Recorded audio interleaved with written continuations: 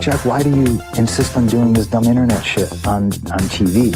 I look and see, it's not just me. This place is a fucking joke, man. You're a clown. I quit. So many of us have stood where I stand. We are the young, so raise your hand. So many of us have stood where I stand. We are the young, so raise your hand. They call us problem child. We spend our lives on trial. We walk an endless mile. We are the youth gone wild. We stand and we won't fall. We're 1 and 1 for all. The writing's on the wall. We are the youth gone wild. No. It doesn't make logical sense, but it makes. Yes, of course. But it makes wrestling booking sense. Of course, this makes no sense. Of course, okay, it makes no sense. However, in pro wrestling booking, which often makes no sense, you would do that. It's about making money. It's not about anything else. Wrestling's always been about making money first and foremost. That's it. Yes, I look and see, it's not just me. Last weekend was the greatest weekend in AEW history. This is the greatest week. I look and see, it's not just me. Security, my safety, my life was in danger at a wrestling show. So many of us have stood where I stand. We are the young, so raise your hand. So many of us have stood where I stand. We are the young, so raise your hand. They call us problem child. We spend our lives on trial. We walk an endless mile. We are the youth gone wild. We stand, we won't fall. We're 1 and 1 for all. The writing's on the wall. We are the youth gone wild. They call us problem child. We spend our lives on trial. We walk an endless mile. We are the youth gone wild. We stand, we won't fall. We're 1 and 1 for all. The writing's on the wall. We are the youth gone wild. Wild. Yeah! If you're familiar with how we do things often here on these Wednesdays, it's a lot like one of my favorite movies, Time Cop. What? Fuck you. Fuck you. Yeah! Damn it, God damn it! Yeah!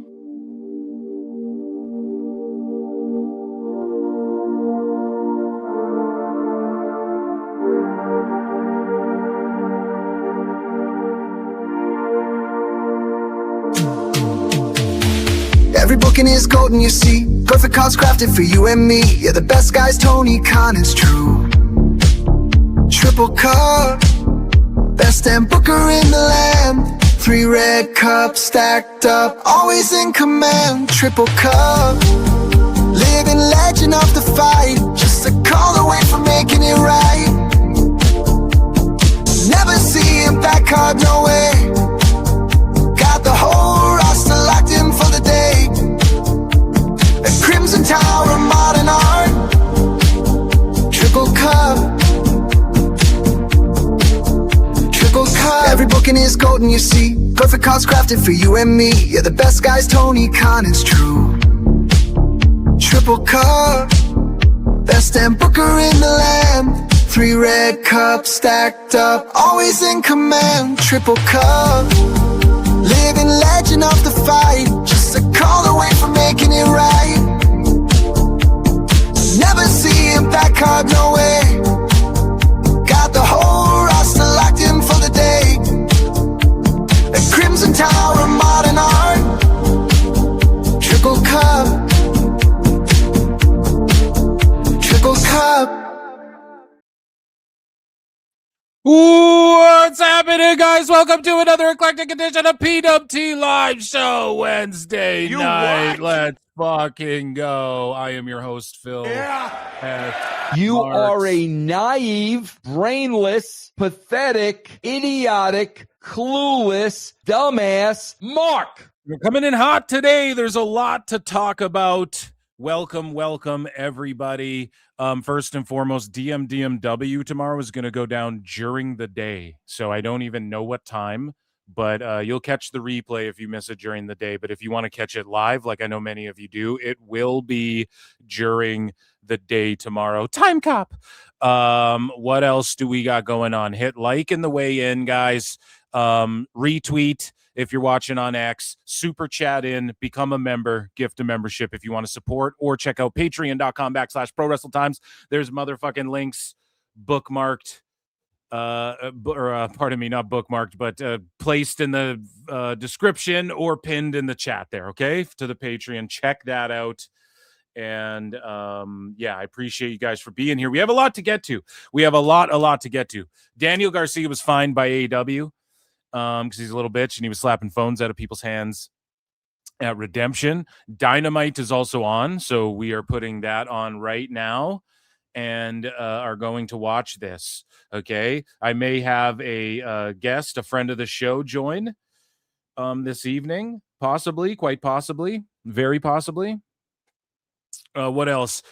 Grayson Waller cut a pipe bomb on NXT. There's a lot of motion going on. Pero Del Mal showed up in NXT. There's a lot of stuff happening going on in NXT right now. Mike Santana is Montana Cruz. And SummerSlam, we're going to preview SummerSlam, guys, which I probably could have, I could have clickbaited more probably if I put SummerSlam preview in the title. I just didn't think of it. And we're here for the drama, right, sisses? We're here for the tea.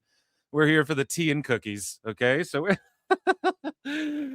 I'm gay today. No. So I am absolutely excited for this show. It is jam-packed. There's so much going on, and Dynamite that I'm trying to pull up here. I don't know why the fuck this isn't working here. I may just need to throw this on my phone or something. Whatever. Enough about that. We have tons of miscellaneous news. How is chat doing? I am going to see a Spider-Man tomorrow, and I'm going to drop a review for it over on this other channel. But not that you guys care about that, right? On Memba Monday, we were talking a bunch about the MCU and shit. Oh, I watched Supergirl, guys. I watched Supergirl last night, finally.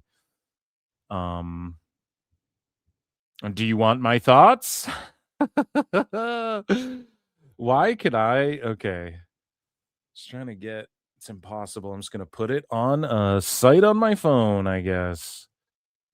Supergirl, guys. It was fucking brutal, okay? It was a fucking brutal, terribly written. The settings were trash. A bunch of it didn't make sense. The fight scenes were so bad and lame.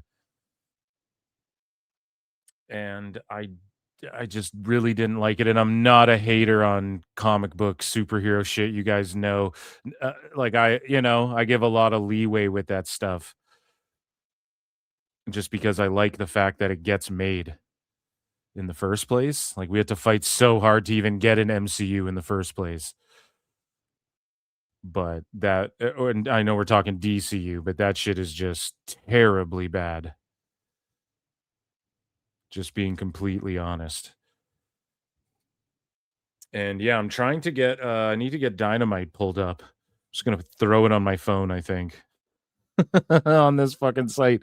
But yeah, what did you guys think of Supergirl? I feel like Tony Khan made Supergirl. Don't diss dog shit like that. Hey, Sterling. Yeah, I mean, it was just a bad movie. Like, if it was just a movie about anything, it was just bad. Right? So I think Spider-Man's going to like blow that one away. Even when people were shitting on Supergirl, I was like still optimistic about how good it was going to be, but no.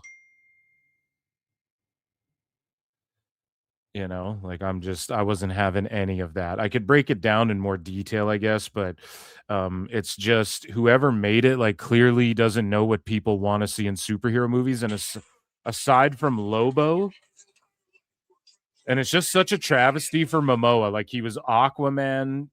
Like, he was super mid Aquaman in like the DCEU, and then that shit's kind of gone. And then all of a sudden he's Lobo. Well, it's not kind of gone. It is gone. I know there's rumors they might try and bring it back and shit, but whatever. And then like your Lobo, and he just knocks it out of the park, and all of his scenes are so good, but then it's just trapped in this shitty movie. Like, I do not want to see any more Supergirl. The best parts of Supergirl were Lobo, and then when Superman crossed over, and you could like show the difference in their character, you know? But anyway, speaking of difference in character,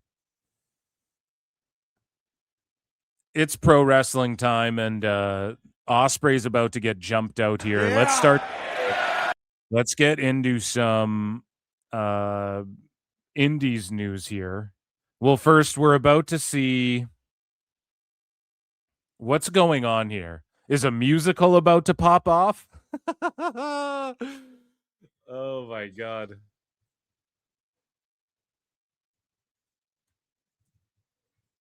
So they're attacking Bruv.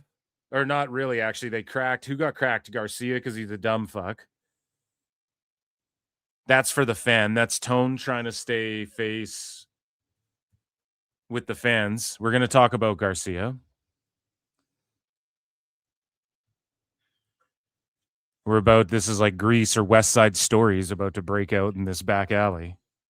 This is like the start to a gay porno right here.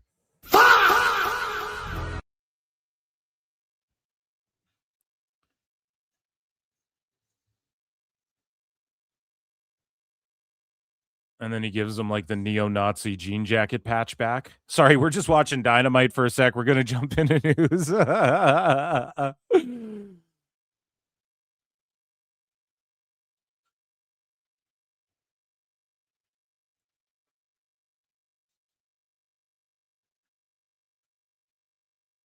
No, this is like some UK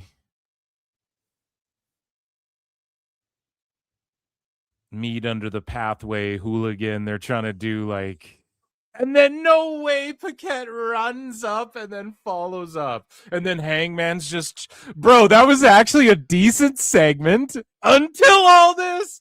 Oh my God, what the fuck are they doing? Oh, it was actually a good little. It was a good little thing until Renee then follows. I'd actually just like that is where it became Scary Movie. It became a parody of itself.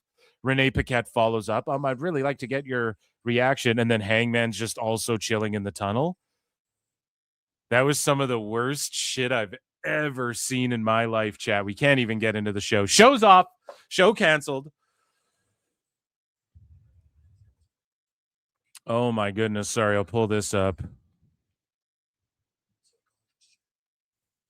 Holy shit. Ezra, I think this Ezra 1987, whatever. Easy R says Dinner Debonair, the sequel. Yeah, they start, it's fucking West Side Story. They all start snapping fingers. It's Grease. Tell me more, tell me more.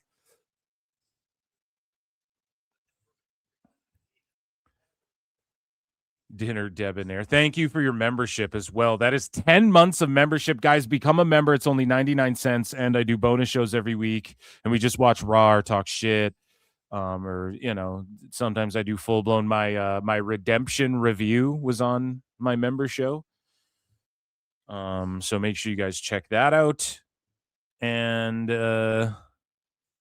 joining me on the show, ladies and gentlemen, your friend and mine, because we were going to preview SummerSlam earlier, but I was just unfortunately unable to do that. I've been running around like a chicken with my head cut off, but who cares about any of that? Joining me on the show as I babble while I find the theme music, because I did not reorganize most of the soundboard like I promised, guys. They're made to be broken, okay? You learn that. Whatever, ladies and gentlemen, it is the greatest thing you've ever seen. JJ Alexander, superstar, babyface, that former heel thing. So, what's up, dude? You get the wrong music today. That's all I got. That's all I got. I can't find any tunes right now. Or no, here, this one's suiting. Guys, redo that. Let's rewind.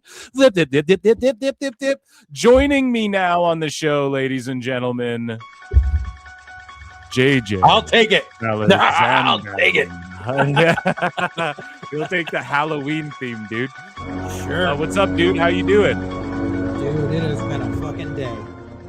Yeah, dude, for me too. I'm running around. Like I wanted to review SummerSlam with you earlier and do it like in podcast form and shit, but it just did not work out. I've been running around myself. Are you ready for some news? I think the people came here for some news, for some headlines. Are you ready, dude? Sure. Yeah. Do you have Dynamite on? Are you watching Dynamite?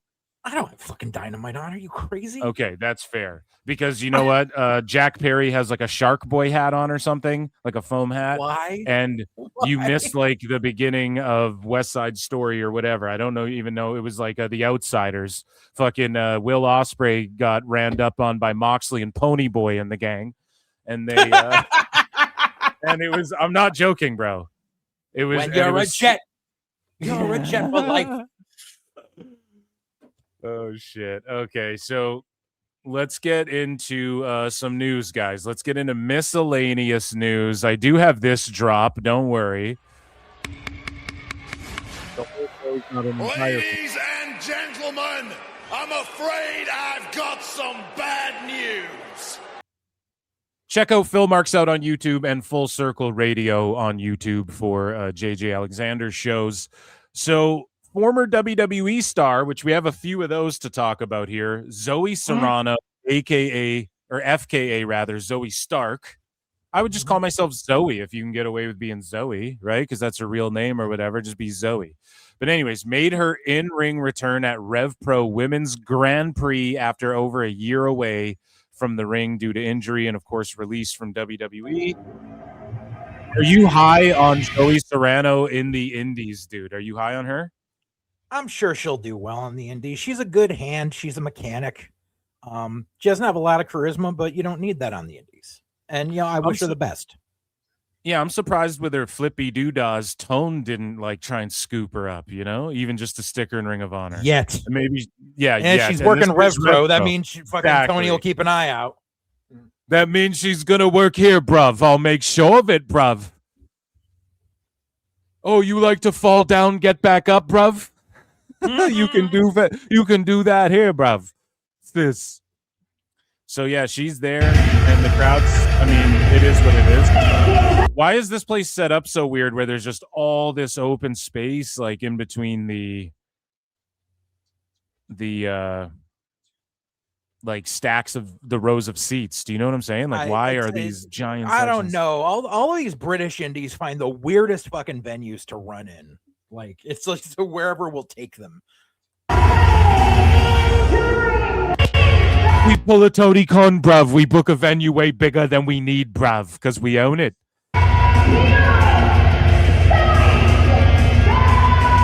Yeah, so there you go. I mean, I don't want to get hit by her music. I'm sure Def Rebel didn't make it, but you guys know.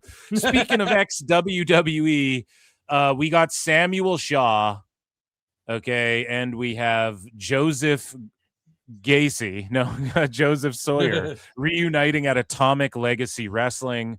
So they're both just themselves, but still kind of Wyatt Sixed up. See, I'm confused because Joe owns the name Joe Gacy, so I don't know why he's not using it anymore. But, well, here's the thing, man. We don't know. WWE could have bought it off him. That's a possibility, but I don't see him, making that deal. Because Indy Hartwell, and I don't know if she was called Indy Hartwell, she just started wrestling and didn't have a name. And so she sold Indy Hartwell to WWE. But then, I believe Ethan Page recently did this too. I think he sold Ethan Page to WWE or whatever. And I know, that's not his real name, is it? Ethan Page? I don't think so. I don't know. No, it's Julian Michevsky. So he sold it to WWE, I believe. If maybe I'm hearing wrong, I don't know. That's an allegedly, but either way, you're right. Maybe he didn't just want to pay for it back, but Indy Hartwell just bought her name back. So maybe he's just fuck it. I don't want to pay for it back because he's good with his money. Because right? I know, but it's because that was his name on the indies for years. Right. It was one of the ones where when he got signed by WWE, my first thought was, holy shit, WWE signed him. And my second was, holy shit, WWE let him keep his name. Yeah, it's interesting. And then Sam Shaw was Sam Shaw. Obviously, Dexter Loomis was just a new name for WWE.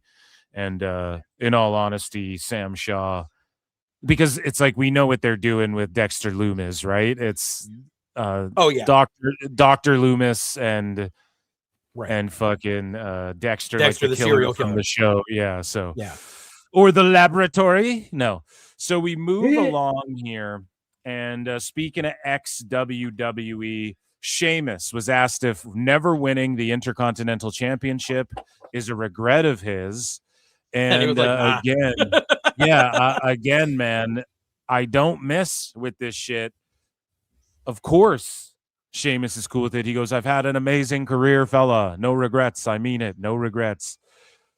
So he's not losing sleep over never winning the IC. And it's good when fandom cares 100%. But like the way he deserved it because no, bro, he won every other title in the world. You don't deserve any belt. And even if you win a belt, it's fucking kayfabe.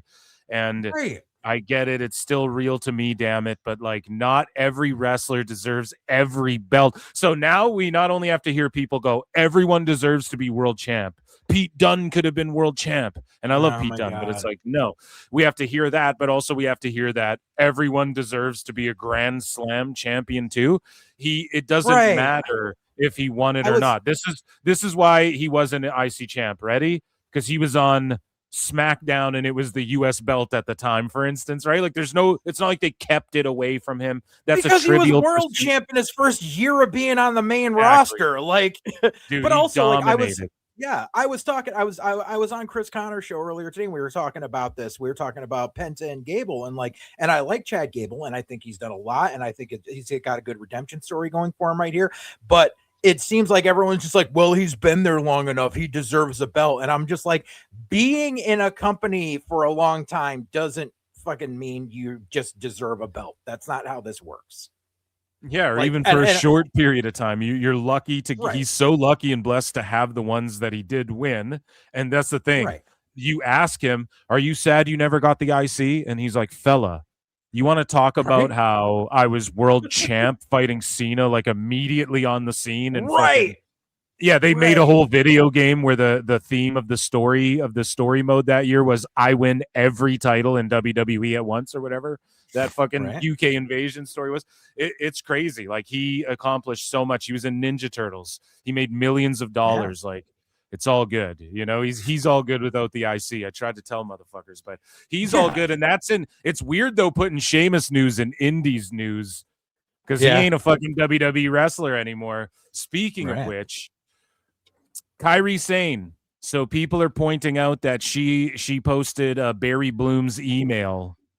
And he's an agent for many AEW wrestlers right now, and they all think Kairi's going to show up in AEW. Do you think we'll see Kairi Sane in AEW? She's female and Japanese, so yes. Yeah. You're so goddamn right. But yeah, she updated her shit, and who knows how long that's been her agent. But yeah, this guy, I guess Barry Bloom, he is like an infamous, like back in the day, he's repped like tons of wrestlers for every Fed. But he is now repping Kairi Sane, or has been, and we just didn't know it. She didn't post about it because she didn't need him to book anything because she was in fucking WWE, you know? So we really don't know how long people are making a big deal out of this. But yeah, will he try and get her a payday in AEW? I'm sure of it, dude. Like Tone, is going to mark out hard and wants to do like Kyrie versus Monet and shit. And good on him. He should do it. I hope he gets Bailey and Kyrie and Monet, and I hope he figures it out. But, it's for Dave. It's to amuse him and Dave Meltzer. It's not really for the fans at the end of the day if he does bring her in, right? So we move along here, and God, where do we go next? There's just so much. So speaking of ex-WWE, the New Day posted this trailer. Austin Creed / Xavier Woods / Kofi Kingston. Don't felt me for playing this, okay? Like, you don't just fucking let me play this. We're promoting wrestling. And JJ's already sighing. I fucking love this animation front to back, the music choice, everything. I like this, guys. Let's watch this. Here's the New Day. They may show up in AEW. So they're at a circus. circus, right? And then the ladies juggling the brass rings. Okay. This is so fucking ham-fisted. And so here's a guy that maybe is like Triple H, right? Is he bald under that hat? Probably. He ain't got an afro, I'll tell you that much. A white dude with a fucking beard here. The circus leader, do you think this is a nod at, and like Undertaker with the gloves and the hat and all that, or am I over analyzing it? It's supposed to be both of them. I don't think they're taking shots. It's just a very visual. Dude. I just want to pause and break down the visuals because that's very much what this is about. So we go into, and I also don't want to get destroyed by playing their shit. But so here is the a unicorn. Like these are unicorns being held back at the circus. Let's take a watch now. We're gonna let it play for a minute here, and the beat kicks in. So this is Kofi and Xavier, and they look back and they want to break free from the chains.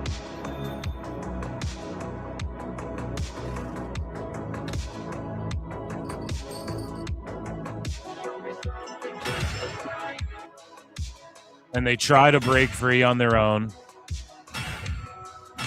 But then they start breaking free together. And it's the power of them together. Do you see that? The power of them together broke them both free. They give each other strength. You know what I'm saying? There's a lot of fucking symbology going on here. And then they are illuminated now that they're free, right? Their horns are lit up, and they're unicorns, of course, the New Day.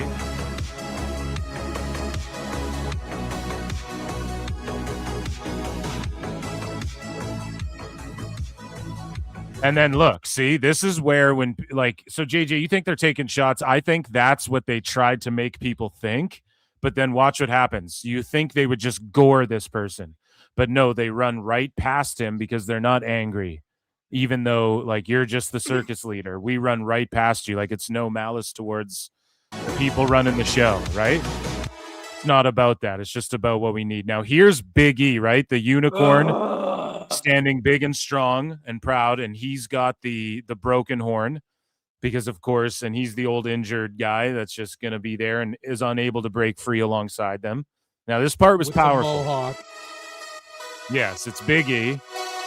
And they're looking back, and then he gives them the nod. Like, it's okay, go, like, do this shit. And then they nod back, and then they go.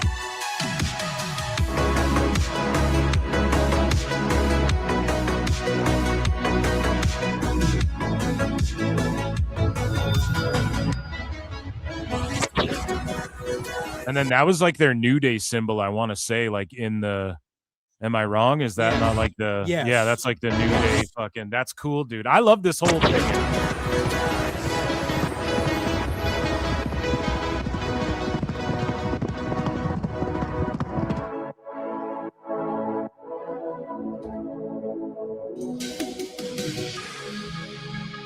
And then they break free from the circus. And the entire thing falls apart right about here.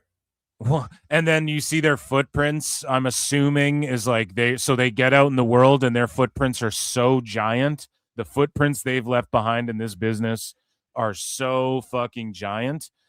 And then now they're free to be themselves. They're like free to be themselves, and now they're walking into a new day. But they're also leaving behind the horns.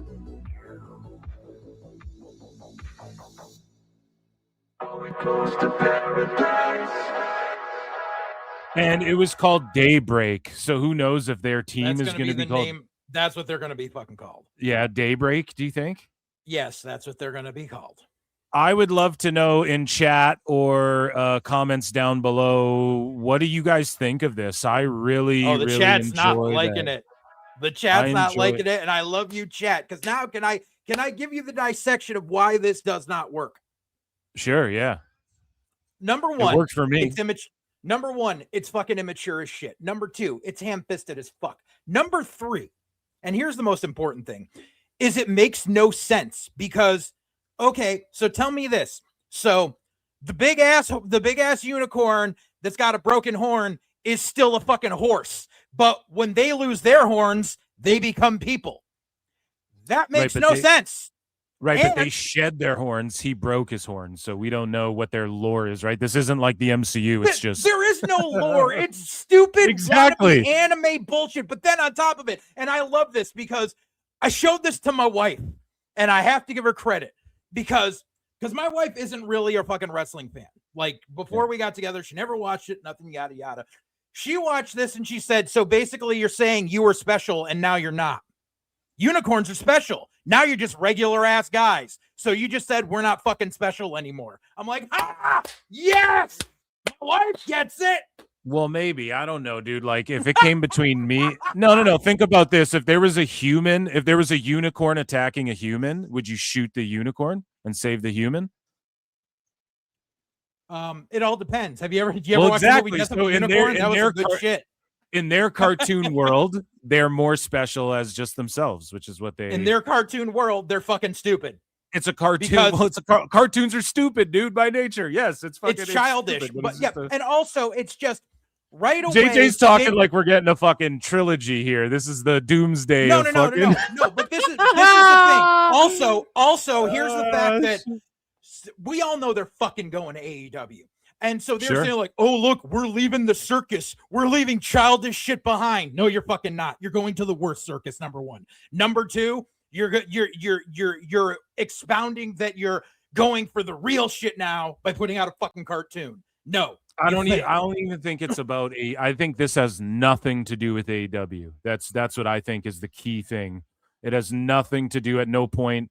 It's like, okay, they're walking. It's like a new day, whatever. There's not like, even Moxley, when he cut his promo video of him leaving WWE, he like there's like the video of him rolling the dice and then he showed up at Double or Nothing, so there's nothing like that. To me, it was them showing like we're a part of this circus. We escaped. It was them taking pot shots. They're in like gold chains and shit, and like they're being taken care of. They're not like withered, old, broken unicorns and shit. It's just a matter of but they're trapped in a prison, is what they were trying to say. They were taking pot shots. Kind of like a golden prison, though, like trapped in a golden fuck. You ever hear that expression of like, because they're in gold chains and shit, like they're not withered away, like they're taken care of. And then they run past the circus leader. They're like, look, you're a circus leader. We're not mad at you, H.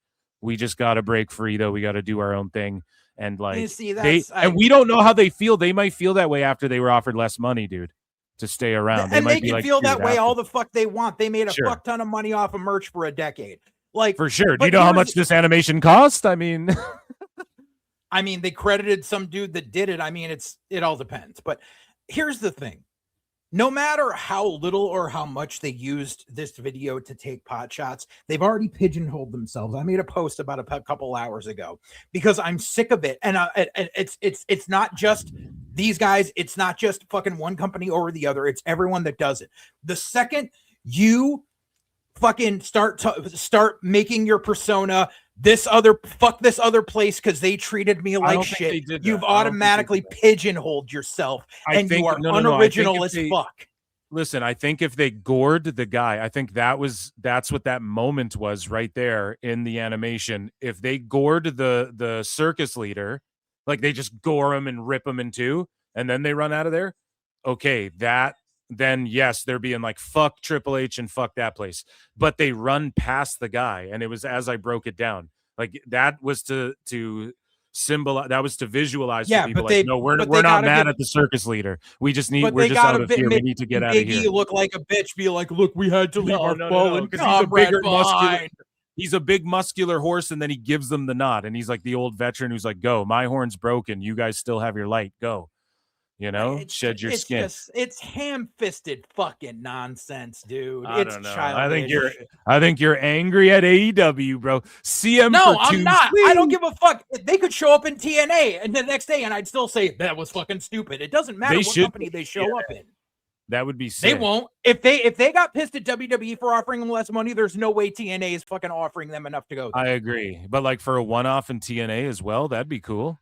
But and see, thank you. CM gets it. Yeah, Says, oh, New Day were so chained in WWE, never on TV. BS.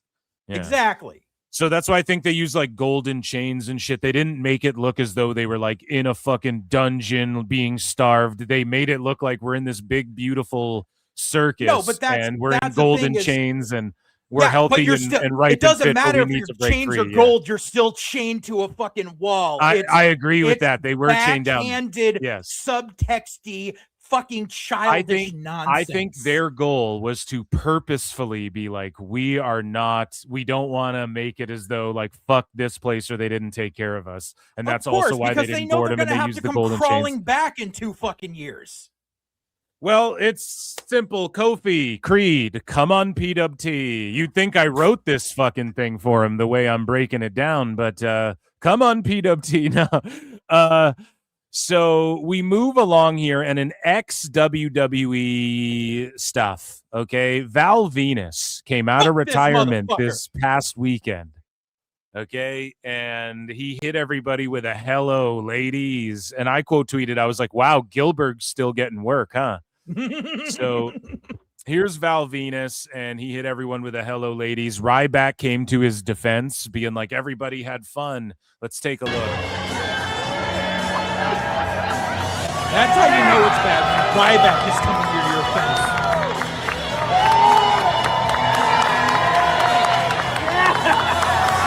Oh, God. I want to fucking barf. It's funny that he's doing the gimmick, though. So Val Venis, man, showing up in the indies. He is like rank online in the like conspiracy theories / like very, very right wing politics and shit. And he's just very like he is all over like every conspiracy theory you can fucking think of, which is, I mean, that's one thing. Like, I don't know if you're talking conspiracies about aliens and shit when it comes to like the Charlie Kirk thing, like, bro, just fucking leave it alone. Like, what are you doing? But and then I was so happy last year. I got his Facebook account suspended for 3 months. Dude, I was just gonna say this guy named Hang 'em High on Twitter, who is like this guy in the IWC who just likes everybody, and he is liked by everybody, and even like Triple H has seen him at shows and like pointed him out and been like, oh, you're that guy that, you know, blah blah blah. And Hang 'em High, I think, owns the trademark to Val Venis, or he bought the domain for it or something like that to try and sell Val Venis and shit. I don't know. It's pretty funny. But that aside, the people were entertained, and Ryback came to his defense and was like, look, people are having a good time. Online bullshit is online bullshit. And I don't know. I don't think anybody equates Val Venis to like whatever the fuck he's doing on his social media when you see the gimmick and all of this shit. So it did raise some controversy. Like, look, 1.5 million views for this. What were you going to say? Yeah, because of how pathetic it is. I can tell you this. All the boys fucking hate him because he's a piece of shit in real life. Oh, man. It just, It's like I said, when Ryback is the only one coming to your defense, there's a problem. Remember when Ryback posted that fucking poll? Like, do you guys want to see me show up in WWE, AEW, TNA, or retire or whatever? And everyone voted retire 4 times. That he's like the bots. Oh shit. So we move along here, and let's talk about some other ex-WWE people. The legal case of Janelle Grant versus WWE has been effectively closed. Judge Sarah Russell declared all pending motions null and void. The court does not need to formally approve the dismissal of the case since all parties signed the notice of withdrawal last Friday. So she's going to take a settlement. And it was funny because I think O'Shea Jackson Jr., who was at this last Raw, he put out a tweet. He was like, he saw a picture of her. And then he's like, yo, why does she look like, is that actually what she looks like? I've only seen this one picture of her. And I'm like, yeah, dude, she's way older than this picture. It's crazy that this is the one they use. But again, yeah, I'm not saying like Vince is vindicated and bring him back and all this shit, but it's just like, again, he wanted love. She wanted money because he's a googly-eyed old man. And maybe like Vince, again, he doesn't need to be there week in, week out. Could he pitch Triple H's story here? Yeah, I think fucking I could at this point. So let's fucking figure this out here. You know, maybe Vince has a couple ideas he's been working on, watching the product from afar. I don't know, but I'm good with him. Like, we can't just go back to him being like, well, I'm back and now I'm going to get blown up in a limo, pal. Is it real? Let's get the FIC on the case to investigate. Because the FBI told us not to use the FBI on our fucking website. Like, come on now. Mm-hmm. So we're talking indies and whatnot. And Maple Leaf Pro posted this thing, right? And let's play this vignette. Shout out Scott D'Amore. Shout out MLP. Someone, speaking of, there's a higher power. I know. Yeah, the general manager's a laptop. Imagine if he came up with that story when they're in the age of AI. And then it actually could have maybe made sense. And then they could have copped out by being like, it's AI, pal. AI's running the show. You know, Vince has that story. I know. Austin Theories. Programmed by AI, yeah. And AI's gonna book the show, yeah. And in the main event of WrestleMania, Stone Cold versus AI, or you're high. So we have somebody calling into Maple Leaf Pro and calling the shots, and there's some higher up that's gonna rock the foundation of the industry and all of this shit in Maple Leaf Pro. What's going on? We're gonna find out this Saturday.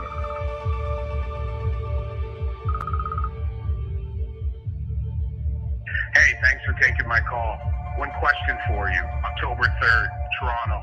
The most famous arena Toronto, in history. bud. Are you ready to blow people's freaking minds? Frickin' bud. Get my frickin' chips, Trevor.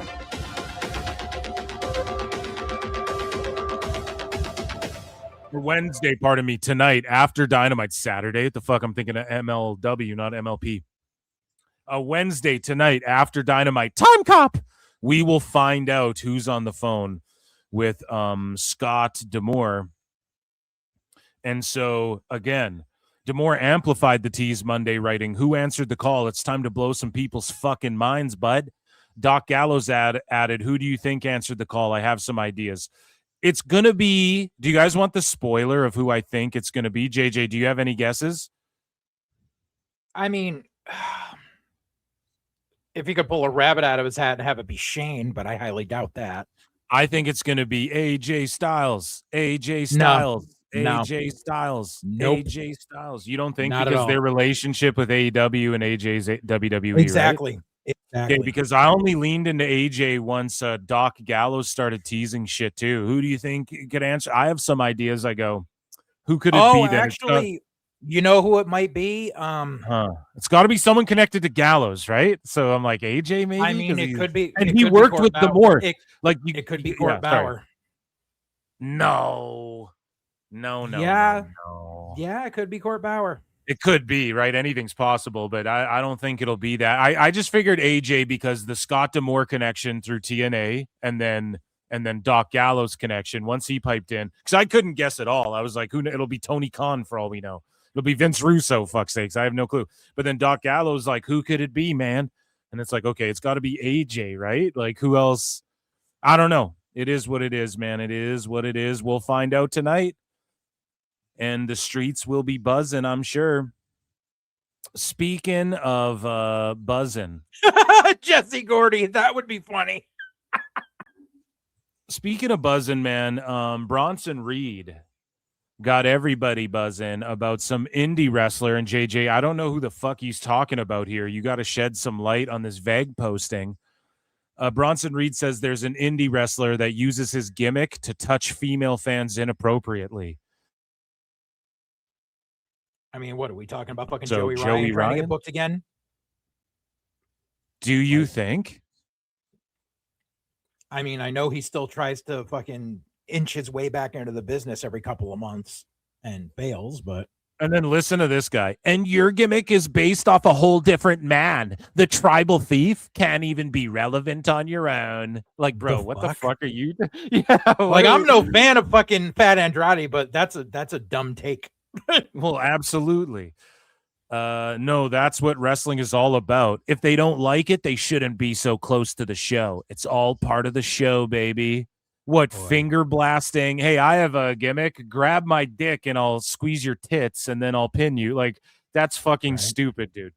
If you're going to call someone out, have the balls to actually call them out. Yeah, here's the thing. I don't want to be like Bronson Reed doesn't have balls, but at least like don't vague post it because it's actually crazy. Exactly. If you're gonna vague post, don't fucking post at all. Like if you're trying to like fucking if you're trying to elevate this signal and let people know, you fucking name names.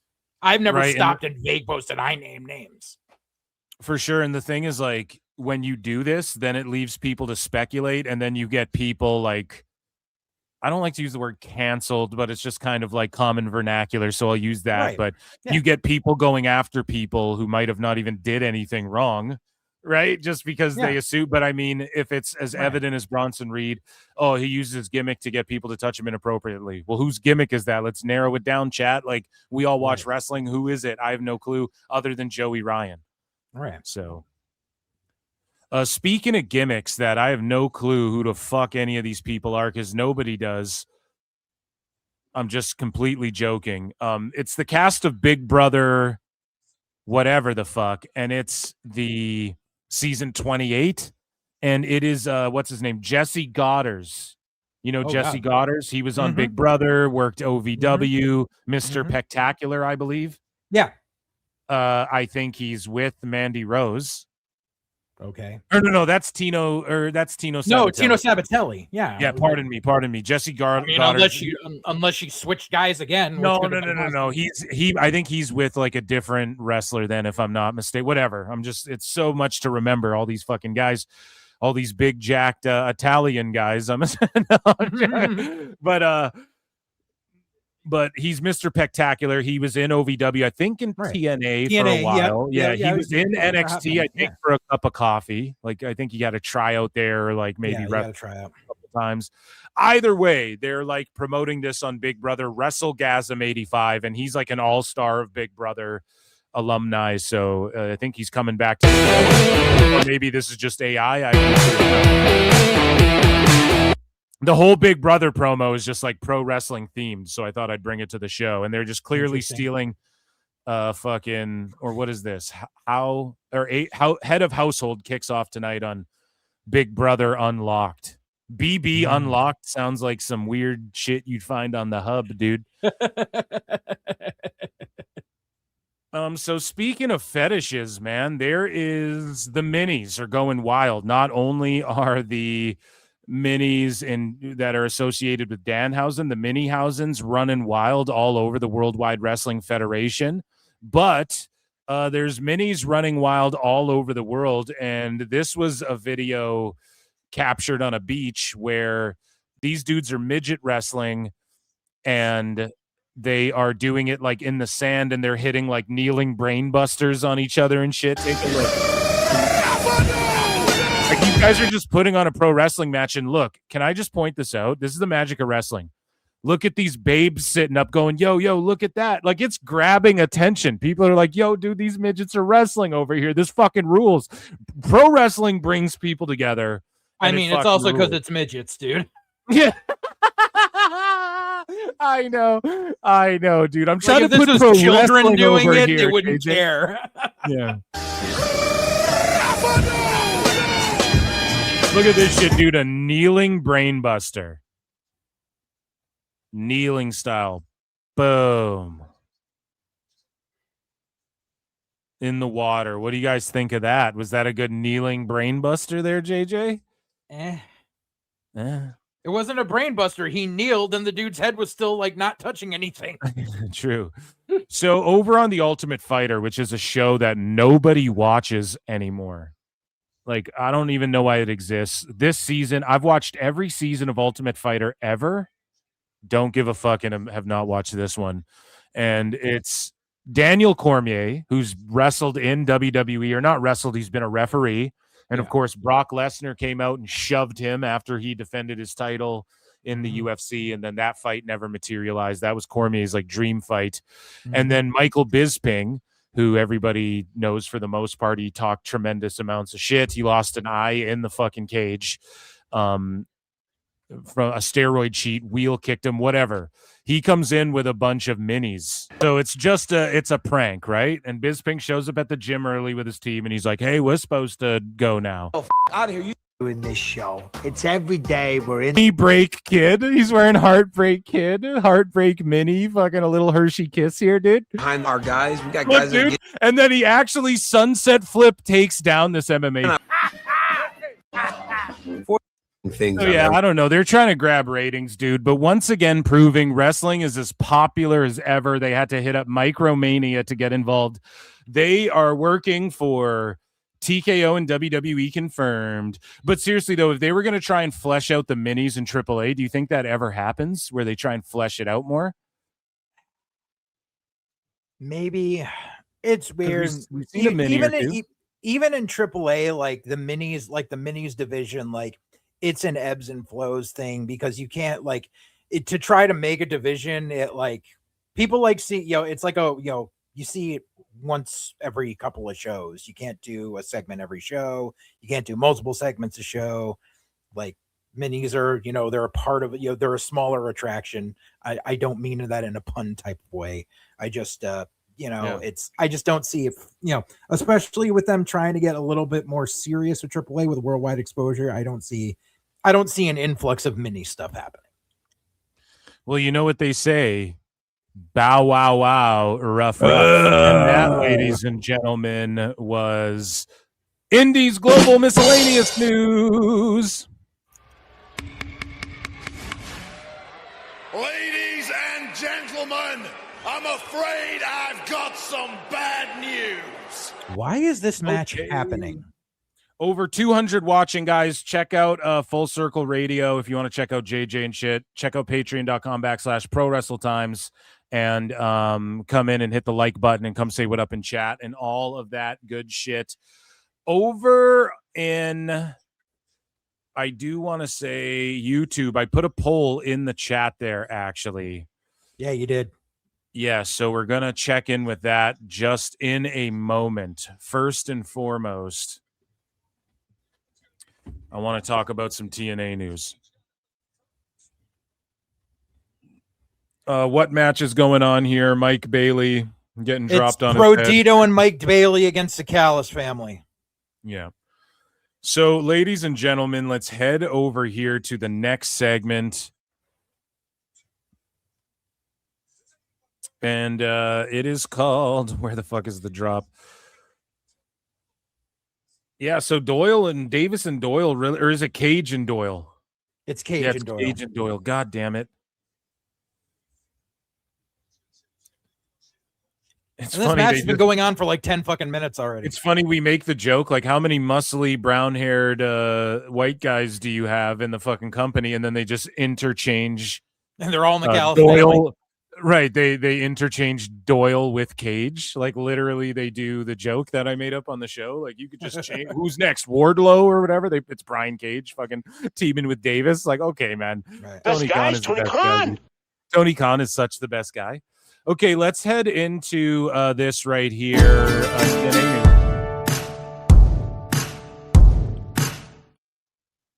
So Gail Kim and TNA lawsuit heads back to court after mediation fails to produce public deal. Now, it's hilarious how people like Kenny Omega and the Sickos say disgusting weirdo shit to her. Like, what are you going to do? The splits on it for TKO? And again, like, you wouldn't say that. It's just the weird, like, oh, what are you, gargling cock, dude? It's like, yeah, fucking, you're fucking, shut up, bro. You're a weirdo. But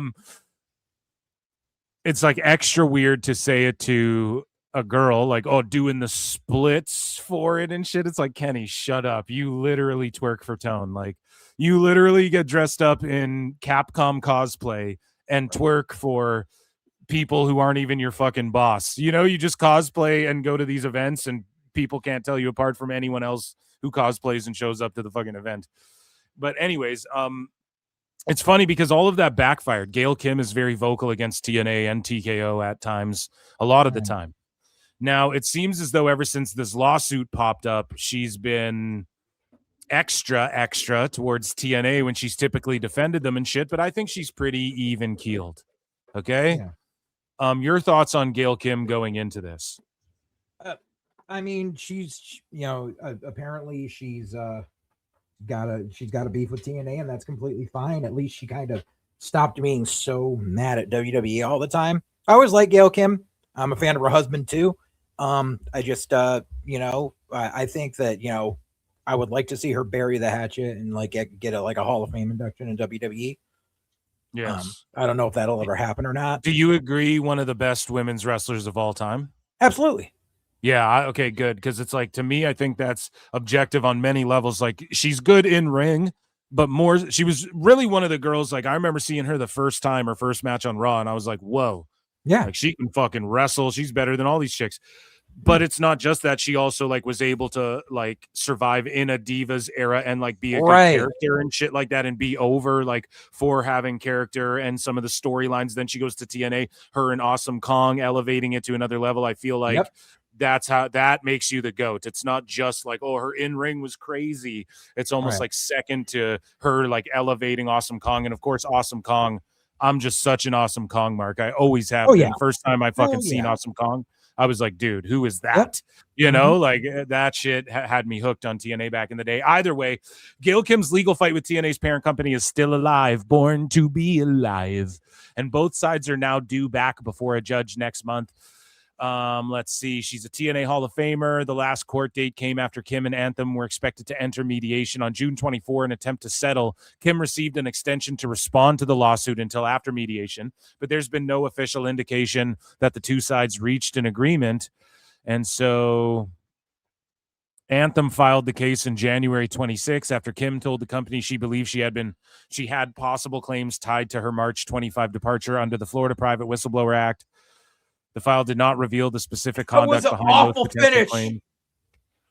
The company wants the Tennessee court to rule that any dispute involving Kim must be handled under Tennessee law, not Florida law.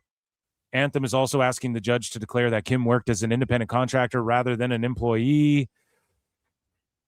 So we will see what happens. According to documents obtained by Ringside News, Gail Kim and TNA's parent company, they're due back in court. And yeah, it's going to move forward and they might try and sue the shit out of her or something. So I don't know why you would. I think it's like a discriminatory thing. Like the conduct was she was guaranteed. I thought it was like I thought it was like a breach of contract and that's why she's suing. Okay. All right. That could be fair enough. But they were saying she was an independent contractor and she worked from home a bunch and shit. So who knows? We move along here, and Mara Sade, out of nowhere, her TNA deal expired, and she's a free agent. It is believed that she is actively in contract negotiations, but also has been in contact with multiple companies during the process. And yeah, I mean, I think any Fed should want her. I'm surprised WWE ever really let her go. I think she'd fit into NXT right now. I think she was really good in TNA. I think it'd be good to keep her. TNA. Give her some bones and keep her around, dude.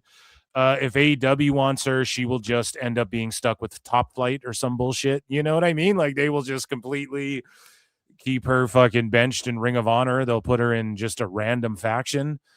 But I'm a big fan. What do you think, man? Should she stick with TNA? Is she trying to get more money? Is she worth it? I think she's doing okay in TNA. I don't think WWE is going to want her back. I pray she doesn't do the dumb thing and just go get lured by Tony Khan because she'll just end up in fucking Ring of Honor purgatory. Yeah. And be sitting there regretting everything. They'll just stick her in a faction too. She'll just like be in Shane Taylor Promotions or something. And then exactly. Then there'll be nothing. Yeah. It's like she was able to get over in TNA after she got released from NXT. And hopefully I think that's her sweet spot. I don't see her ever becoming like a main roster talent for WWE, but TNA, she can make her bones and, do some stuff. Yeah. Well, shout out Mara Sade. Hopefully they give her some fucking coin. But TNA has officially invited LeBron James to TNA for an appearance in Philadelphia. How big? Okay, like, here's the thing. I want to say, how big of a puss is LeBron that he's jumped around so many fucking teams, man, to try and win chips. Now, I'll say this. He's later in his career to where now jumping around teams is like all good. Right. When you're, I don't know, when you're later in your career, okay, yeah, the old vet like Shaq did it. He goes to Miami. Let's try and win another chip. And then he ended up jumping around like Phoenix, Boston. I don't know the order of events, but even Shaq did that. Whatever. I completely understand. You remember when fucking Jordan was on the Washington Wizards? Right, but I think he owned the didn't he own the team, or he had like a stake in the team or something like that, so he came back. I don't know. As like an older dude. But listen, that was the one time he did that. Otherwise he was Bulls through and through, you know? So he did that, and again, he was like way older at that point. And I mean, that's whatever, you know? And some teams do jump around. Or some players jump around two different teams rather, but LeBron's like explicitly done it. Like, he's only ever won chips by like aligning with other teams that already are fucking championship level teams without him.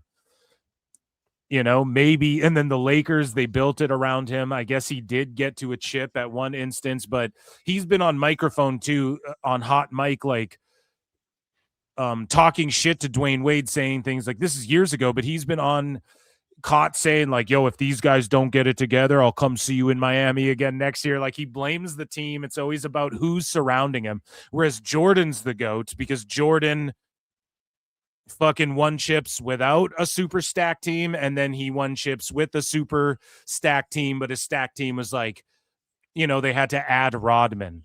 You know, they had Ron Harper's really fucking good, but we went over this on Pro Basketball Times a couple weeks ago on PWT member show. But they are inviting LeBron James to TNA in Philly for Jeff Hardy versus Nemeth. Now, I don't think he'll show up. Maybe he will, though. Like, big name celebrities and athletes do pull up to TNA from time to time. Yeah, but I think it's a bait and switch, and we're going to get Bronny. That would actually be good, though, to get heat on Bronny. That would be the first thing that ever got me interested in Bronny, you know? So, again, LeBron, 5th team jump. They're saying, I mean, switched his number up, had to team up with fucking make super teams and shit in order to win chips. Jordan never did that. He achieved more in a less amount of time. And he's so gangster, Jordan considered walking away from basketball forever, came back and won 3 more chips. 3-peat and then a 3-peat, dog. Who does that? LeBron can't even do 2 in a row. So, yeah, as far as NBA is concerned, fuck LeBron. No, I'm just kidding. He's obviously one of the best, but like, it's a cupcake league, as Shaq would say these days too. It's not even physical. Everybody's a bunch of pussies, but in TNA they get physical. So he should pull up. I like LeBron pulling up to TNA to give him the rub, right? With his superstar qualities. But if they do get Bronny, that would be hilarious. If LeBron is there, that would be awesome.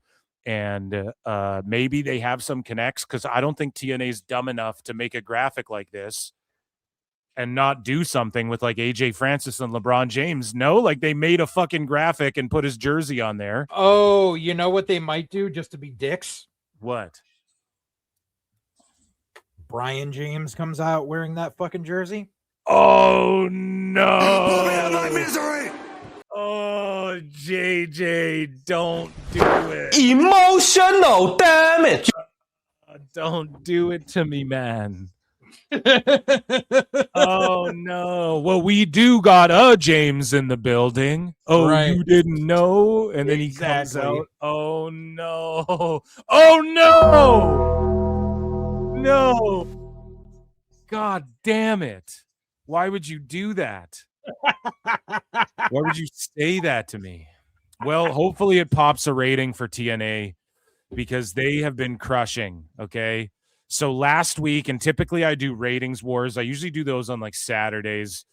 Ratings wars is not going down tonight, but TNA last week in the ratings wars segment, we talked about how, hey, they're doing like almost 300K. They're for surely going to do 300K. My ceiling for them potential wise is 400K and that's based off past trends. Notice the Observer too is all of a sudden using Google Trends for WWE, but they don't for AEW, and they use it for TNA and UFC and WWE, never for AEW. Hey Dave, look at the Google Trends from the past, and you know why Dave is doing this? Because All In's Google Trends are going to be more than anything else AEW's done all fucking year, and so they're going to point to that Google Trends up by 700 million thousand, and then they're going to stop doing them. But it's funny how we felted Dave with Google Trends so much. Now the Observer fucking uses Google Trends. Little cucks. But anyways, 307K viewers for TNA, guys. I mean, this is just Master need to obliterate. It's spectacular. The deletion, you can love or hate the deletion matches. They did a 0.05 in the key demo.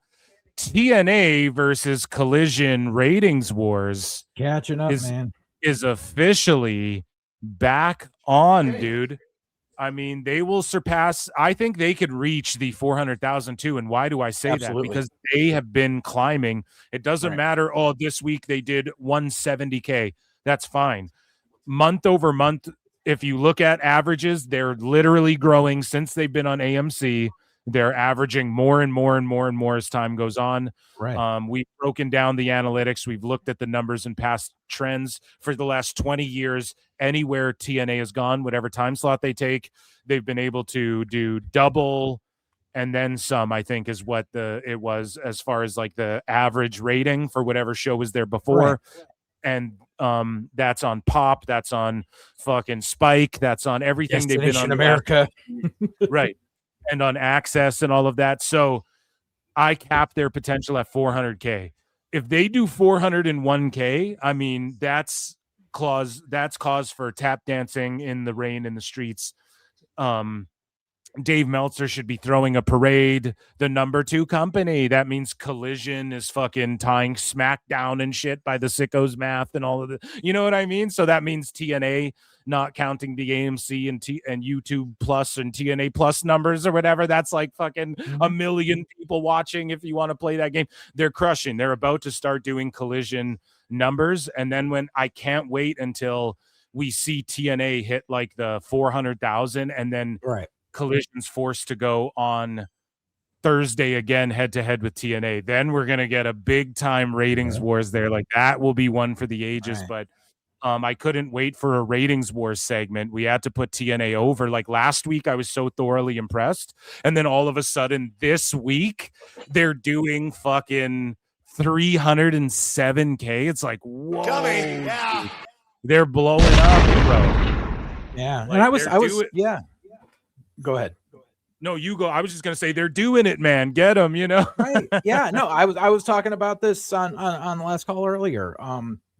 Just how people are, because people were taking a victory lap last week because they're like, this is the 1-year anniversary of Eric Bischoff saying TNA is a TV deal away from possibly becoming the number 2 company, and here it is, and they're not doing shit. And I was just like, it's not a sprint, it's a marathon. Slow and steady wins the race, and TNA has already proven, negating the whole Tommy Dreamer of it all, that they are still month over month increasing at a slow pace, and they're just working their way up. And I said that January is going to be the telling point, because once they've been on AMC for a year, then they'll start taking a few more risks. Then they'll start opening up the checkbook a little bit more, because right now they don't want to make waves. They just want to have a small build and, make sure they're keeping the network happy before they start doing anything like out of the ordinary. And they're doing it, and that's a great thing for them. And they're going to be moving the goalposts, because once they start catching up to the Collision, they're going to be like, all right, now do Dynamite. And I'll be like, yeah, then start comparing Dynamite to Raw and SmackDown, you fucking jackwagons, because you can't just keep moving goalposts left and right because you don't like the fact that Collision is the new Rampage and it's going to get canceled sooner rather than later.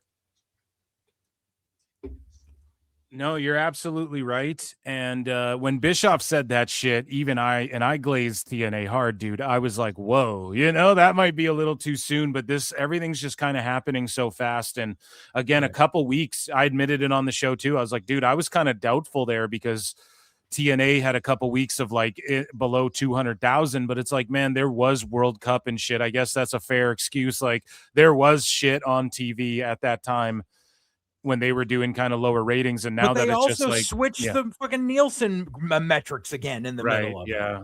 Yeah, they keep doing that. And that, ladies and gentlemen, was TNA news, and I want to ask you guys in the chat. So in the chat, and also you can, if you're watching on replay, hype the video, but also let me know in the comments down below. And I'm going to put this poll up on screen. How long do you think until TNA Impact catches AEW Collision in the TV ratings? And we will say 12 months, 18 months. We'll say 24 months. And then we will say 3 years. I'm saying 6 months.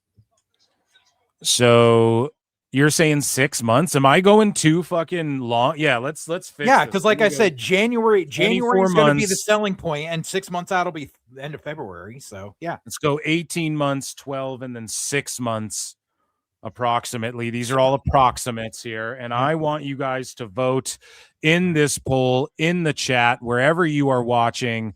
Come say hello. How long do you think until TNA Impact catches AEW Collision in the TV ratings? 1 in the chat for 6 months, 2 for 12 months, 3 for 18 months, or 4 for 24 months, which is 2 years. Collision's going head to head with fucking Impact again tomorrow. Nice. They just fucking put that graphic on. Maya World, her first fucking TBS title defense is against fucking Persephone. I'm going to go 3. 18 months it'll take them. My vote is locked in at 18 months. It's going to take them to and we're talking like beat 400,000 essentially, because anything above 400,000, Collision does more or less than that every time. It's not like you can definitively be like Collision's going to do about 500. Like Dynamite, you can go, okay, they're going to do about 600,000. Any lower than that, what the fuck is happening? It's the doomsday clock, right? 600,000 and up is like not the biggest L for them. Same with NXT. With Collision, it's like anything I would say above 400,000 is like, oh, good. People are actually watching it, I guess. TNA, I mean, they've already exceeded my expectations. So,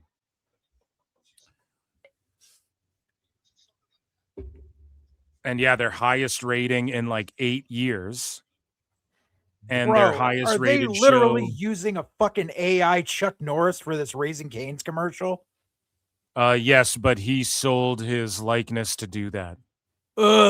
He was like down with doing that for his family. Like it's just for his family. Like his estate gets to agree what his likeness can do or whatever. And I'm sure he told his wife and shit, like, I don't care when I go, just, or his kids, I don't know. Let's sell it to this bland ass chicken chain.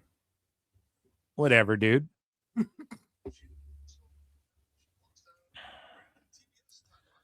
Let's get into the good stuff. Let's get into some good stuff. So guys, hit like, hit subscribe, all that good shit. Okay. We have tons of show to go, and we are going to get into some WWE news here next. And it is still a jam-packed show. I hope JJ Alexander is ready. Oh, yeah. Chat, you guys can super chat in or become a member for 99 cents or gift memberships. Okay, if you want to support, patreon.com, Full Circle Radio. And there's a link for my Patreon somewhere. Full Circle Radio if you want to check out JJ. Let's get into some news. I'm only like 35 subs away from 500. And I can so 35 of you up go sub to chats. his shit. Yeah, go sub to his shit, okay? Don't fuck around. So let's see what chat's saying. The WB Discovery MAGA Paramount merger is dead. No, it's not. No, it's not. It's on hold. That's not. Yeah, this shit happens all the time. It's just now it is political though a little bit. Like very. it is. It's very much like liberal mentality going against. The Ellisons are in the White House's fucking back pocket. So right. So they don't. So it's like liberal California doesn't want that to happen. But then when it's Disney, they didn't give a fuck is the problem. So they're just stalling the inevitable. And it's cringe. It's like, just stop fucking. Well, stop doing this? You know, like just let the shit happen because. What are you talking about? When Disney bought up Marvel and all that shit. The same actors who were in the MCU, like Mark Ruffalo, were crying about the Paramount movie. That's completely different from it's not a multimedia conglomerate. No, they bought the rights. They brought the rights to an intellectual property. That's different than actually. No. Marvel's way bigger than just an IP. It is. At the time they bought it, it was just an IP, dude. No. Mike Perlmutter was running that shit off of a fucking 2-room office in New York. That's not true. That's not true. Marvel is fucking a bigger deal than WB, dude. Like UFC is just an IP sold for Marvel was almost broke when Disney bought them, dude. No, bro. It was in the midst of the MCU, bro. Like that is just not true. It was one movie into the MCU. And watch fucking Icon. Watch Icons Unleashed. The entire second season was on the MCU. So you're against the Paramount merger now, is what you're saying? No, I never said I was against the Paramount. So then, what the fuck are we talking about? Like because you said Disney did it, and I'm like, you're comparing. Disney did it. They bought ESPN up and everything, bro. They bought a bunch of shit. Disney and ESPN have been a co-merged company for years. I should know because I live in the city ESPN was founded in. Right. It's the same thing, bro. It's not the same thing. It is. It's people being okay with one thing and then not being okay with with the same thing. Yes. All you have to do is look this shit up, dog. How much did Disney buy? Why do I have to look it up? I lived this shit. Because, dude, they bought it for $4 billion in 2009. Just Marvel. That's not just like an IP. It was just an IP at the time. No, you're comparing purchase of an IP comparing to merger of two giant multimedia. Okay, so what is Warner Bros? They own a bunch of. But Warner Brothers is stop. Dude, answer my question. My question. What is Warner Bros? You're comparing apples and oranges, Phil. I'm not.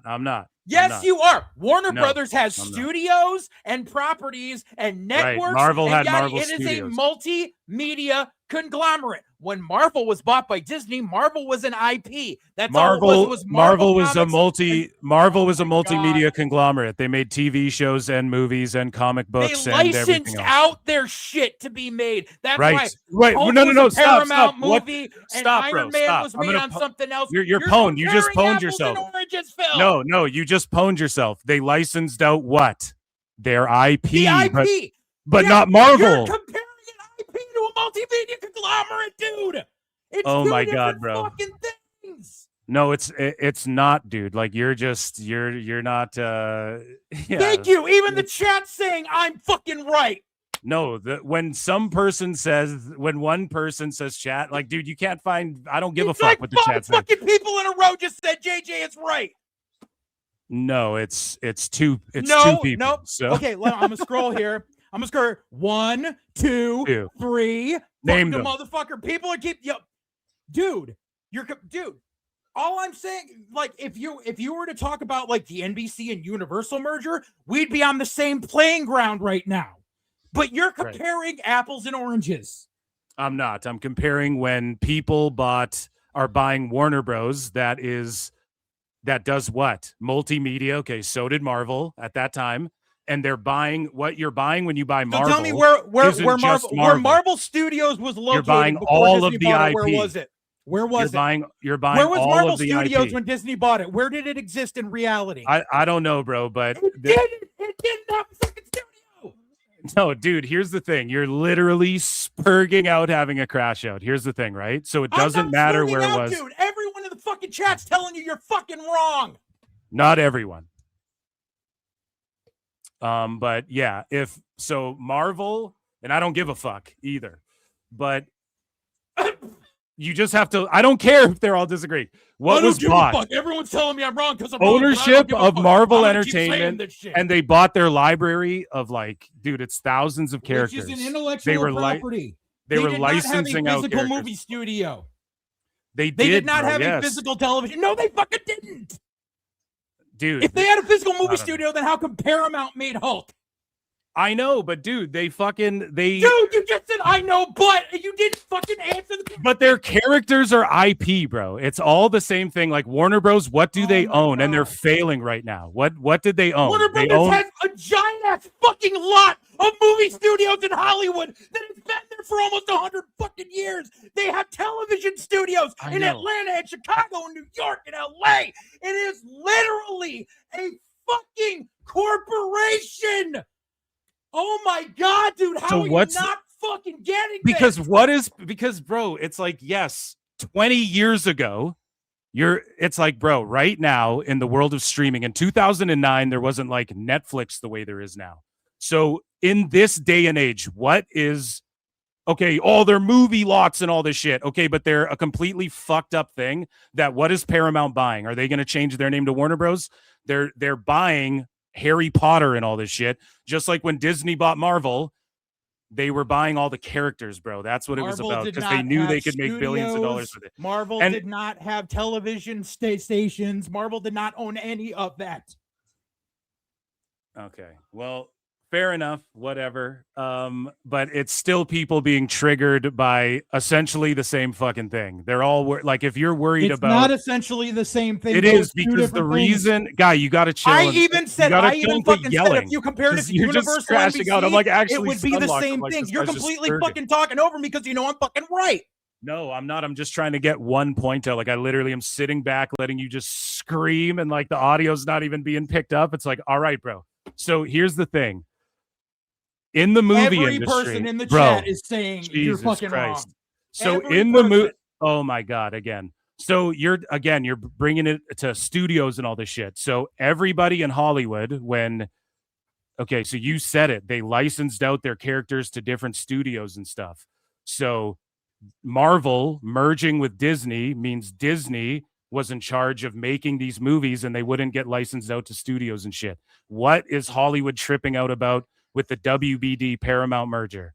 They're tripping out that fucking... Because there's a difference between buying No, stop. You just cut me off. They're tripping. Because you're going around in fucking circles saying the same thing. I'm saying how it's the same. This is what I'm talking about.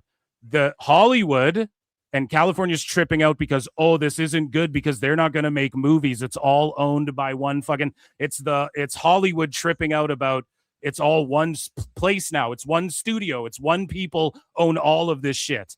And it was the same thing. The reason why Marvel sold for $4 billion, and you're like, they were down and out. Then why did they sell for $4 billion in 2009? Because people knew. Because they own creditors. No, stop. Shut up. Shut the fuck up. Shut the fuck up. That's the fucking question. You don't want me to answer it. Okay. This guy's going to get fucking kicked here in a second. Okay. No, it's because they knew if we buy this now, oh my God, all these movies are such successes with these characters. Iron Man, which is a comic people weren't even buying, it fucking blew up at the box office. We can now use these characters. And it was the same rhetoric at the time. Well, if Disney buys this, then that means fucking Sony can't make Spider-Man, or this guy can't make Paramount can't make this movie, or whatever the fuck. It was the same thing. And now you have actors who are literally in the MCU getting upset at the same shit. Now, I don't know what $4 billion is in inflation right now. And it's not apples to apples as far as like, if you want to talk about networks and all of this shit. But I'm talking about what is blocking this. It's the actors and the studios being like, don't fucking do this, because then Paramount owns all this shit. And that was the same sentiment in Hollywood at the time for some people. But again, a bunch of the actors vocal now are fucking in the MCU. And they were worried that, oh shit, now Marvel can license out these characters to different studios, and then they can make bangers. It's all going to be in-house. Deadpool can never get made because a R-rated studio would have to pick it up like they did the Punisher and shit. That's what I'm talking about, and that's what's actually blocking the fucking thing from happening. So that's not what's happening at all, but okay, fine. It is. No, it's not, dude. Yes, it is. Dude,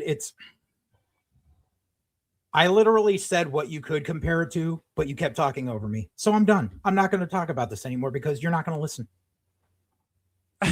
This guy. Okay, let's get into some WWE news, shall we? No leaving, Lanny. I'm not allowed to answer. That's why I gave up. Ladies and gentlemen, dude, you're allowed to answer, but it's like you just literally screamed. If you go back, that was like a psychotic fucking break, and it's like because you kept fucking cutting me off while I was trying to tell you what was what. We're fucking we're trying to do a show here. You can't just scream, and then I'm just gonna be like, dude, what do you? I couldn't even hear shit you're saying. So, it is what it is. But Disney bought up a bunch of shit, though. You know, like they bought Marvel, and at that time they bought Lucasfilm, they bought other shit, and people were tripping the fuck out. It is the same thing. No, it's not. I don't know what it is as far as Hollywood's concerned. Yeah, they're worried that these properties are all on. They were worried that Star Wars IPs. Oh my fucking god! It is, dude. It is. That's all anybody wants now. That's the streaming game. That's the streaming game is just own IPs. This is about literal production companies. This is about multimedia conglomerations and all of these things. That's the same thing with Marvel. It's the same thing that happened 27 years ago with the AOL Time Warner merger. And people tripped out about that because it's less studios and shit. That's what it was for Marvel, dude. They wouldn't have gotten bought for $4 billion by Disney if they didn't want to own. Why didn't they want to own the IPs 2 years before? Because Iron Man came out in 2008, and then the fucking Hulk came out, and they knew. They're like, holy fuck, this is a gold mine. We got to own these characters. They bought Lucasfilm. It's the same thing. Studios were closing up. Nobody gave a fuck. And now the same thing's happening. You have the guy who plays the Hulk crying about it, signing petitions against it and shit. And it's like, it is the same thing of why it's being held up in court. It's being held up in court because of antitrust laws, dude. That's the way the United States government is. Right, because of monopolization and who's in whose pocket and shit. It's because of control of the media itself. Right. So it's okay when Disney does it, but nobody else. No, because they weren't controlling media. They weren't saying, oh, now we own all these fucking That's networks. what they did. No, okay. They owned all the IP. It's a play for IP. No. It's not the IP. No one watches WBD. Okay, besides ABC, besides ABC and ESPN, what networks does Disney own? Bro, why is WBD selling in the first place? Why? You answer one of mine. Why is WBD selling in the first place? Is Paramount going to rebrand? Billions in fucking debt. All right. They're selling because they're billions in fucking debt. So they're buying what? They're buying a bunch of debt, or are they buying fucking Bugs Bunny and shit? What are they going to use? What are they going to use? What are they going to use to make money, JJ? The characters that go, they don't give a fuck about anything else. Same with Netflix. They go, look, you're going to get to watch Harry Potter. They weren't like, we're Warner Bros. Now. They put out a release going, look, you can see Stranger Things and Harry Potter in the same place. It's the exact same thing with Disney when they bought up Star Wars and fucking Marvel and all these other things that they've done over the years. All good. Let's continue here, guys. Let's get into WWE news. Where the fuck is the drop?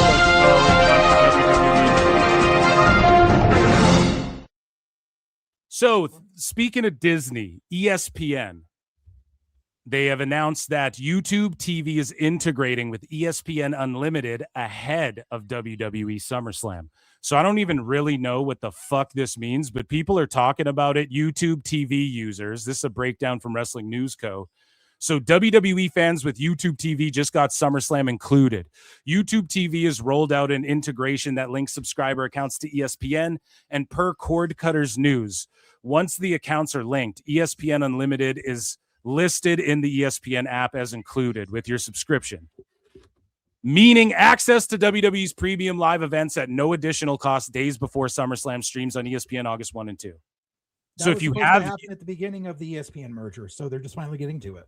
Yeah, they're just getting to it now to link accounts, and then they have to explain all this. And this is where I go, I'm fucking out, dude. If I have to do all of these things, I would just get a VPN. I'd be enraged if I had to do all of these things just to watch fucking a PLE. But I guess it's just for YouTube. Like if you're watching it on ESPN, it doesn't really matter, which is maybe the majority, I'm assuming. Select your profile icon, go to settings, blah, blah, blah, where you agree. The rollout first reported by Cord Cutters News comes through YouTube TV's expanded ESPN integration. Okay, so you guys already know. If anybody uses YouTube TV, let me know. I've fucking rarely used it, and especially to watch like ESPN and shit. I don't know about all that. I'm so glad it just comes on Netflix in Canada. nordvpn.com/Bro Wrestle Times. CW Sports content will begin streaming live on the ESPN app for unlimited subscribers.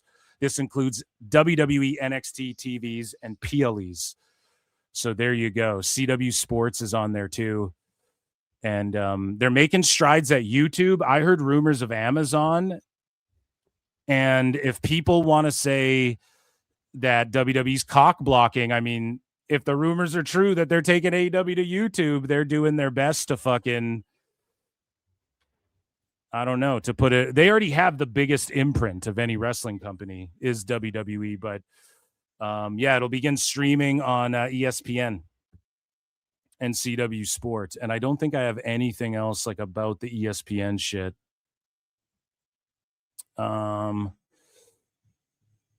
Let me see. No, I don't think I do. But one thing WWE did do is they took over Busted Open's radio channel. Okay. And let me see here. So some people have melted down over WWE radio becoming a thing. And I've defended it a little bit because I feel like this is what everybody should be doing. Now, it's funny how AEW talked about their non-existent podcast network that doesn't even fucking exist after the last pay-per-view. And nobody melted down about it, including one JD who got into it with your boy Phil a little bit. Okay, another fight happening here in the PWT universe. And so this is what Busted Open had to say. And we read it on the air. JD was like, I'm disheartened because, they're going to be shills, essentially. Like, these people won't be honest. And he's still putting out tweets like this saying, like, we are the true alternative.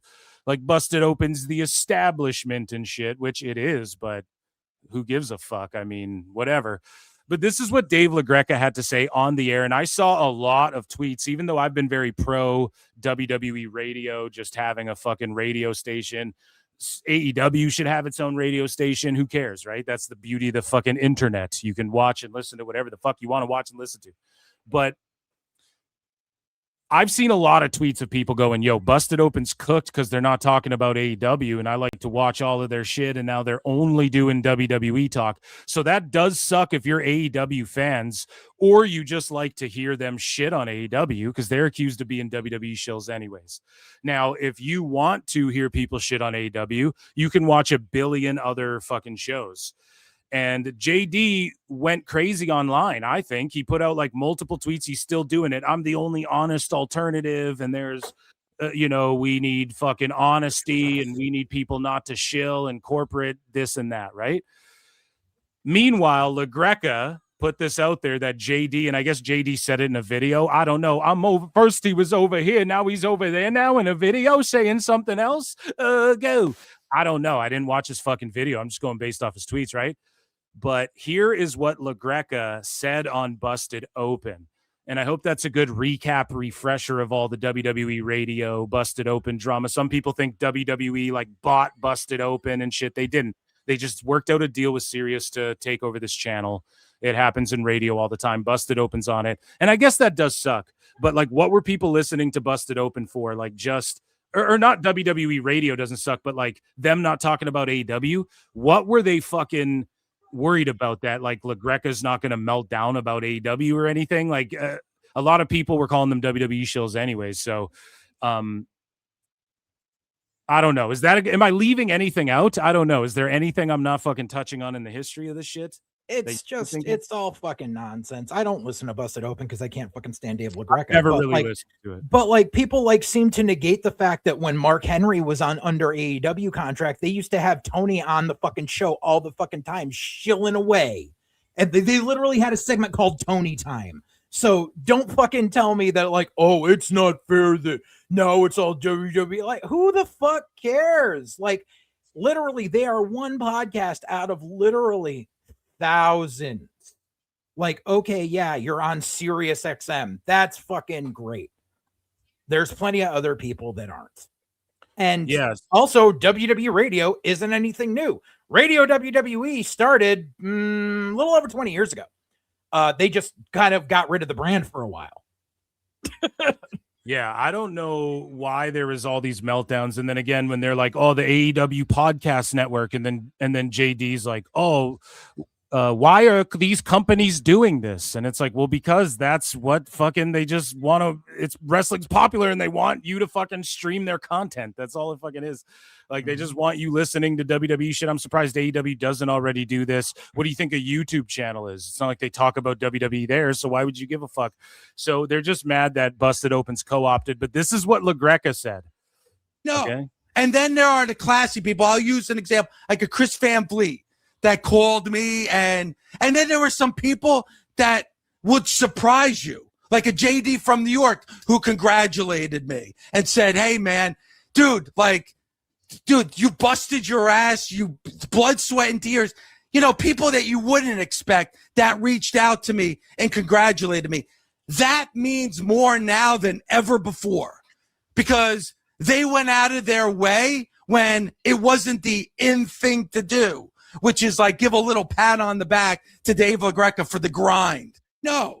Yeah, so they're putting him over for the grind and shit. I tweeted this out, though. I go, so publicly JD melts down and shits on WWE Radio while claiming there are very few real voices left in wrestling, insinuating Busted Open is now part of a campaign designed to sweep for WWE, but privately is texting and congratulating LaGreca of his dreams coming true, which, like, way to diminish what it is that he accomplished, but then you're still patting him on the back. Oh, man, it's good for you. I would love the gig, personally, but, I'm going to go out there and keep kayfabe. You know what I mean? Literally Dice. Like how Dice is not really a fucking, I'm over here now. You know what I mean? That's like one of the 12 characters he did before he blew up. So JD responded to me. And he was like, first I was over there, now I'm over here now. He goes, I'm disheartened. Or no, what did he say? We have to go back a couple, I think, because we went back and forth a couple times. And shout out JD from NY. But he responded and he goes, you're damn right I did. I literally said it in the fucking video. So I wasn't talking about the video, JD. I was talking about your tweet. I think I could have bookmarked it. I could really just pull it up over here. Hopefully. No, maybe not. Whatever. You guys know we went over it on the show. So I was talking about his fucking tweets about it and like his follow-ups until now where he's like, there's only one true alternative voice and da-da-da-da-da. And it's like, okay, I guess you are technically right on a technicality, but it's like, pardon me for fucking wondering why you would be like emailing him like, congrats, bro, and all of this shit. I want to find the tweet just so I can show you guys exactly what I was referring to. Disheartened, I think is what he said. He said kind of disheartening. Where the fuck was it? Disheartening, maybe. Dishearten. We'll just type that in. No, god damn it. It was on his timeline. It had to do with Busted Open and whatever. We read it on the show, and it's for surely he was insinuating they're a part of like corpo slop, essentially.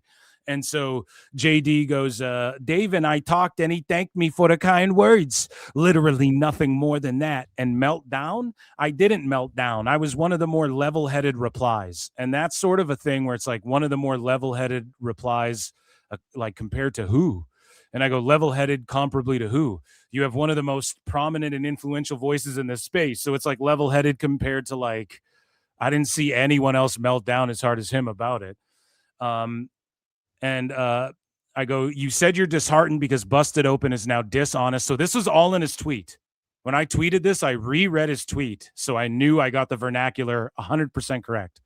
So Busted Open is now dishonest, pushes corporate agenda, and is a part of a machine designed to gaslight people. Those are his words, gaslighting, dishonest, corporate agenda and shit. And I wrote, but then reached out to LaGreca to congratulate him for achieving that. I guess I'm silly for raising an eyebrow. And then JD goes, I am disheartened because we know how WWE is. Oh, and disheartened because I know how it always ends up. It wasn't Dave's decision and never once blamed Dave. It's a SiriusXM decision. And he's talking about LaGreca. I said I admired his work ethic and journey on how he built his platform. He texted me, "Thank you for the kind words, because I, of all people, know what it takes to start from nothing to build a platform." Literally, that's it. And then so my fucking response to this was, so you're happy for his success with Busted Open, but moving forward, he partakes in dishonest corpo shilling when it comes to his wrestling analysis. Both can be true at the same time, I suppose. Fair enough. So where I'm coming from is like, yeah, but bro, you completely took a shit on. It's like, hey man, I broke the world running record for speed. The world running record. What the fuck am I saying? I broke the world record for running a lap in the shortest amount of time. Oh man, good for you. That's amazing, dude. But running's retarded or something. You know what I mean? It's like you're just shitting on his fucking dream. And you're like congratulating him behind the scenes, but then literally it's like you're taking shots at Busted Open and WWE Radio still in his tweets. Like if you go to JD's timeline, he's like, we're the only alternative voice and shit, even though he's like on the air with Coachman, who's doing Vince's bidding and shit. So I don't know, man. What do you make of all this? JD's a fucking bitch. I mean, I think I said enough of that on Monday. JD's just trying to get in that last grip because he knows that he doesn't have that connection to fucking Busted Open anymore. And now he's going to have to really hustle on fucking telling as many fucking lies as possible and flip-flopping every fucking 5 minutes to get people to watch his fucking Twitter feed. Fucking stupid ass little fucking stupid fucking retarded ass leprechaun motherfucker. Oh my God. You're just taking out your rage on me towards him. No, I was saying the same thing about him on Monday. So this is no different. Dude, CWJ for 5 says those people melting down do nothing to raise TNA, MLW, NWA, JCW, etc. The reason people do not talk about those other feds is because lack of views. I don't know, man. I think people fucking have been talking about TNA and MLW and JCW. I don't know about NWA or nothing like that, but but you are right though. When sickos come out in any form, like even there's WWE wackos where I'm like, dude, you're just gonna turn people off. Like you can't defend every single fucking thing they do. You know what I mean? Otherwise, it's. Hey Phil, real quick, can you explain something to me? What's up? AEW is supposed to be this whole sports-based presentation fuckery nonsense. So Commander was in a 6-way number 1 contender for 1 belt ladder match on Sunday, lost that match, and now he's getting a title shot against Moxley for the Continental belt 2 days later. How does that make any sense? Because he's Queen Aminata, bro. They just use him. He fucking does jobs, and they just use him when they want to be like, winner gets a title shot, or you get a shot at the belt just so the champ can defend their belt. But he literally lost on Sunday, and 2 days later he's getting a shot at another title. Like, I know, because so basically what they're saying. So basically, right now in kayfabe aspect, they're saying that Moxley's belt means less than Kyle Fletcher's belt.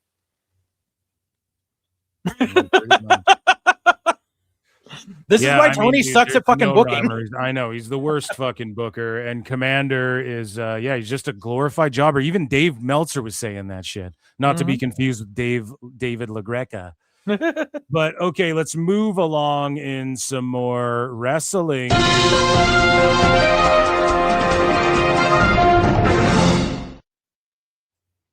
So we're talking about the business side of things, and WWE filed to trademark Cruz Montana on July 24th. And speaking of meltdowns, you had people melting down about another name change in WWE. You had a lot of people, I don't know, sweeping for it and shit. I don't even necessarily want to say that, but I mean, whatever. The name, I've said this a million times, the name doesn't make the fucking person, the person does. Like he'll be, and it's for Mike Santana, obviously. So everybody saw this name, Cruz Montana, and everyone was like, oh shit. What were you going to say? And which it doesn't even matter because Mike Santana isn't even his shoot name. Right, but he is known as Mike Santana. Like, here's the thing. Well, yeah. I like when wrestlers, like you said, Joe Gacy was Joe Gacy, and they just let him be Joe Gacy. Like, I like that. AJ Styles is just AJ fucking Styles. I'm a fan of that, 100%. More. Like, if in a perfect world, I'd be like, dude, that just everyone should keep their names, especially if they're independent contractors. But I also don't, like, when WWE changed it, I was like, boo. But I also don't, I'm not going to melt down over him changing from Mike Santana to Cruz Montana. He also he got the choice in it, and it was a nod to his dad. Yeah, so I think I bookmarked what he had to say about it.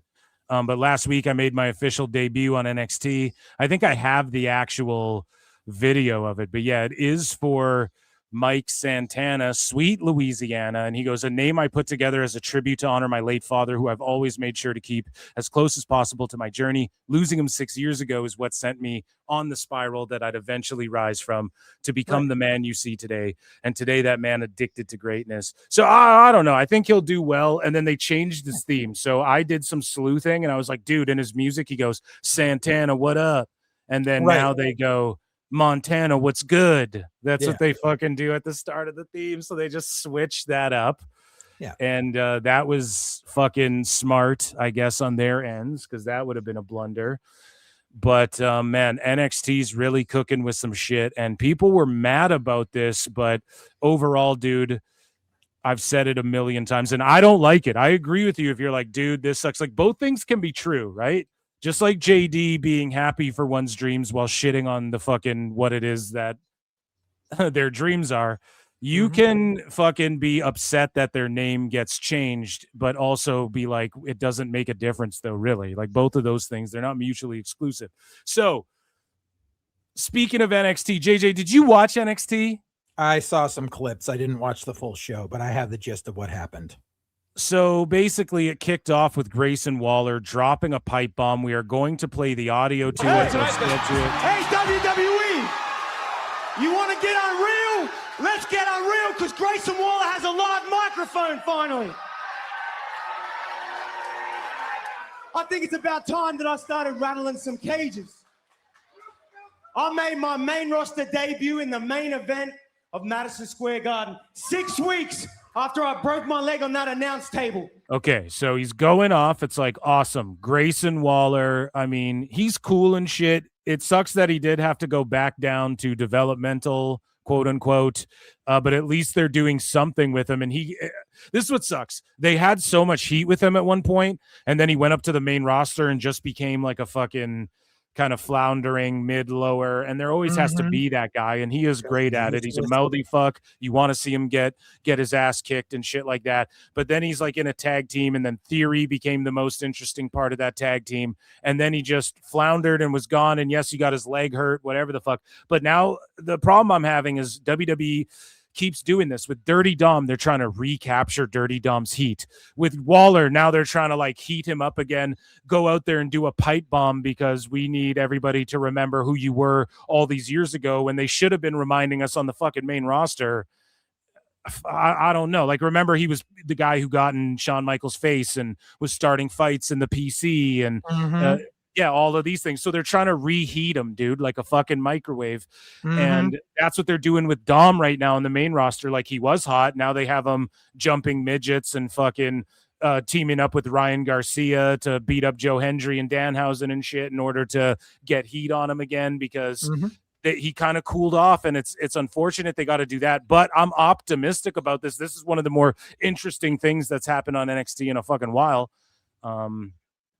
And we're going to go through it. Do you have any initial thoughts, or do you want to wait and listen to more of this pipe bomb before you give your thoughts? I mean, I don't want to listen to it, but go ahead. And We're listening. We're listening. 6 weeks. And most people would have drowned under the lights, but lad, I swam. WrestleMania 40, Lincoln Financial Field, 60,000 people. I stood on top of a ladder and I brought home the SmackDown tag titles. I felt on top of the world. Everything was going like I had planned. And then something changed. He really tried. He tried. And I don't know what it was, because it's not my work ethic. It's not my talent. He really fucking tried. What's that? He said it's not my work ethic. It's not my try. I'm like, yeah, because you didn't have any to begin with. Oh, come on, dude. He's in good shape. He's a good fucking wrestler. worthless. He's fucking worthless. Oh, come on now, JJ. That's not very fair to say about Grayson Waller. He's been worthless for years. Maybe I was too honest. Maybe I didn't politic. Maybe I didn't kiss the right ass. But either way, the last 2 years of my career have been an absolute embarrassment, and I'm man enough to admit it. Okay, so is that the first clip? Yes, it is. So we have more of because this, he, okay? yeah, because Strap in. he calls fucking Theory the Genetti of the team, which I hate that fucking saying. Okay, dude. So let's listen. Here's more of it. Shout out TKO, NXT, and WWE, and Netflix and CW. Okay, stop felting your clips on YouTube. In fact, I have a message for the NXT roster. Hey guys, get off your phone. I know you're probably filming a TikTok. Maybe watch the show and learn something. Because I just walked in your house. I didn't even wipe my feet. And everything I'm about to say, I mean with the utmost disrespect. The NXT male roster is soft. You're lazy. You're complacent. You're happy to be here.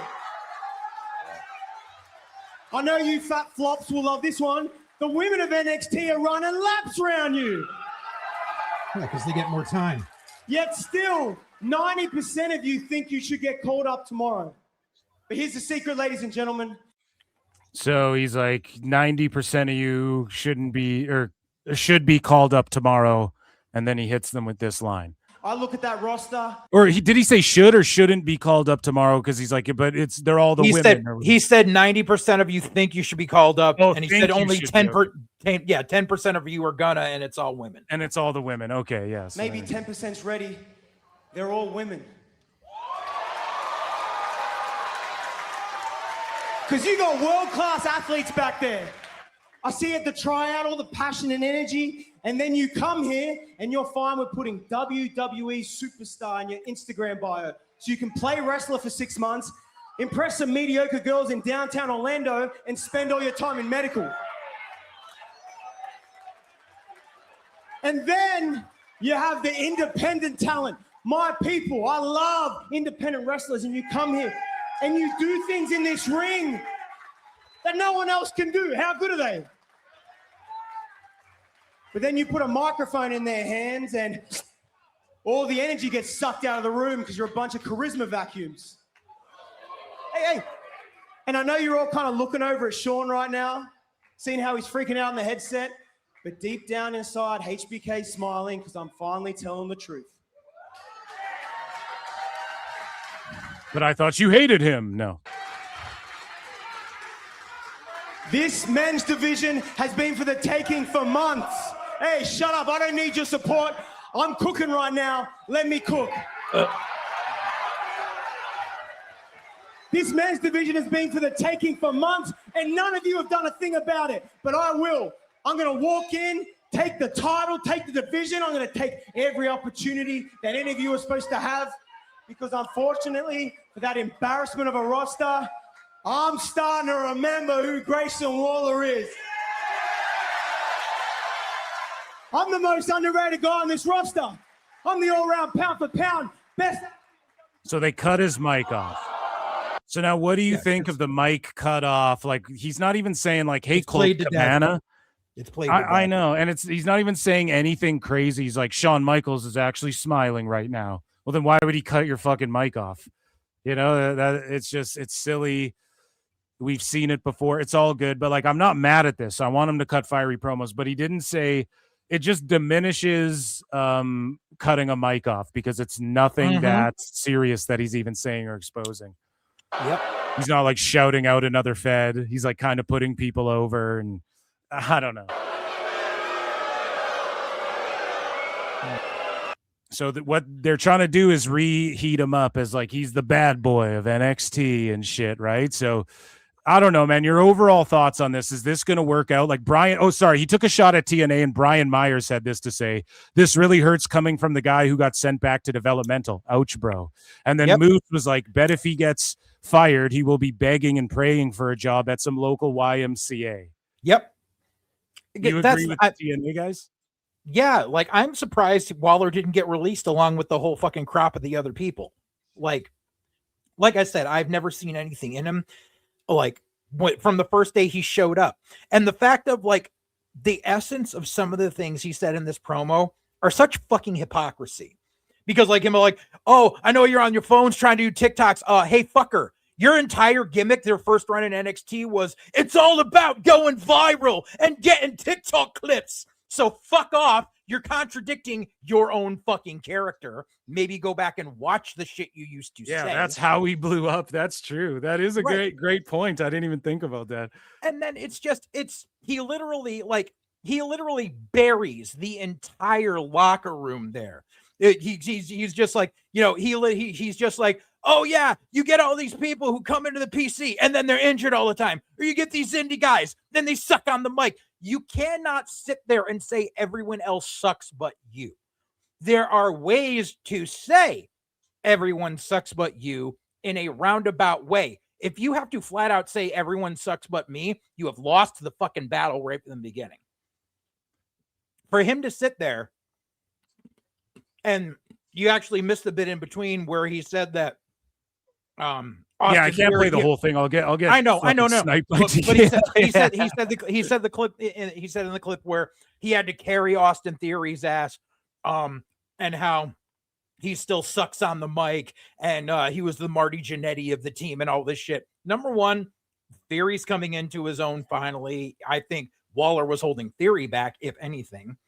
And also it's kayfabe though. He's kayfabing though. Like, it doesn't matter who held who back. I know, or but who is the thing is, if you're down in developmental, you're not going to have this. Like, that feels like shit that he was supposed to say in a promo on the main roster against Theory before they kiboshed it. So why bring it up now? Like, you're not going to be having a match with Austin Theory anytime soon because your ass is going to be in the PC for the next 6 months. Yeah, that's they're trying to reheat it. Yeah, they're trying to reheat it up. You're right about that. It's such a tired fucking trope of saying this guy was the Jannetty in a tag team. Now, and I'll tell you why. I've spent quite a few nights, in the locker room with Marty Jannetty and picking his brain and talking to him, and when he's been sober, because there have been times where we're drinking and all this shit. But he's a plethora of knowledge. And also, it's just the fact that you look back, everyone thinks it's because Sean became the breakout star and Marty didn't. No one seems to realize that Marty was the veteran they put Sean with so Sean could learn. Marty is a guy that could fucking work a fucking broomstick, and you could put him with anyone and he could help get them over. And Marty was also fucking 10, 12 years older than Sean when they put them together. Like, to use the term Marty Jannetty as an insult is just ignorant. It's very fucking ignorant. Well, as they say. Oh, go ahead. Yeah. And it's just, Waller is just like, he sits there and he gabs and gabs and gabs because that was his partial strong point, but he's really just trying to be like, oh, look at all the dangerous stuff I can say. And that only gets you so far. And what are we going to get now? They automatically put him into the freaking main event picture with freaking Tony D'Angelo and Cruz Montana. And it's just like, so you can fucking take the pin. Like, that's why you're there. Because they don't know if they're going to take this belt off Tony D'Angelo yet, because he's useless and they've only gone as far as they can go with him. But Grayson Waller he's never going to be that fucking guy. And he's lucky to have had a job as long as he has. He was lucky to get on the main roster. He was lucky that they gave him that whole being the hanger on for the New Day, because he wasn't doing jack shit besides that. And he's never going to be anything special. Like the mid card is aiming high for him. I'm sorry. I don't fucking care.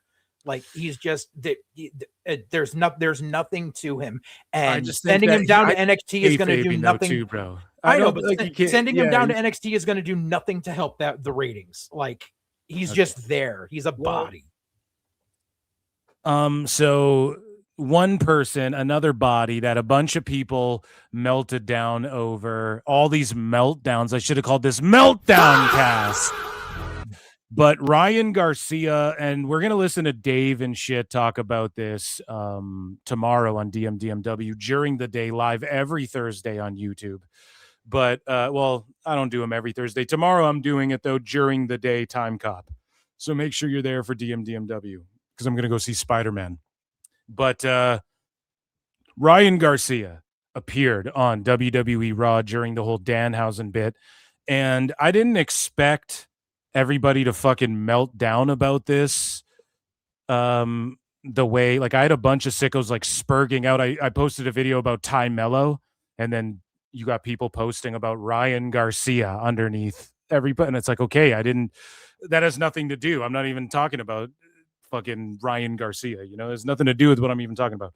But Ryan Garcia has said a bunch of crazy shit online, N-bombs, homophobic shit, Islamophobic shit, all of these sorts of fucking things, right?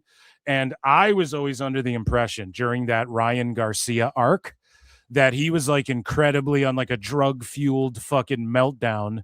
And since then, he was like, dude, I apologize. Like he was like, he popped for like a drug test, and he was showing up to events like looking all strung out and fucked up, and everyone was like, he had to pull out of a fight because of a drug test that he failed and all of this stuff. So I always thought that's what that was. He was like in a drug psychosis, boats and hoes, dude. He's doing boatloads of coke and fucking going crazy with his millions of dollars. That's what I thought happened to the kid. I thought he was going the route of Conor McGregor. Now, maybe I'm wrong. Maybe he's just like dropping N-bombs and fucking real hates the gays and all of these sorts of things. I don't fucking know. Dave Meltzer was like, unless you're in prison, they don't give a fuck if you're on WWE TV and all this stuff. We'll break that down tomorrow. But as far as him being a part of all of this shit, yeah, again, he's tight with Dana White and all these motherfuckers. And I don't know what you expect. They're going to have him in there. I thought him glomming fucking Joe Hendry with the guitar was awesome. If we're just going to talk about the wrestling, like I thought that segment sucked ass, but then once he did the swerve with the guitar, that was the best part of it. For me, I thought he played it well and everything. However, yeah, if that makes you want to turn WWE off, go ahead and turn WWE off. But again, if you're going to go through a fine tooth comb of every Fed and be like, this guy should be canceled, that guy should be canceled, this guy should be fucking, this is allowed over here, but that isn't. And I know JJ can pull examples. I know you're likely going to bring up fucking Hangman and shit like that or whatever, right? I'll let you do that. But what I'm saying, what your boy Phil is saying is, I always understood that part of Ryan Garcia's fucking him getting arrested and fucking, because I think he got arrested and shit too, failing that drug test and him going off with all the phobics and phobias and all the shit everybody's worried about online. I thought he was like in a drug induced craze and shit. So and I thought he like atoned for all that, and that's why he's like mainstream again. Maybe not mainstream, but that's why he's like popping again and stuff. At least that was my interpretation of shit. I don't know. Maybe Dave Meltzer has more in-depth coverage. Is this make you want to, are you going to boycott WWE and the Fed there, JJ? No. I have no clue. I don't know anything about that world, and I have no clue who this guy is. And okay, if he, I saw obviously someone pulled up screenshots from something he said 6-7 years ago. And I don't know if he's ever issued an apology for that or not. I think he did.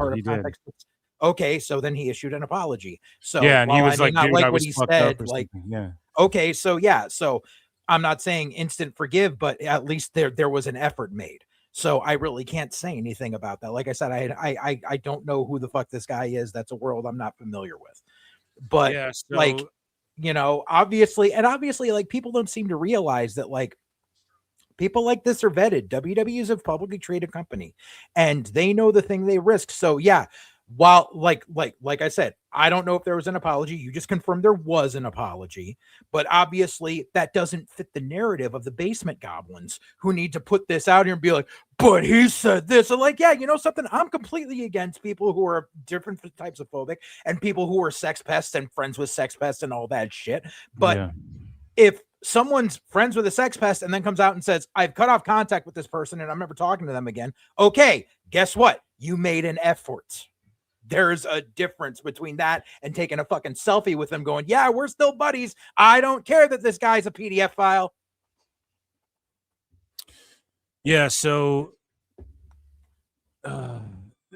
I mean, that's different. PDF file and then just saying fucked up shit. Like, to me, one is way worse than the other. Or like using your position of power to like fucking plus like wasn't grope it like women and shit. I was just like, nah, that's fucked up. Compared to like, I fucking said crazy shit when I was on drugs. So I just looked it up though. Sorry, I'll let you lick it off here, JJ. But just quickly, I just want to say this. he did take responsibility, and he said he was drugged out and shit. And this was years ago. He apologized, and he was like, "It's a tough couple of months." And this is when he popped for a drug. He failed a drug test, like 4 drugs, not steroids and shit. I'm pretty sure it was like 4 drugs. If I'm not, maybe I'm wrong on that too. But yeah, he did apologize. I'm right about that, and he was on drugs. I'm right about that. So go ahead. Sorry. Well, I was thinking because I don't remember if it was Kendall Gray or someone someone went off because they found like a post that one of the female talents in NXT made when they were like 13 years old, where they said the F word for a cigarette. And they're like, look at this, blah, blah, blah. And then people were like, yeah, she was 12 or 13 when she made that post on her Instagram. Like, bro. Yeah, I don't know, dude. People just like, you see the sickos, say that shit all the time too. Now it's right. I am all for calling out people for being pieces of shit. But if you're gonna virtue signal over shit like that and they leave out half of the story, then you're no better than what you're trying to defend. Yeah, and Dave was like, "Oh, they just bring on anybody if you're not in jail." And it's like, okay, Garcia said some racialist shit.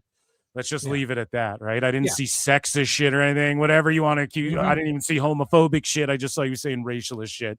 That's just my quick side AI search here. But Meltzer, this is what I wrote. Meltzer recently criticized WWE fans who attended shows in the UK the last time they were there by saying they were new, there for entrances, and mostly minorities, to describe why they weren't as lively as they previously have been. And I was like, he had Cuervo with him the whole time too. So I know it's not the same thing as dropping an N-bomb, but implication, if I'm like, dude, I put out a tweet, some fucking AEW bot was like saying some shit. Then I was like, dude, I thought Superman freed you monkeys after he defeated Lex Luthor. Yeah, gimmick infringement, fucker. You stole my shit. No, dude, I just used a fucking GIF. It's just a GIF. Yeah, but that's my shut the fuck up bot GIF that I use when I go after every bot. Okay, well, I was watching Supergirl and fucking, I don't know. I was just going, hey, dude, I thought Superman freed you. I don't know, dude. But I was just like, wait a second, this is my shit. But like, okay, but then if you just like if you're just like, a black dude's like, no, dude, you're wrong. And then you go, shut up, monkey. Like, those are two different fucking ways to call someone a monkey, Right. So it's like one's racist, and implication means a lot. You know what I mean? And so the way Dave says shit, like he's criticizing the fans in the UK and he's like, and they're mostly minorities. It's like, what the fuck does that mean? So Dave says shit. He had Cuervo the whole time with him. And he thought like Quavo was a different guy. Oh, there's so many rappers, Brian. Like he literally was saying shit like that. It's like, bro, that comes across a certain type of way too. Like Dave, the point I'm making is Dave's not the one to get all up in his fucking panties about this when he says crazy shit all the time too. So we move along here. And in other controversial news, well, fans were outraged over Ryan Garcia's Raw appearance. So, and again, racialist remarks.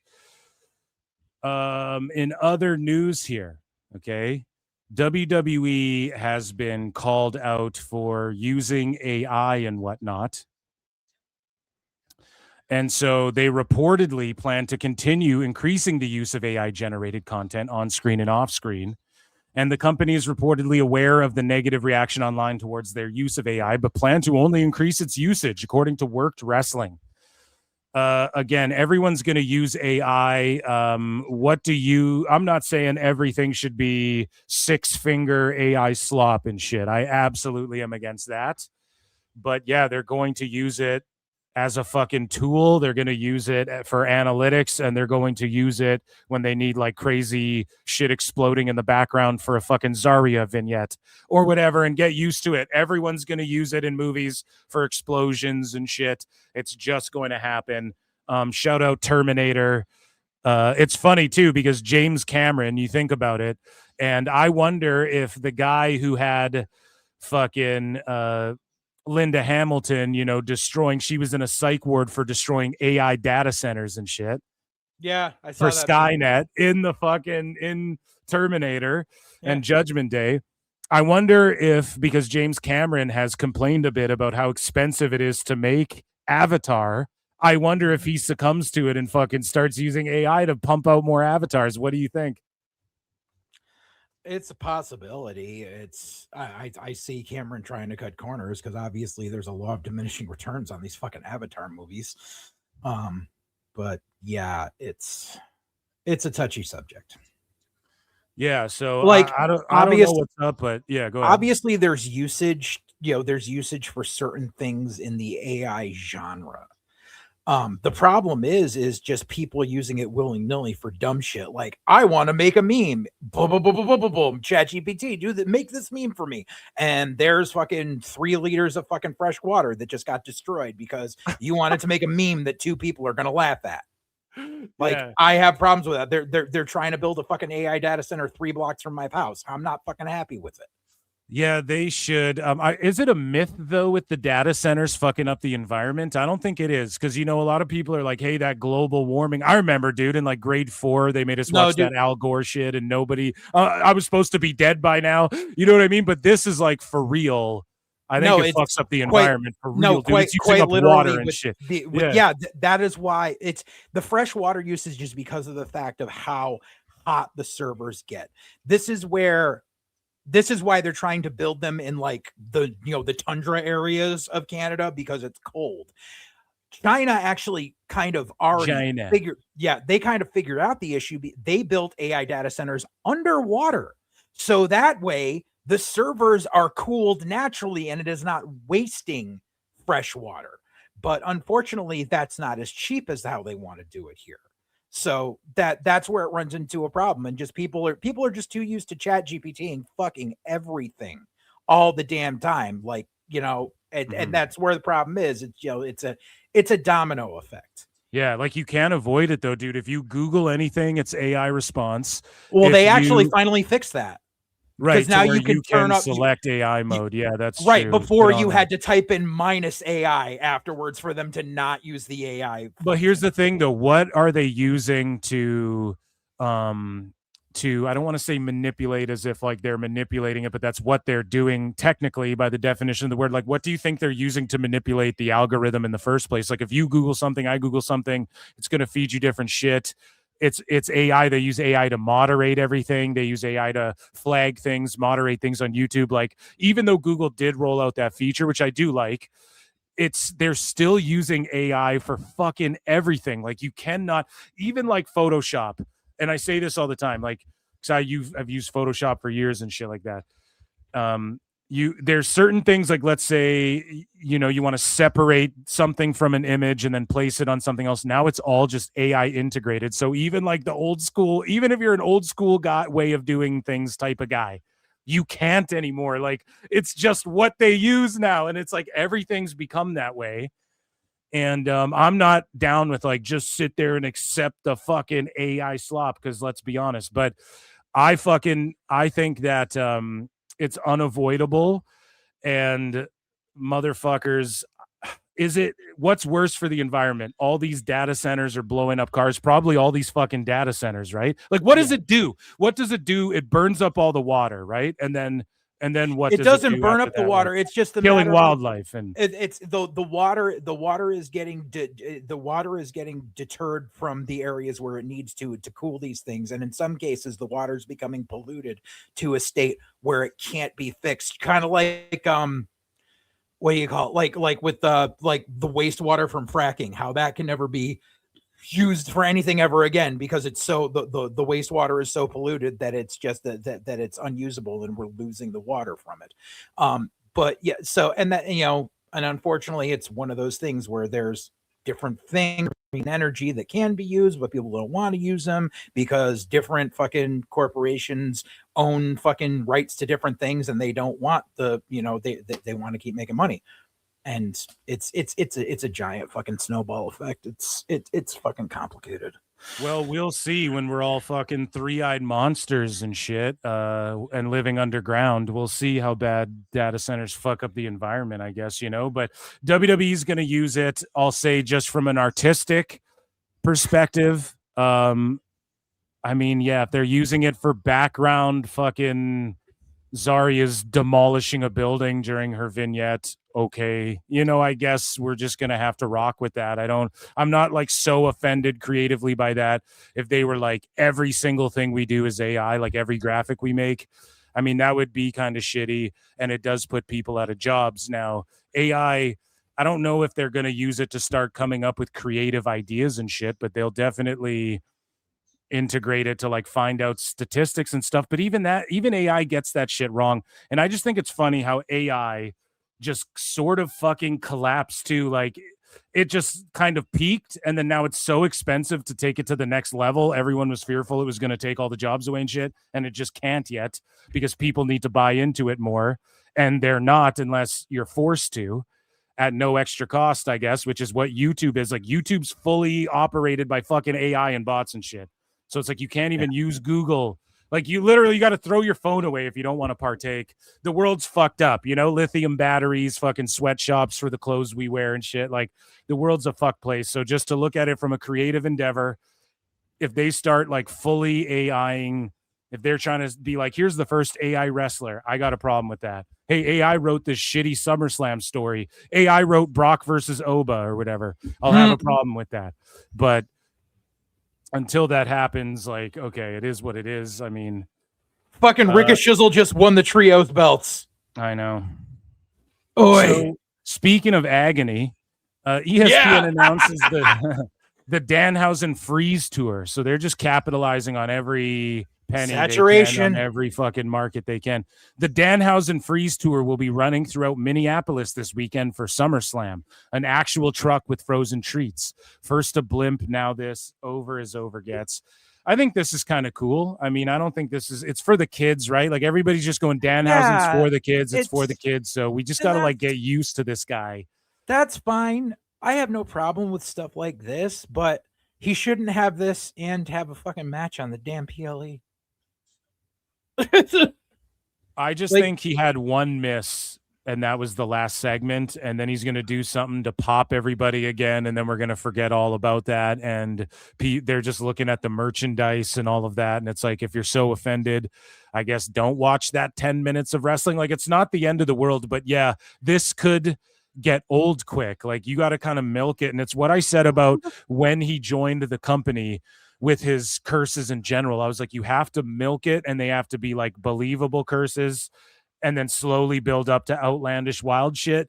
But instead, it's just, they just went like, people are being zapped mental, and their old catchphrases, and he's got giants and minis, and he's cloning people, and he's fucking, like, they went really outlandish with it.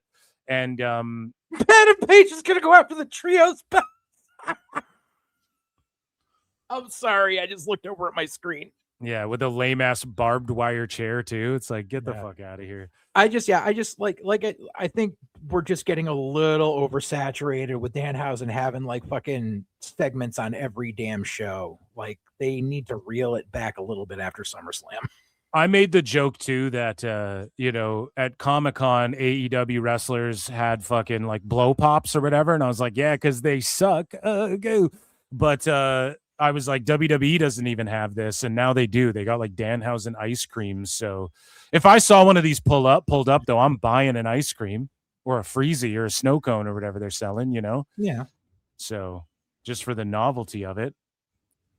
And in other WWE business, well, speaking of Danhausen, he actually, and speaking of business, because Tom Brady might appear in WWE, I'm not overly excited for that. I think we'll see him at SummerSlam if I had to hedge a bet. I think he'll like be in the crowd, punch Logan Paul, and then like months later, it'll lead to them like having a match or something, Like Danhausen who's Danhausen wrestling at SummerSlam again? Dom. He's wrestling Dom. So what's going to happen is like, maybe he punches Dom or JD McDonough then or something. Maybe Tom Brady's not there, actually, now that I think about it. But I thought they would tease him and Paul, and they could still do that like another night, not involved in the Danhausen shit. I just thought maybe they'd try and give Danhausen more of a rub. But let's say Brady's there at SummerSlam one of the nights. They do like someone's chirping at him. He shoves someone, then the finish, and then we see like Brady and Paul get set up down the line if they're going to do it at Mania. I really don't want to see that match. Fucking Brady's wife got it's gonna taken be by a jiu-jitsu teacher, so it's gonna be Brady versus Logan Paul in Saudi, dude. I'm telling you. yeah, Saudi makes a lot of sense because Brady's got a bunch of business out there. Either way, I digress. He's cursed now, so none of this is actually going to happen. He's going to break his leg. And Didn't he say something about wrestling? Oh, I yes. think he did. There's beef. He said it's not. What's beef? For lunch? Catering's here? Like, you guys are fighting. Oh, I have to fight Tom Brady. I think you could take him. He's got nice teeth. To put them in his jar, I think I should curse Tom Brady. So we're cursing Tom Brady. We're cursing Tom Brady. that's crazy, dude. What's going to happen? He's going to get injured before his match in Saudi? I don't know. I don't know, man. Shout out Danhausen, though. Laying curses. Those are scary, real things there, man. But speaking of taking care of business here, Triple H had this to say. Well, first, Roman Reigns announced his dates leading up to October and Money in the Bank. So he'll be in fucking Buffalo, Des Moines, Minneapolis for SummerSlam, Cleveland, Mexico, St. Louis, New Orleans. So he'll be at Money at the Bank. Money at the Bank. He'll be at Money in the Bank. It's hell at the cell. So Triple H had this to say on Busted Open. He wishes wrestling fans would put their passion for WWE into the talent rather than putting the blame on the writers. And he goes, I wish sometimes we could put that passion into the talent now as opposed to when somebody gets heat in our business. It's like, God, why would they write that way? Time to play the game. As opposed to that, or as opposed to that no good piece of crap did this. There's something to say that innocence of not knowing, and it's still being real to me, damn it. But it is what it is. I love that. I love the hate. I love the love. It's all passion for what we do in the game. So he's saying, dude, I wish people got passionate about the wrestlers. And I agree in instances where it's like Sheamus. So again, everyone's crying about why he didn't win a fucking Intercontinental title instead of praising the 15 belts he fucking held throughout his career. Triple H, I think, is kind of saying the same thing. But yeah, I mean, social media is negative, and that's clearly what he's talking about. And so, Dave Meltzer is going to respond to this again and go, well, they say they don't listen to online. When really they obviously everyone listens to online, bro. Like they just say that shit to be like, it doesn't phase us. Right. So it's not like that, But yeah, Triple H is begging everybody, saying, we are family. Let's all be fucking good and friendly together and whatnot. Let's just all fucking come together and hold hands and sing Kumbaya in the wrestling world, right? So speaking of taking care of business and whatnot, Cyrus Habibi, Kai Kavari departed WWE. I don't know. I'm like, who? Yeah, I have no clue. So let's take a listen to what this guy has to say here. Whew! Was not an easy decision, but I had to make it. Most of you guys know I signed a 3-year contract with WWE, but I've decided to step away. 3 reasons, and I'll share why. I've been a professional athlete for a few years now. Obviously played Division I football. I've been all over the place. For years now, it's only been about myself, just constantly chasing, trying to move up the ladder. And I've gotten to a point in my life where my wife and I, we have our 3rd kid on the way. I also have my grandparents back home, both sets, which I'm very blessed to have. They're getting older, and I just feel like our life belongs in California with our family. Second, financially, having a hard time doing my California. So what is he, like an influencer? Whatever. This guy, okay, cool. There for a cup of coffee. Peace and love. Have fun. I don't even know. Was he on what Evolve? I think. I don't know who he is. Yeah. I don't even know if he was on Evolve, but what I'm hearing from this is I'm at the PC. I think my shit doesn't stink, and I think I should be on TV, and they keep telling me I'm not ready. So now I'm mad, and I'm going to go take my ball and go home, and I'm going to be Mr. Instagram and TikTok. Well, speaking of the people at the PC and whatnot, Aaliyah Mysterio, Booyaka 619, she is about to begin her WWE career.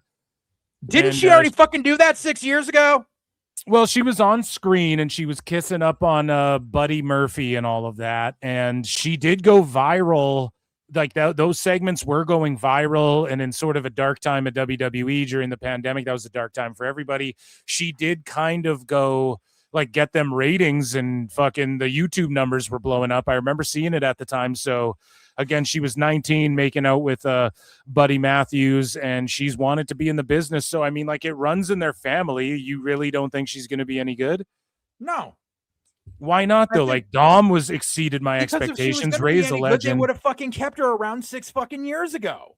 But she wasn't training in ring then. She was just like an on-screen. Vince is like, yeah, because she can didn't he kiss want to. you? And now because she did, yeah, she didn't want to at the time when she had all the fucking options to, but now she's realizing, oh shit, I can't do anything else. So this is literally nepotism on the level of fucking Dewey Foley being on the creative team. I'm not here for it.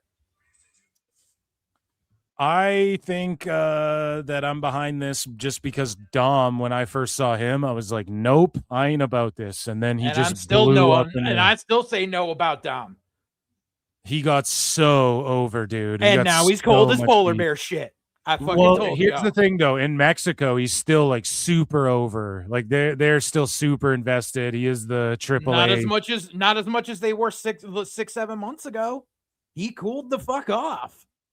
Yeah, overall, I don't know in AAA. Like, I'd have to go to Mexico and ask people, hey, has he cooled off here as much as he did in WWE? Because to me, he seems like everything he does, like this last thing he just did with Omos, everyone was like, oh shit, but they cooled him off on the main roster, which is super unfortunate. And I don't know. I think his sister will do great because Ray is fucking fantastic. And it's crazy, dude. We're seeing like the Mysterios, the Steiners, AJ Styles' kid teaming up with Gallows' kid and shit. Like, we're seeing all these, Charlotte Flair's a vet even. And it's just a wild time. I mean, wrestling's always been that way, but it seems like more that way now, more than ever. And maybe I'm off on that, but I don't know. Maybe it's not. Like, it seems like more people's kids are getting into wrestling than did in the past, no? Or has it always been this way? I mean, there's been a lot of second generation people over the years. It's just now, like, it's just kind of in our faces. It's like there's some people who actually like make their way and work their way through the fucking indies, and then there's other people that are just like, oh, my dad works in WWE, so I'm gonna go there right from the fucking beginning. And it's like it leaves a sour taste in the mouth of people that are busting their asses. Like Jacob Fatu. Jacob's a fucking second generation who busted his ass on the fucking indies for years before finally getting picked up, But then, people want to play, oh, the Samoans, blah, blah, blah. Jacob busted his fucking ass. Like they're, and there's a lot of second generation guys that never make it, but I'm not a fan of second generation people getting to go right in WWE from the beginning just because they're second generation. I'm not a fan of it.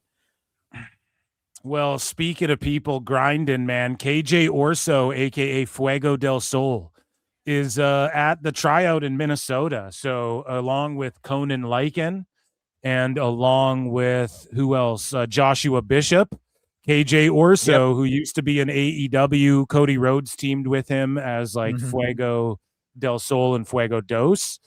So there you go, man. Do you have high hopes for this guy? Are you familiar with him at all? I'm familiar with them. I'm just I wish him the best. I just know that because a lot of people are putting up, they're just like, oh, he's got a tryout. Oh, he's got a tryout. And the thing is, the tryouts are unless you're someone who's already got fucking eyes on them, like the tryouts aren't necessarily meaning you have an absolute in. Like we all saw that, like any of us were paying attention last year, fucking Big Trouble Ben Bishop was at the tryouts of last SummerSlam. And they didn't fucking sign him. And Ben's a hell of a fucking talent. Like he's hilarious. He knows how to market himself, and he's 7 feet fucking tall, and it can work. And they were like, nah, we're good. So I wish this guy the best. Hopefully he has a good showing, but I wouldn't hold my breath. And again, it seems lame to say this, but AAA, do you think they'd make him put his mask back on and be like, go to AAA and put your mask on again and we'll fucking hire you? Or is it like, nah, he's already doing this? Maybe, or Like, maybe they did it to maybe they can package him in AAA without the mask. I mean, Maybe. Axiom didn't have a mask before WWE. They put him under a mask and it worked for him. Then they may try him out. Like they're letting fucking what's his name? Fucking what do you call him? What do you call him though? Bloaty Rhodes? Do you think that he might pull some strings and be like, this is my guy? I think he's pulled all of his strings in that department. I think they were just like, no, we brought in Jade and we brought her on the main roster and we brought in Ricky. Like, now we need to cool off for a while, bro.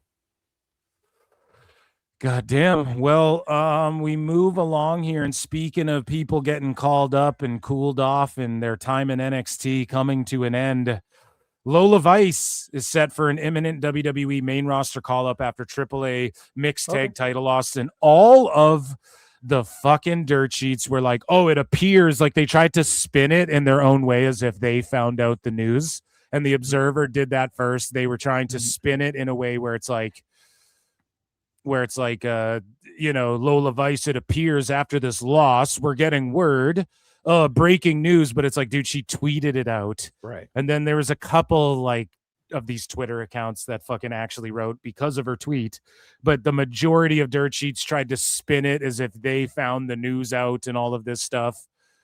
So I don't know. Good for her. I can't wait to see her on the main roster. I think she's going to blow up fucking huge. And it's interesting because Priest just went down to AAA, but I'm sure she'll still do like double duty. I said duty.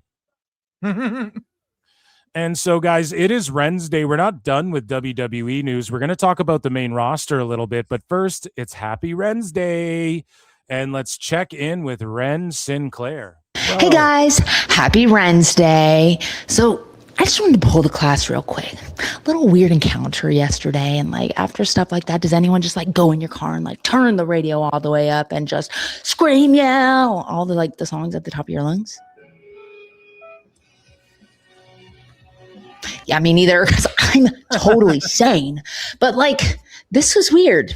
Perfect. Count your days. Girl, okay. Let's do that. Let's count them. And let's see. 8-man tag tonight on Evolve. Happy Wednesday. I'm working on my own holiday. I got a main event match coming up in between our title defense. And then I'm going to beat you in less than 5 minutes because I am speed and you are not. And all while I'm doing that, and all while I'm making my way towards your North American Championship, you're going to be restuffing your Soul Ruka voodoo doll because honestly, it's giving She's obsessed. just cutting a fucking promo. So Let's like, go. get over it. Maybe find a hobby, maybe like knitting or try and taking a makeup class because like seems like you color out of the lines a lot. But I would love to help you more, but I can't help you any more than you can help yourself. And honestly, I gotta go. I gotta get to call time. 8-man tag tonight on Evolve. So there you go. She was on Evolve. Who watched Evolve tonight? I didn't get a chance to, but oh my God, this promo between Kenny and Ospreay just won't fucking end. And Tony's manipulating the shit again. He went 2 quarters of overrun. So that way he can be like, look, the number is still up because you went 2 quarters worth of overrun. Right, but the overrun usually fucking tanks too, so it's not helping his ratings. The overrun tanks when it's just the one overrun, but the thing is, people fucking tune in to whatever they want to sing, and 15 minutes in, they're still expecting to see their program. This is going to 10 fucking 30. He paid for 2 quarters, so that way it manipulates the number again, just like he did a couple of weeks ago. Yeah, and it's for like what? a half-hour overrun, dude. Right, for this boring ass fucking back and forth. Kenny laid this fucker out at the end of the fucking pay-per-view, and now they're just like, oh my God, you remember this time, and you remember this time, and I respect you, and I respect you, and but either fuck or fight. Seriously. Yeah, and he dumped him on his surgically repaired neck and shit. Right. Between this That's and the fact thing, that the dude. Willow and Monet segment went like a fucking half hour.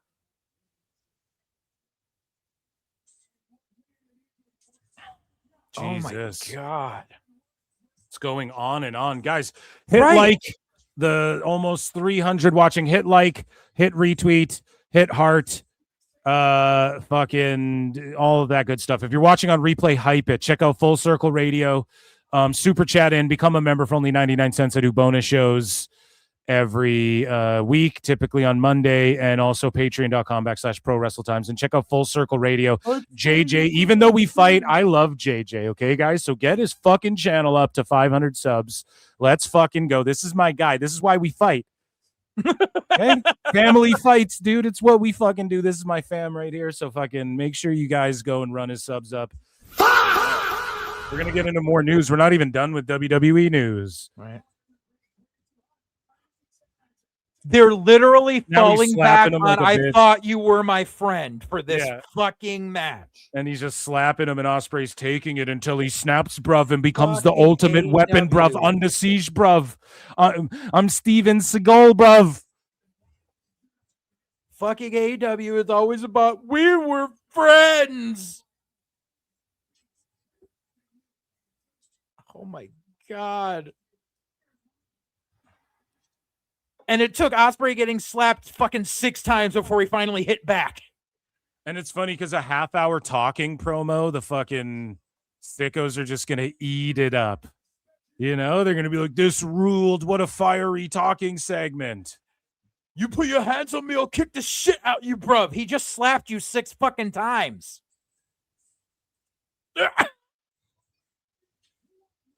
Of me walking on, bruv. Ospreay thinks just yelling is cutting a he good officially promo. just hit 3/4 of overrun. He's manipulating the fucking numbers.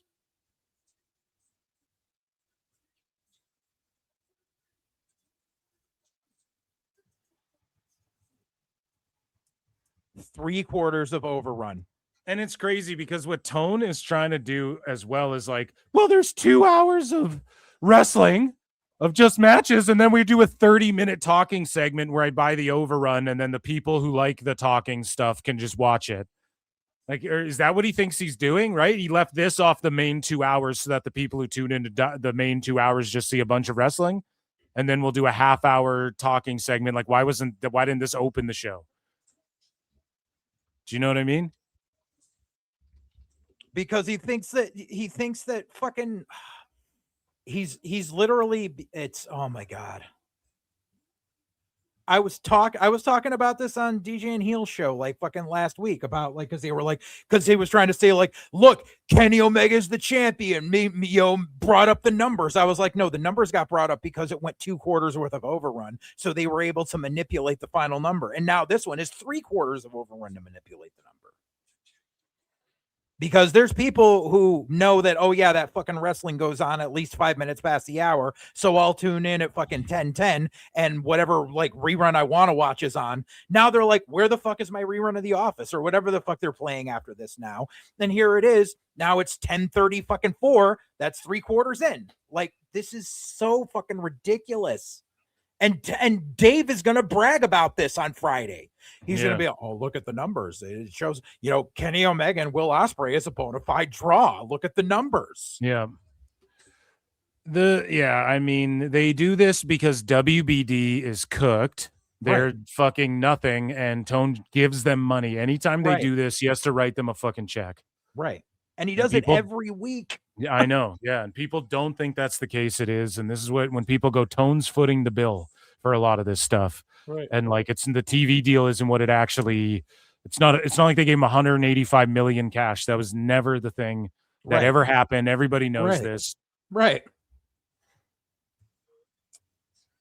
And like, even if in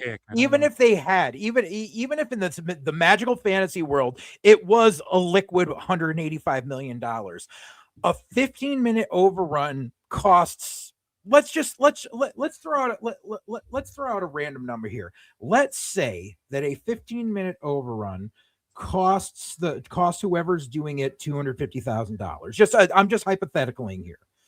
$250,000.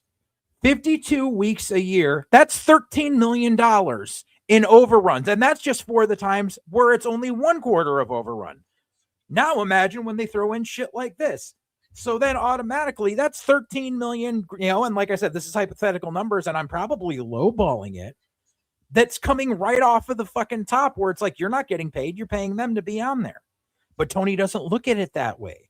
Tony looks at it as, well, I'm getting paid $1, so it's all right that I put this out. And when he doesn't get a new fucking TV deal and he's going to have to pay Amazon or fucking YouTube or something to be on their thing, and he has to put in $1, that's where he's going to lose interest and start complaining. Well, everything can go on AEW or on YouTube. Everything can go on YouTube, right? So he would just have to like run his shows on there and then maybe work out a deal with like the YouTube TV element of it. Right. Well, I meant YouTube TV. I didn't mean like, yeah. But like my AEW, he is footing the bill for that. I mean, as far as the infrastructure and all of that shit, like he obviously he has to go find who's going to run ads. Like that's going to be all on him to find ads to run over all the feds and shit that he's promising to give cuts of the money to from the ad revenue and shit. He's going to have to find the ads to run over their shows and his shows and everything. But yeah, I don't know why Tone does this. He's just a dumb fuck. And again, maybe this helps inflate the average. And that's why, because he went over. So what typically happens is Dynamite does an overrun and then it fucking just dies off. But then maybe what Tone sees, because we don't see the quarter hours anymore, maybe what Tone is seeing is an increase again, like halfway through, because people are tuning in trying to see another fucking show. So then he went a half hour over to maximize the lead in with that last half hour average, because maybe he's seeing something that we don't see because we don't get the quarter hours anymore. Right. So that was like one of the most embarrassing endings. And again, Ospreay is like these cinephiles on fucking Twitter. Like they think when people just yell, it's good fucking acting. Ospreay thinks yelling is a good promo. You know, I don't know what to tell you. That was pretty fucking bad right there. And yeah, Dynamite overall, what do you guys think? Like, was it worth? So like, here's the other thing too. The sickos go, we want wrestling and shit. So then they're going to glaze that 30-minute promo battle. Like that's still part of the show. Right. Yeah. So I thought you came for the graps, not the talking. Too much talking on wrestling shows. So if it does pop a rating, then you just go, yeah, because they're doing WWE style shit. Right. And literally, and the thing was, like, if you want to do WWE style shit, fine, but have some substance to it. That was literally just the two of them rambling about, remember when we were in Japan? Remember? We were in Japan. Remember Japan? Remember this? Remember Japan? Like, it was terrible. And it's whack doing like everyone's fucking friends all the time. That shit drives me nuts. Right. And plus, looking at it, so that was 3 extended promo type segments in the show. It was the Willow celebration with Mercedes, and the sit down between the Bucks and Edge and Christian, which was fucking god awful. God damn. So, okay. We need to finish up WWE news, guys. So let's get into this. AEW happened.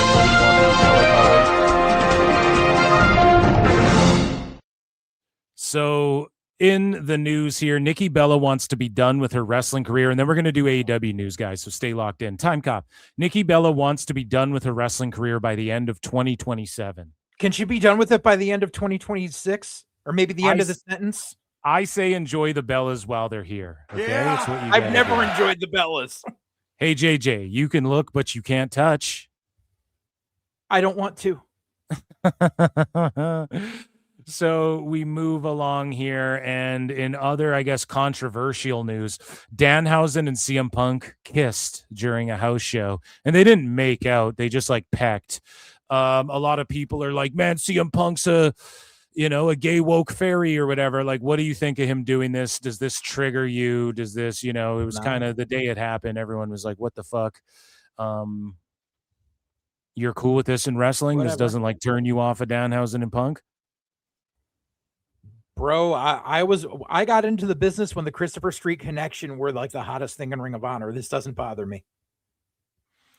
Yeah, I don't know, man. To me, it's like, I've laughed my ass off when I've seen comedians, like 2 dude comedians, fucking kiss each other or whatever, and it's just like, I don't know, you get embarrassed and you laugh. I get that's what they're doing. It's a fucking house show. It doesn't trigger me. If you watch the video too, they just like peck and shit, but I don't know why they did it. Like, just because they're having fun together in there. They're already kind of gay for each other, as we can see in this. Might as well kiss already. It's what you said earlier, either fuck or fight, you know. What's gonna, and it's what's just going like on? I need to see one people happen here with all this tension. The guys that get the people who get the most offended about this shit, then go check the other tab on their browser, and everything on the Corn Hub is girl stuff. So guess what? You can handle one, you can handle the other. So Logan Paul spoke at Oliver Tree's Celebration of Life. I'm not going to play this, but because it's dark and all of that, but he made like a special Prime called I think Slime or some. Shout out Oliver Tree, man. He was a very inventive, some say genius type guy who like played a fucking character, and Logan Paul, I guess, was close with him. I'm not even sure. I didn't even know.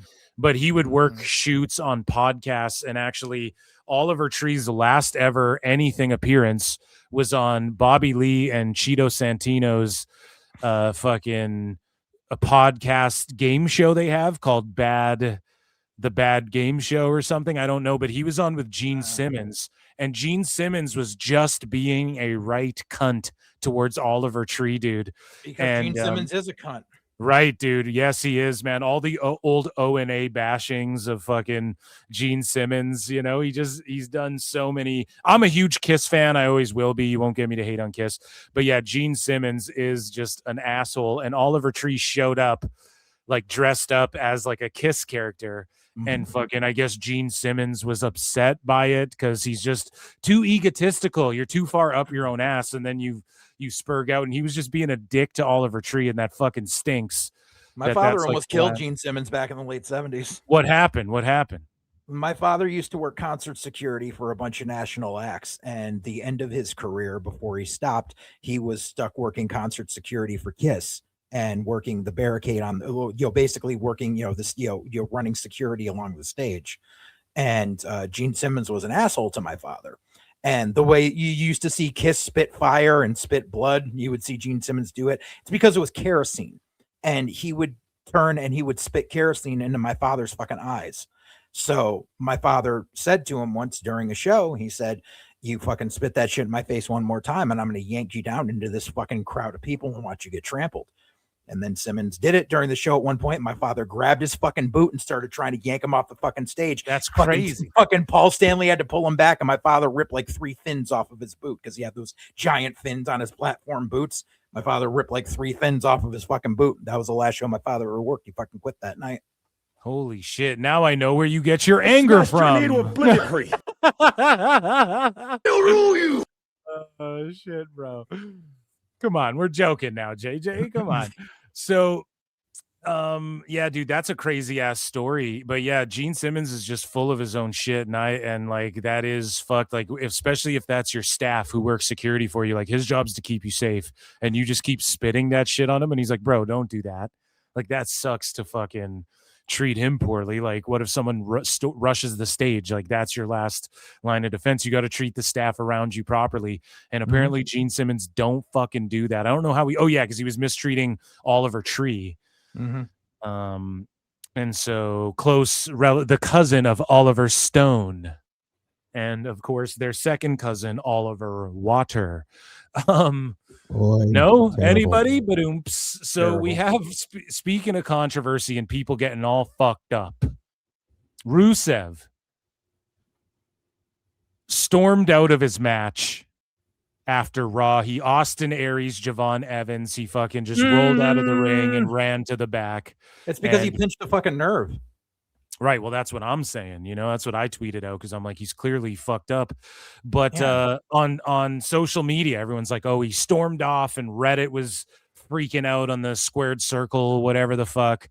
And everybody's like, oh, the grass isn't greener and blah, blah, blah. Right. And so take a look at this clip of Rusev just rolling out of the ring and then storming off from the ring because he's upset with his booking in WWE.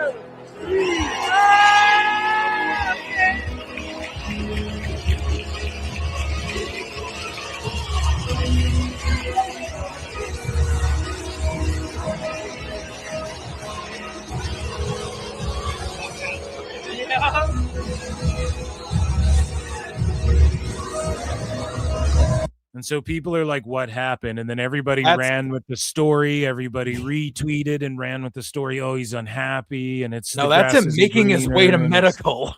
And it seems like he's whatever the fuck. So that's when, like, hours later or even the next day. So yeah, this was yesterday that this was posted by Wrestle Talk. And that's Tuesday. So Raw went down Monday. Time cop. And so this is what happened. Like, somebody caught this and figured out. This is from RMF Cold. So shout them out. Wrestle Talk snipes it and goes, Rusev appeared to say my hand went numb during his match against Javon Evans during WWE Raw last night as he exited the ring for the referee to check on him. And so let's take a look. Rusev misses wildly. Evans almost. You could hear that connect. Rusev's like, oh shit. And he grabs the top of his head.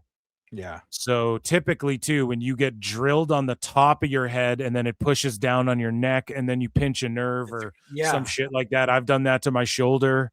Right. Where I was fucking lifting weights and I pinched some shit in my neck and it like fucked up my right arm for like ever. Yeah. And it was so goddamn bad. Yeah. It's like the worst, and it goes away after a while, you know, but it was like the worst fucking week of my life. Look at the intensity. But also when you get spiked on the top of your head, I'm like, listen to that. Tonight on Raw. Yeah, one more time. Tonight on Raw. A big win here tonight on Raw. Rusev wants a breather. While he was, so it fucked him up clearly by the way he grabbed his head, but then he was trying to sell it and he's like, no more. And then during that, his hand went fucking numb. Yeah. So he's like, oh shit. So he finishes the match, puts Javon over strong, rolls out of the ring, dips the fuck out to medical.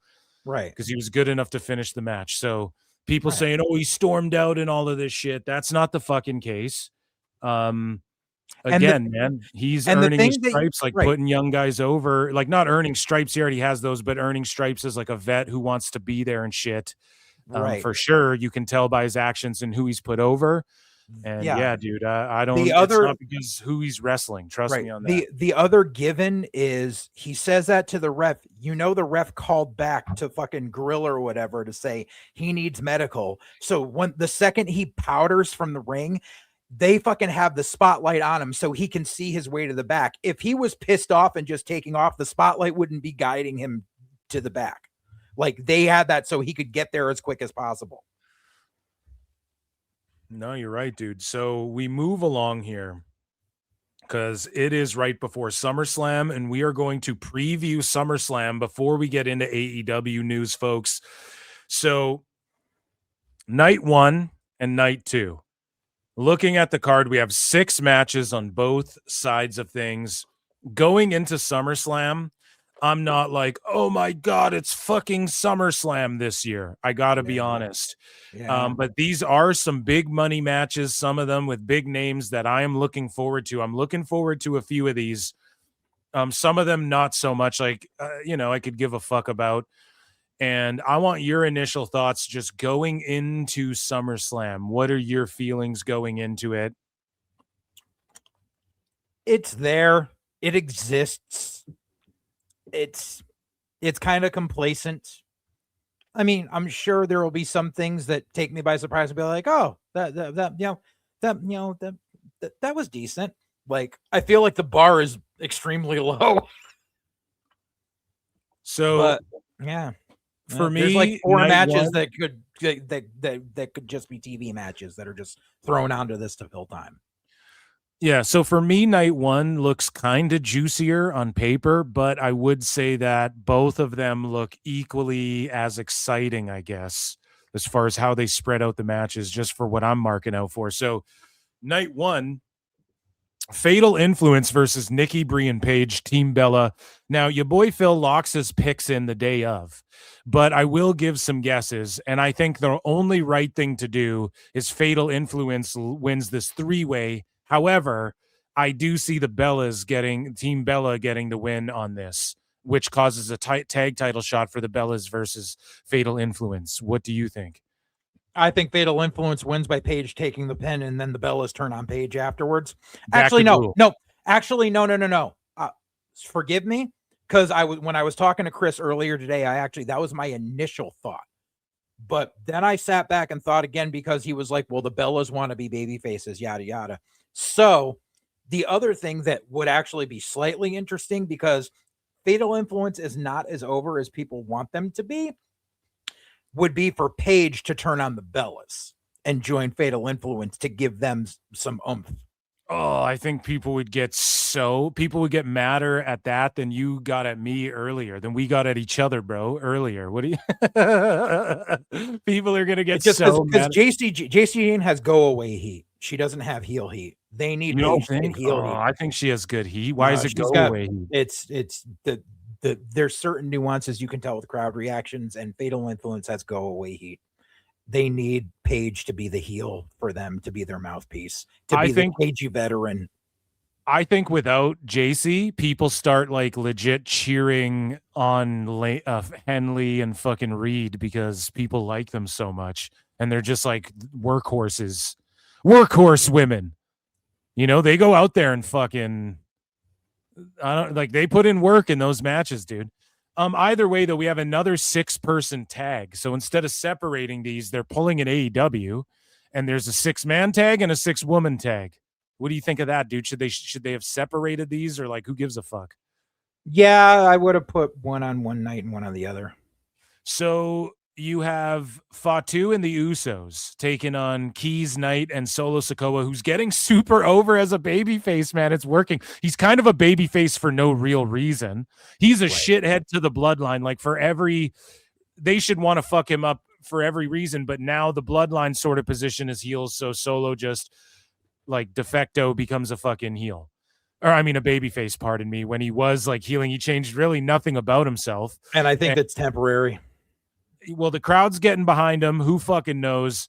But what do you make of this team where the Cali boys taking on the bloodline? It's kind of thrown together for me. I don't really give a shit about this. I would think that you would have a bigger Usos tag title match or something. Like, they're the fucking Usos. The tag titles are meaningless, and you'd think Jacob Fatu would have, like, he'd be in like looming the world titles, like doing something, elevating the US title. They're fucking cowards and won't bring back the cruiserweight division, so that's just pretty much the US title is heavyweights, but it's for cruiserweights and mid guys who are on their way up, I guess. So I don't know. I just feel like it's SummerSlam. Jacob Fatu doesn't have something bigger to do than this, or the Usos. It's because this is the midpoint to War Games. This is the midpoint of this feud, and I've been predicting this since the night after Mania. I said you're going to see a group of guys coming together to be the coalition to end the bloodline, who are going to act like baby faces at the beginning, but are going to turn out to be heels. This is your midpoint in it. LA Knight's going to flip heel. Royce Keys is better as a heel. And people are thinking just because Solo got some good one-liners and Solo is a babyface now.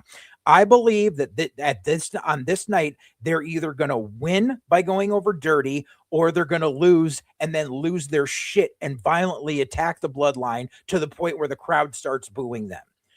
This is going to keep leading in, because it's going to be these 3 guys and an additional 2 guys who come along between now and November that are going to be in the War Games match against the fucking bloodline. Yeah, dude, you are right. It is just building up to that. Gunther versus Nick Aldis. Now, I'm excited to see this because I'm a Nick Aldis mark. I just have always liked the guy before he came, when he was Magnus even. I liked the guy. And I liked his run in the NWA, especially. Power was the shit when it was on YouTube every Monday. And Gunther's that dude. Now, this will, I believe, and then my pick for the 6-man, like, I don't even know who wins. I assume the bloodline will win. No? Am I off on that? You got to keep them up? I think they win. I think they win, yeah. So then Gunther and Aldis, I think right now going into it that Gunther's going to win, and then Aldis just goes back to being GM, and then Gunther gets to just kind of keep treating him like his bitch. And this is somewhat of a Aldis is retired from pro wrestling match for Aldis. What do you think? Does he get a win over Gunther? Then he keeps being a wrestler? No. I Gunther goes over. I have no doubt about that. But I think this is the litmus test, because they realize that, Nick is 38 years old and they could get 5 years out of it. I think there has been interest. This is my second time talking about it today, so it's fresh in my head. But I think the point is, like, you see all this out there every week, and you see this really jacked guy in a suit, and it leaves that allure to the fans of, this guy's got a better physique than some of these guys in the ring. Why isn't this guy wrestling? Adam Pearce, you can tell that Adam's retired. Adam was never a really big jack guy, but Adam is, of a smaller stature. But Nick looks like a fucking wrestler. It's like back in the day when Vince was doing play-by-play and Vince was fucking jacked in a goddamn fucking suit. And you're just like, why is this jack guy sitting behind a desk? What I think will be the catalyst of, it's a litmus test to see if there's enough of a crowd reaction for Nick Aldis. I think Gunther will go over. I think it's going to be a very close match.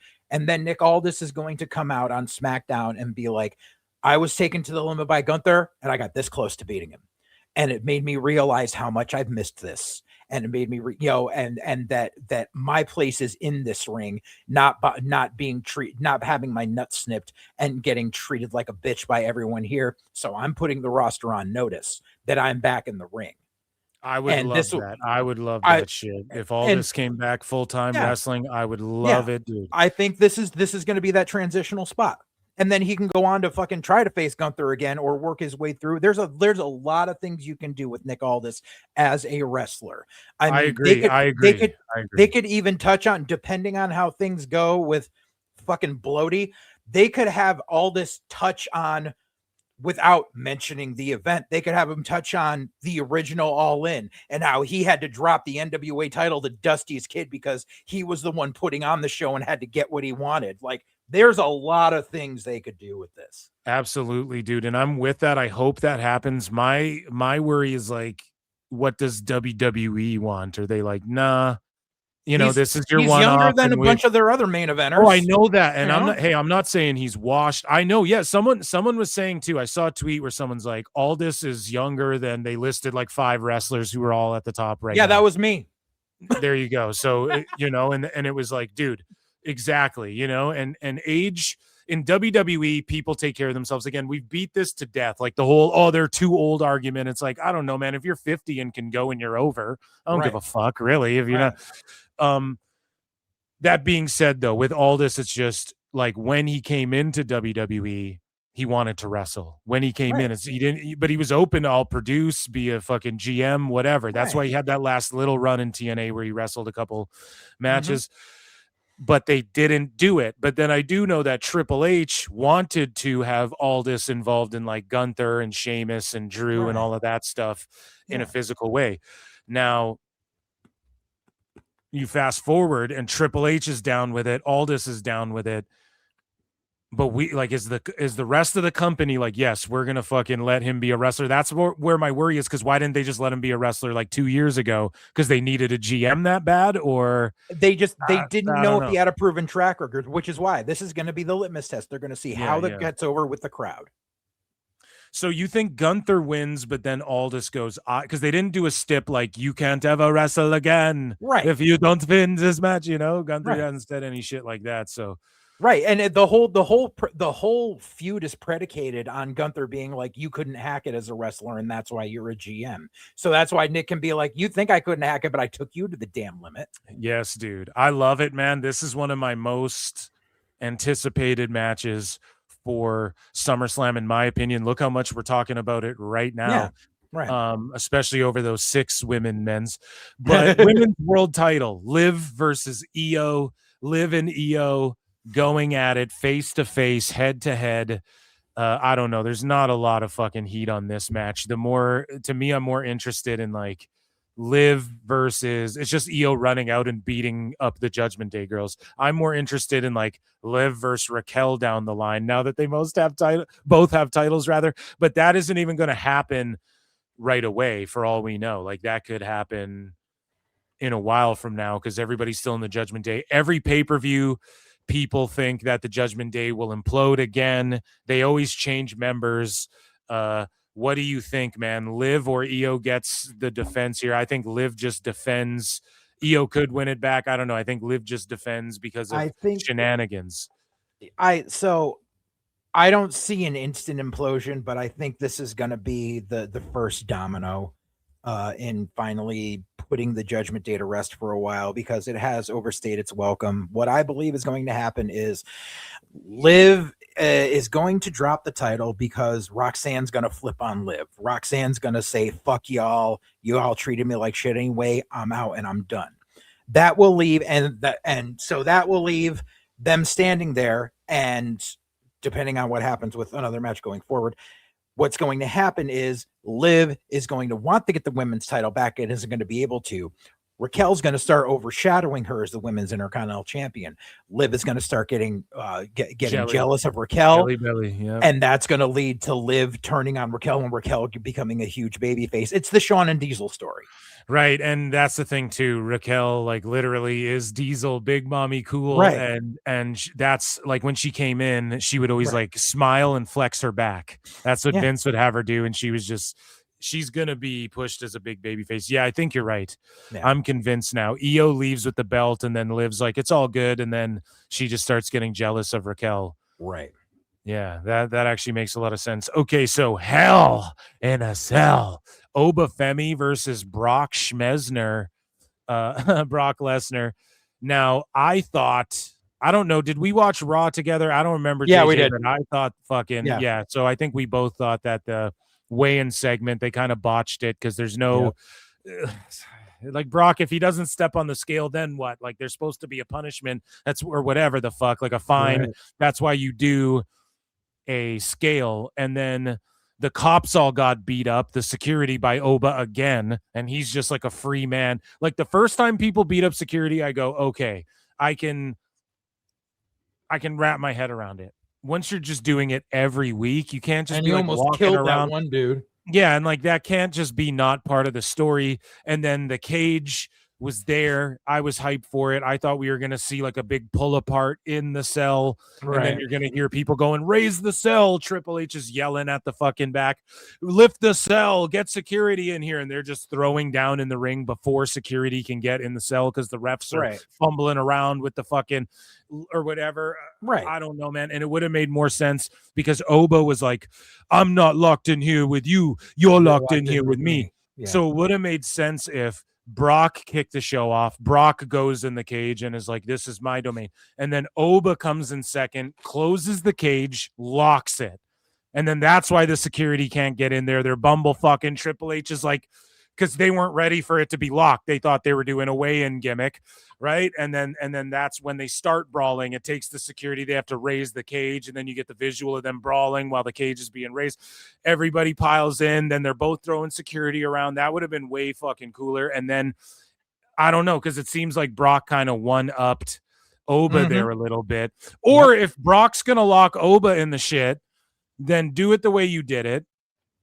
Oba rips the cage door off like Mark Henry and fucking not chases him, but Brock just kind of stares at, and then Oba doesn't chase him, but gives him the look, grabs the mic and goes, remember, you're locked in there with me. Like, this fucking cage, you think this will do anything? Like, I'll rip the fucking cage off, dude. And then Brock's all like, damn, this guy's serious. Something like that. This is just dumb and all over the place, in my opinion, the go home for it. But this match, nothing could make me. It's like fucking Batman versus Superman, dude. Like, oh, Batman's using guns in the Snyderverse. I don't give a fuck, dude. I want to see these two go head to head and do some super heavyweight shit. And I think, I think Brock Lesnar does the job for Oba, dude. What say you?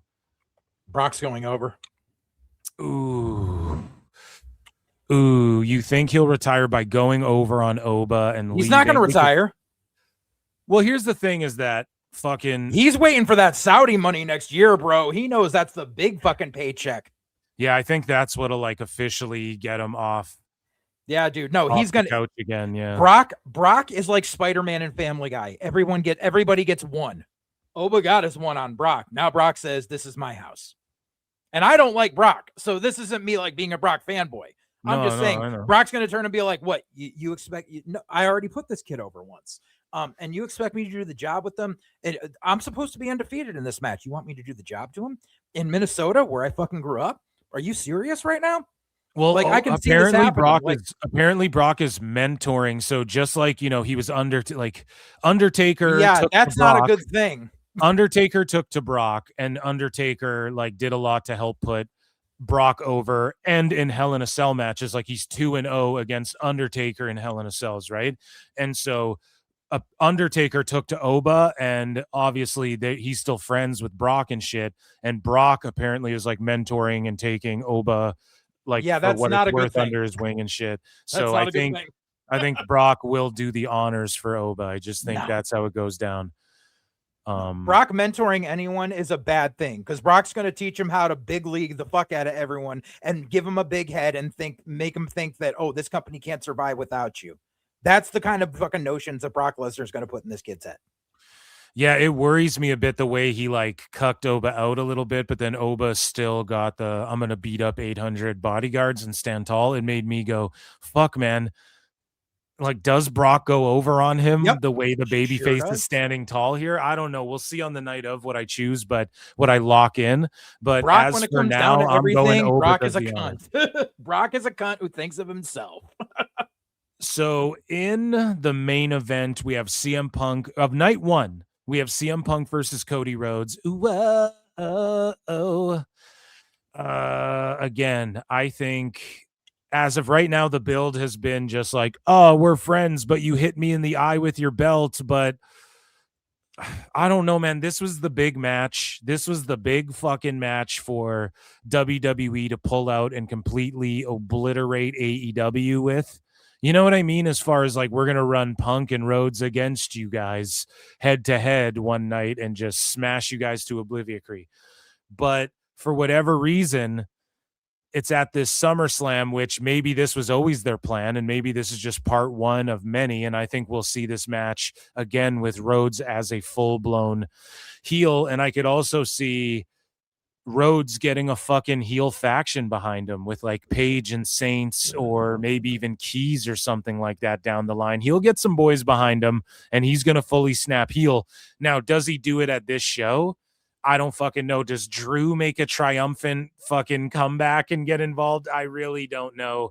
But Drew is on SmackDown, and Punk is one of his most heated rivals. And Drew is looming. I don't know what his fucking movie schedule is like right now. He's been filming, is where he's been at with Russell Crowe and shit. Is it done right now? I don't know. But that being said, I could see what's going to happen is Rhodes is going to do some dirty shit. Whether he wins or not, he's going to do something that's like borderline heelish, but he's been doing that this whole fucking time. Mm-hmm. I know that for sure. If I'm booking, Punk is just retaining because he just came over to SmackDown. But are they looking at it like, well, Rhodes with the belt is more than Punk? Like, Punk is just over regardless. Like, if Punk has the belt or not, he's super over. The same eyeballs are going to tune in because he transcends. Rhodes is more like him with the belt feels familiar, and what maybe people tune in to see. Maybe I'm off on that, but I could see Rhodes like snaking it out somehow and turning heel. But I also feel like WWE's been milking it so long, they're not going to pull the trigger on heel Rhodes just yet. We're going to see more seed sown, but it won't. So Punk right now, I think I'm leaning Punk defends is what my money's on, just logistically, as far as like creatively is concerned. I don't know about business wise, but what do you think? I just don't fucking care. I could give a That's fuck a about problem. either of these guys. Yeah, I that's give a problem, fuck about dude. either of them being the fucking champ. Like, they want to talk about like people not being elevated to the main event status. Fucking one or both of the fucking world titles have been held hostage by Cody and Punk for the last 2 fucking years. Like, yo, that main event picture has been these fucking guys at the top. And I know people can say, what about Roman? Roman's only been champ for 4 fucking months. Different story. This is just, I'm just tired of it. And I don't care who turns heel and who doesn't. both of them should be fucking heels at this point, and neither one is. And it feels like both of them are sitting in there on creative going, well, no, that doesn't work for me, brother. And we're going to end up getting some schmaz bullshit in this where there's going to be like 14 run-ins because they're going to try to reenact WrestleMania 40 again, and it's not going to work. But it's going to be a bunch of mid-card guys that haven't gotten elevated that they're going to try to push for. These are the guys that we really want to get in the main event picture. It'll be like, or not even all mid-card guys, but it'll be like Drew, fucking Randy, and Damian Priest for some fucking reason are all going to interfere in this shit because they don't want either of these guys as champ. Oh, I think these two, I think what Rhodes wants is to have a match with Punk, like, Punk and Roman, like that was the show stealer. And that Mania, I think Punk wants to do that, or Rhodes wants to do that with Punk. Let's call a fucking spade a spade. The only people who want this match are Punk and Cody, so they can throw a fucking middle finger at Tony Khan. The general casual viewer doesn't give a fuck about these guys having worked in AEW or that AEW even fucking exists. But have they brought up the AEW stuff that much? I know they have a little bit, but not like they have a little bit, but they're the two that have been pushing for this fucking match. They're the ones that have been politicking for this, and they're like, well, it's got to happen at one of the big four. It needs to be in a stadium because we're stadium level fucking talents. Fuck that shit. There's stadium level talents that can't sell fucking stadium tickets. If they were that fucking over and they were the fucking figureheads of the fucking company, this match shouldn't have the belt involved with it. I think that they should have announced it way before they did, and then they would have sold more tickets. And I think, especially with the story being, we're friends, but you accidentally hit my eye with your belt. Like, that's the most drama we've gotten out of this story. Yeah, they should have. Fucking Punk going, I'm not going to job to Dusty's kid. Fuck off. We finally got. Look, can we get one fucking Cody feud that doesn't involve someone mentioning that he's Dusty's fucking son?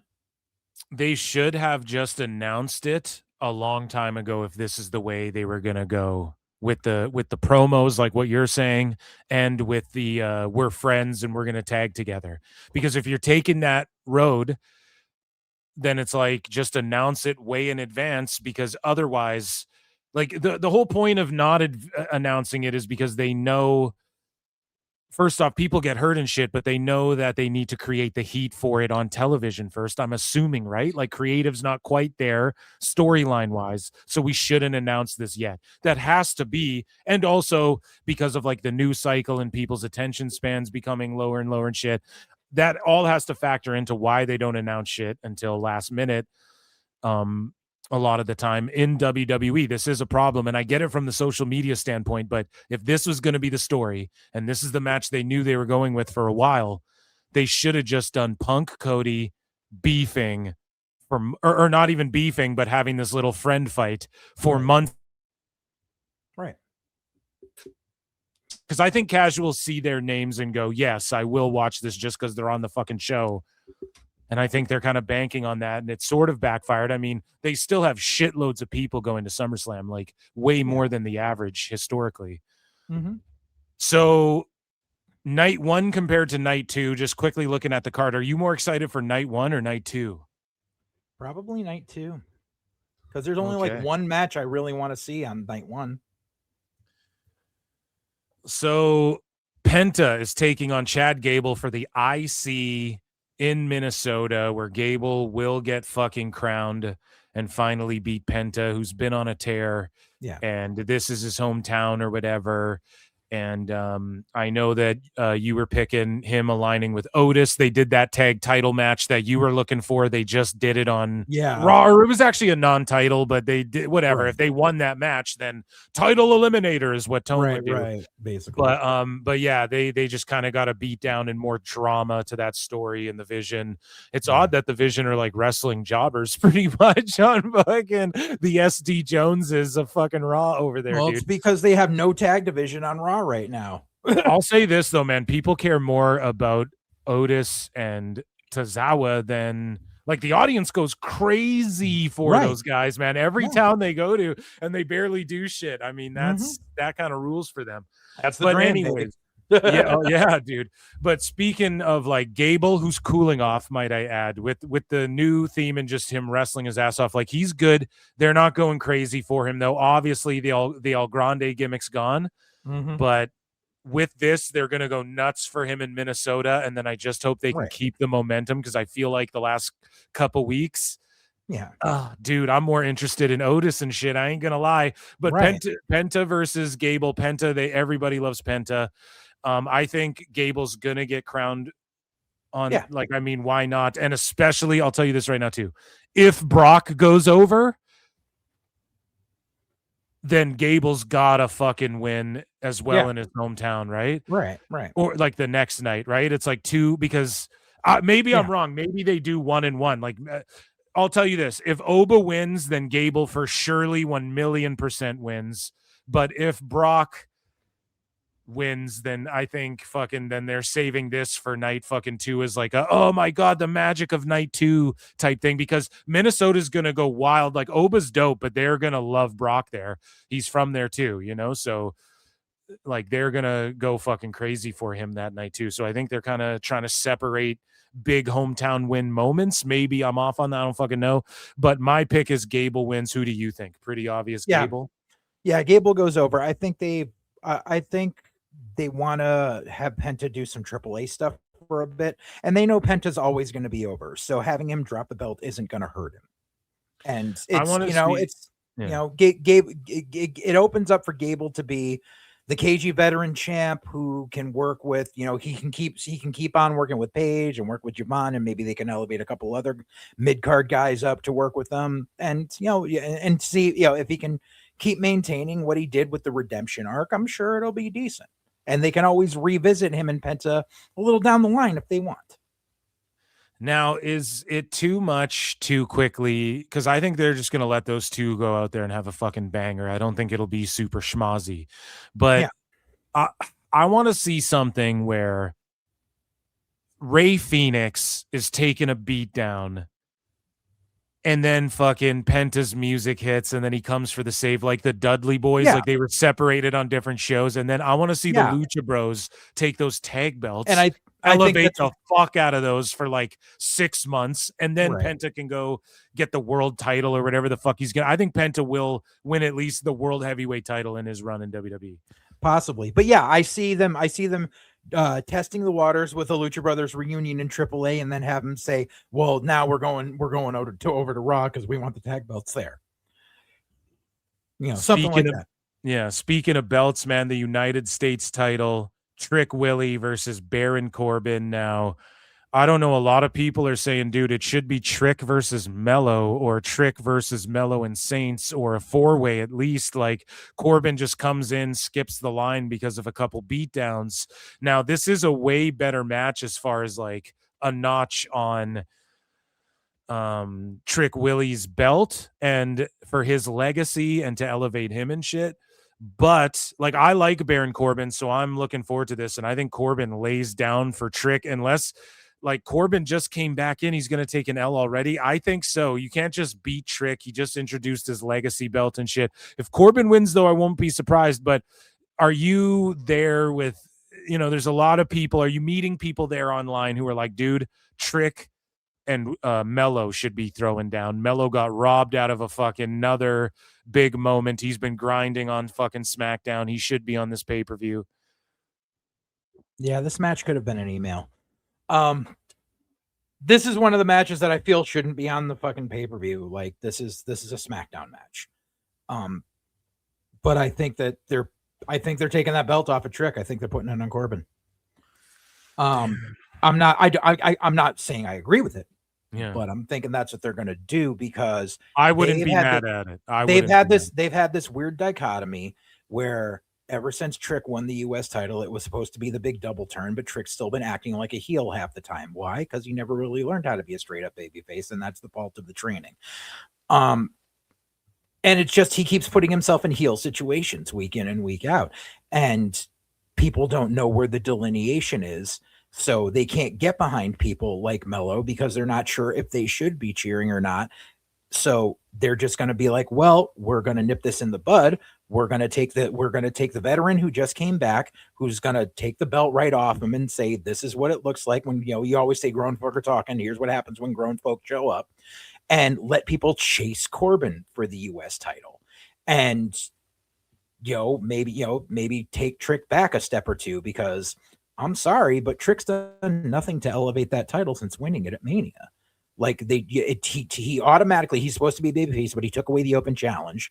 And so he just comes out and he cuts the same promo every week, and Yachty does a man, and it's tired. So they need to do something else. And that probably involves taking that belt off him. And that legacy belt was fucking ugly as shit. And I think that was their last ditch effort of let's take the US belt and make it look like we skinned a Muppet and put it on there and see if anyone buys them. And people are like, I ain't buying that shit.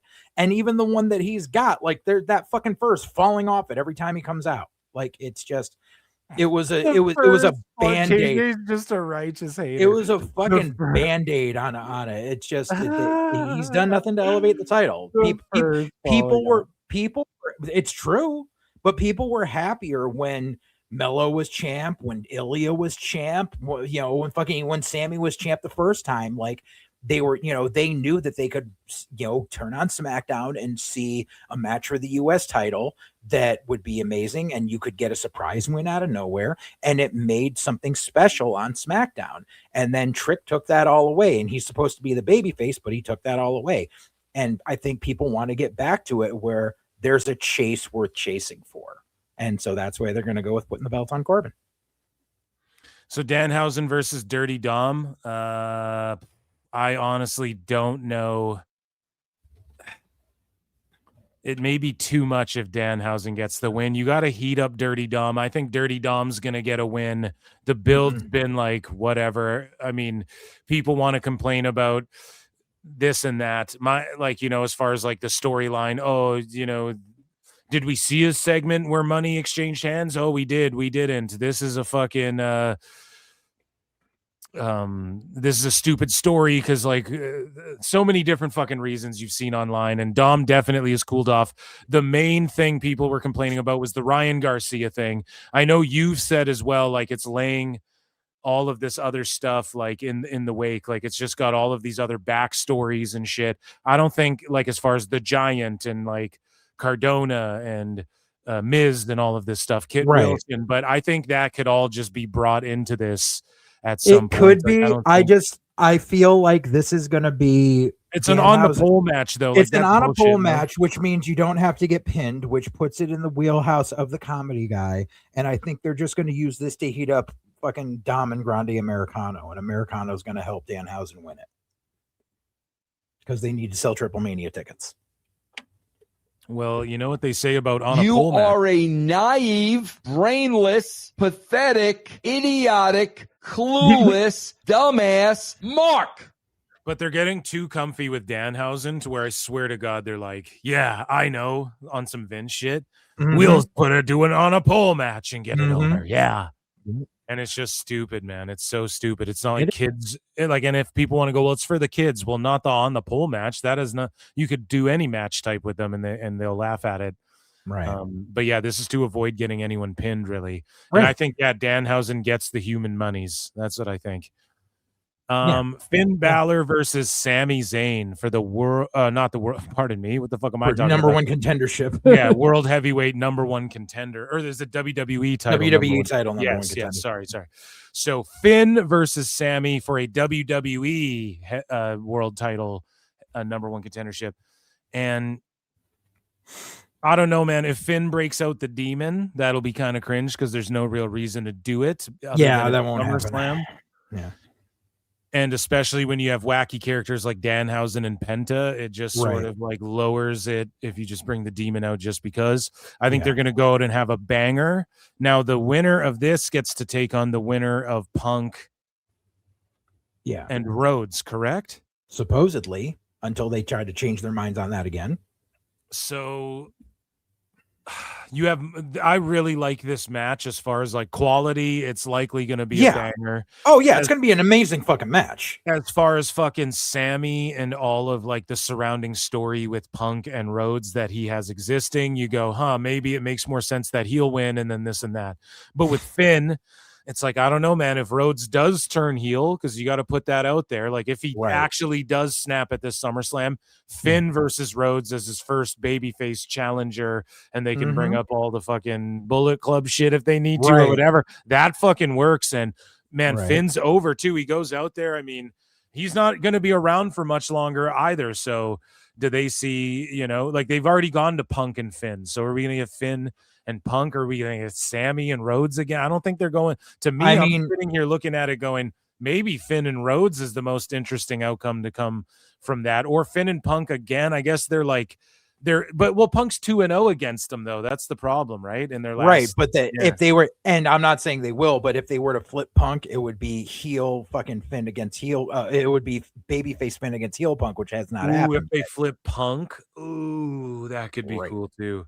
Right. It's it's leaving up the questions, because it's like, well, you could go the obvious route and just have Sammy do it, because that's the treading water thing that they've been doing. But then again, maybe they're actually trying to put a fresh coat of paint on Finn and give him that fucking main event run that he's been that's been avoiding him all these years. So there's chances of it. If it were any year but 2026, I would be way more invested in this match. But I know that they're going to play it safe, because everything between now and April is going to be playing it safe. So Charlotte, Jade, Chelsea Green, and Tiffy are all in the 6 or 5 woman, ladder match. And is it still a mystery? They're going to announce who the 5th one is on Friday. I'm pretty sure it's just going to be Nia, or like a returning Jordan Grace that everybody's been like. It would be nice if it was Jordan, but I don't know. Or what if it's like Kyrie, who's all, I'm coming back and shit, or like I'm going back. What if it's like, who else could it be? I really don't know. And if they're going to announce on SmackDown, it might just be. I'm trying to think, has anybody released that could pull a Corbin already and just come back, and everyone's like, oh shit, they're back, and they're nobody's worth anything. I'm trying to just think, like Zelina with an X. No, I'm joking. I don't know. Is there any like that would get that giant pop? That's what I'm saying. Is there any like free agents out there we're not thinking of, or any like TNA girls where we're like, damn, that would be crazy? No. I think they're gonna play the whole thing of Nia saying I got screwed twice, and so she, like, as a consolation prize, she gets thrown in because they need someone to catch in that match, and that's what Nia's there for, is to catch people. Yeah, man, that could make a lot of sense. Who are you picking for this? Some people are leaning Tiffy because it's like, quote unquote, her hometown, or like where she was trained, or whatever the fuck. I don't know. It's gonna be Charlotte, because they want to do Charlotte versus Jade, and they don't want to do, and unfortunately, it's the old out of touch Booker mentality of this program needs a belt, so they're gonna put it on Charlotte, because they're not gonna put it back on Jade, because they've seen what happens when they put the belt on Jade, and it's never anything good. So they're going to put it back on Charlotte. But wouldn't that be Charlotte versus Rhea is what they want to get to, because Rhea's the actual champion and has to come back with the belt. They don't know how long Rhea's going to be out. I know that, but whoever wins the interim isn't going to drop the interim to anybody else. Do you think? Like Charlotte would just reign until. Right, exactly. You never know. Interim belts are fucking dumb shit. I don't even understand why they didn't just vacate it and crown a new champ, and then. Because they don't know the timeline. That's why. But yeah, I'm sure but this way they can do Charlotte versus Jade at whatever the next fucking PLE is. And it'll be, fucking, that she won't have to drop it, but they'll get the match out of it, and it'll involve a fucking belt. So for the main event, Roman Reigns versus Seth Rollins, the battle of 2/3 of the Shield. Again, their promos, I'm not like a big Seth guy, never really have been, so it's like whatever. They're probably going to go out there and have a fucking banger. Yeah. But maybe like this is I think Roman's going to defend. And I think this is like a pat on the head for Seth, like give him a big fucking PLE main event one of these nights, because he is the, how do you say it? He's the Triple H of this era. Like, Triple H had Stone Cold and The Rock and The Undertaker, who were like the major A guys, and then if any of them got hurt or whatever, Triple H was then the guy, right? Like he could win the title, or like Jericho would sneak in there. Seth to me is in that category where, and then you have like Roman, Rhodes, and Punk, who are all like the A plus fucking top guys that you go to. And I just think Roman will defend, and we see he has a bunch of dates, and he'll be at Money in the Bank. So one can only assume he's just going to continue to reign with the title and make his limited appearances. And unless like Jacob Fatu just comes out and beats the shit out of him, and then Seth wins, and then Roman's like, okay, we're throwing down again, right? Like what else is really, I don't think that'll happen either. Yeah, no, I also, and I had to explain this to Chris earlier, because the whole thing with the bloodline that's going on is this is going to be one of the exclamation points on the story that's going on that people aren't noticing, because sometimes the story that you're with the story that's happening is what's happening that you're not seeing. And the thing that a lot of people haven't been seeing, that they haven't been paying attention to, and this goes back to the 6-man as well. The whole thing that keeps getting said is LA Knight and Solo saying, oh, it's the bloodline playing the numbers game, the bloodline playing the numbers game. Every time you see one, you see the other, blah, blah, blah, blah, blah.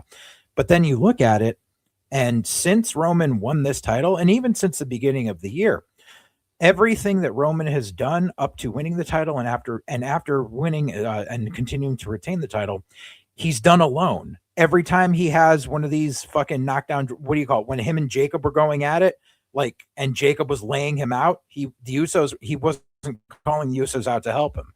Now this shit's happened. Seth stomps him. You don't see the bloodline coming out to lay him out. These are the seeds that are being sown in the background of, this is a babyface bloodline. They're not here to play the numbers game. But what's going to happen is basically it's the art of the deception. Is the people who you think the babyfaces, the LA Knight, the Royce Keys, the Solo, and everything, are trying to tell you, yeah, no, they're the jerks. They're the ones that keep doing this. And then Roman's going to come out and say, how many times in the past 6 months has my family come out to help me when I've gotten laid out? 0. How many matches have I won on my own without my fucking without my family helping me? Every single one. And that's going to be the aha moment. Fuck yeah. So that, ladies and gentlemen, was the SummerSlam preview show. I will be live both nights for SummerSlam right here. Make sure you stay locked in.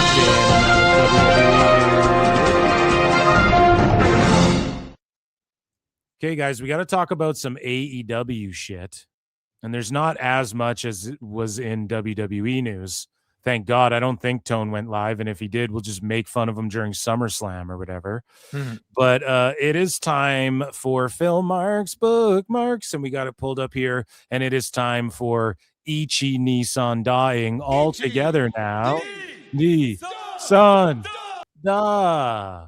Because the best guy is Tony Khan. And The best guy is Tony Khan. So Ricochet ripped Eric Bischoff. Just like Ricochet's booty hole, Bischoff got ripped up for claiming Dixie Carter is a better booker than Tony Khan. And this is according to Ringside News, okay? So we all know here at PWT that Tony Khan is the best guy. And Ricochet was like, yeah, Bischoff really is an idiot. Damn. And then he says, Bischoff had to say, that's why I think she's a better booker than Tony Khan, because she recognized what her weaknesses were. Whereas Tony thinks he's a good booker and clearly is not. Tony Khan doesn't know what he doesn't know. And like, dude, I don't think that makes him it makes him more, okay, maybe Dixie Carter was more aware, self-aware or something, but that doesn't mean good booker though, just because your weakness is booking, but then you hire fucking idiots to do the booking and they do a bunch of dumb shit. That would still mean they're bad at booking. Right. And so, yeah, Bischoff just said AEW's issue is not a talent issue. It's a Tony Khan issue. And then Ricochet was like, so Bischoff really is an idiot. Damn. Who do you think was a better booker, JJ Dixie or Bischoff? I mean, they're both or Tony Khan. No, I was gonna say Bischoff above Dixie and Tony Khan. Yes, but yeah, no, I see the point Eric was trying to make, and it's I'm not a fan of either person booking, but at least Dixie had a creative team there who would steer her in whatever direction, who she would listen to. That was a good thing and a bad thing, because while she would be able to listen to Cornette and listen to Dutch, she also listened to Russo and Jarrett, but still, at least she listened to the people there in creative. Tony just thinks he is the end all be all and knows everything. And that is why, yeah, I got to agree with Bischoff that Dixie was the better booker, because Dixie at least listened to other people. All I know is they're the bottom 1 and 2. So who cares? Who gives a fuck? Would you? Right. It's what do you call it? Giant douche and a turd sandwich. Exactly. Like, who really cares which one is the shittier one? That being said, though, a lot of people bring up Herb Abrams, and I think if he had infinite money like Tone, I think he would still no longer be with us, but I think he would have been able to book better. He would definitely still not be with us, RIP, but he would Herb Abrams brought in territory guys who were over during a time where they were still relatively over. Yeah. So we move along, and in other roster news, and not even roster news, but just Tone being a goof and people who are no longer with us. Tony Khan says he'd gladly trade all the things he's learned in AEW to still have Jay Briscoe here with us. Let's take a listen. I think AEW's grown a lot. It's changed a lot. And I have changed a lot. And those experiences have been formative. It's so funny how we're all right. Like, Tone realized he shouldn't have taken shots at WWE and all that shit. It just curried so much bad favor. Even with the fans. Losing Jay, and I would gladly trade all the things I've learned to have Jay here, but I learned a lot after that. Okay, but you wouldn't trade like your ass going to bat for him on TNT or TBS, dude? That was all bullshit. You're so, I know it is, but that's just, it's how he treats the people like idiots. It's like, bro, you're so valuable to WBD and all this shit. That they told you, no, you can't put this guy in your show, and you didn't go, you know what, it's live TV, fuck it. He's just going out there and he's going to cut a promo and he's going to get such a fan reception that fucking it's going to look so well. And then I'm going to go to the executives and go, look, you want to fucking pull the fucking plug then, bud. But look at that reception online, and look at how look at the live audience and all of that. Tone could do that if he wants to. But he ain't about it, man. He don't give a fuck about none of. He never gave a fuck about any of that. So he hid behind that fucking story. He did. He lied about all there that. There was never this mythical Warner Brothers executive that said we don't want the Briscoes on TV. No, he cowered out because he calls the shots. Like, and that's the thing with Tone. He answers to nobody. He only answers to himself. Blah blah blah. Exactly. He cowered it out, and he could have if he wanted to, and he just blames it on executives. He blamed the Trey Miguel thing on executives. Really, it's his fucking call. And he's like, oh, I'd do anything to have Jay Briscoe back. No, you fucking wouldn't, bro. You didn't even go to bat for him then. And after he passed, you see the outpour of support. And it would have been that way had you put him on TV. Back then, people would have gone, dude, Jay fuck rules.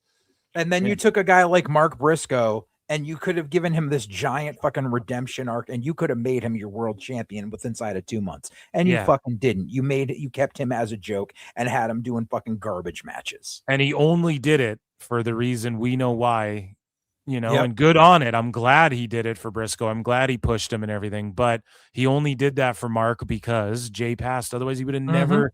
And meanwhile, there's Jay and Mark would still be in fucking Ring of Honor if Jay was still alive.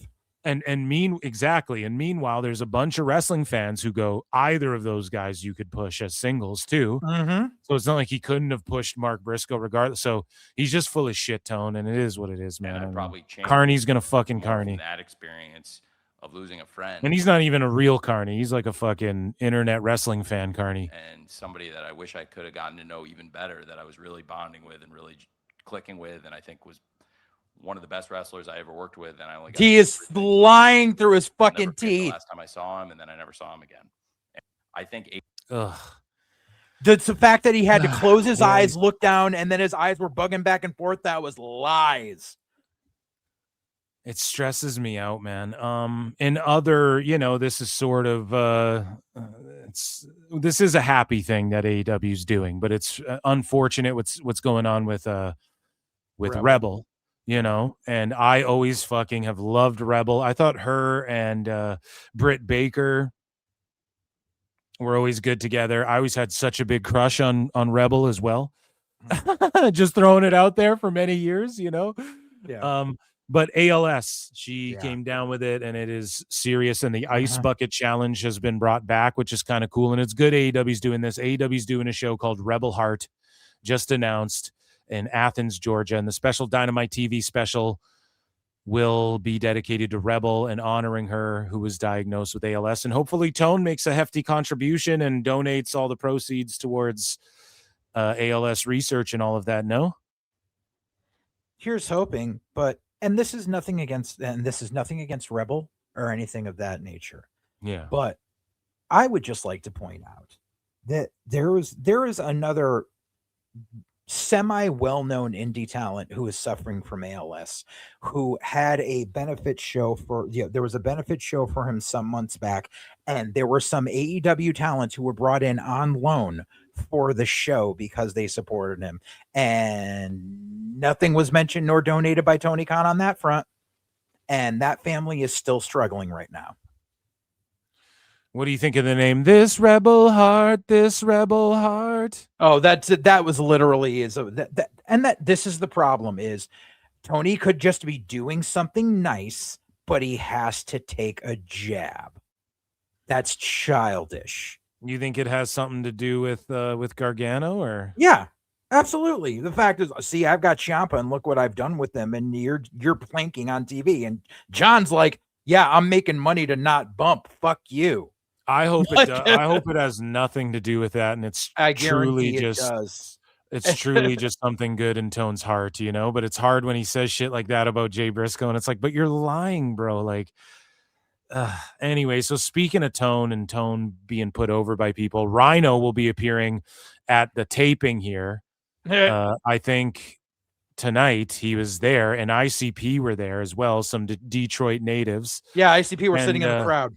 So Rhino was at the taping. So are they taping Collision, and then they're taping's airing tomorrow? What do you call it? Collision's airing tomorrow night. Right, so they're taping it tonight and then airing it tomorrow. They're not like going live tomorrow. Okay. So Rhino, I assume, will have a match or a run out and gore somebody, and I'm sure ICP will be on Collision or something as well, in some capacity. Then if they're just there chilling, and then they were just in the crowd.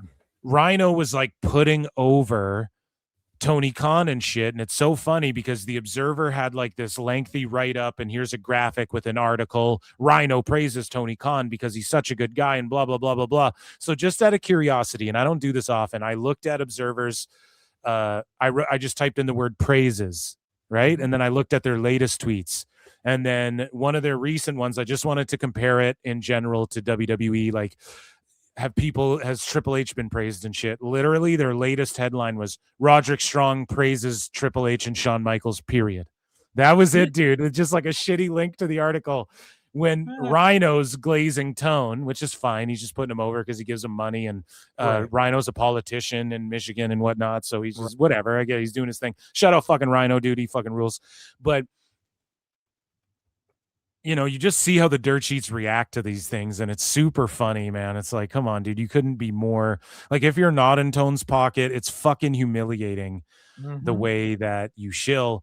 And so Tony Khan invited ICP to Dynamite in Detroit, and the ICP pulled up, and they were there, Shaggy, Too Dope, and Violent J.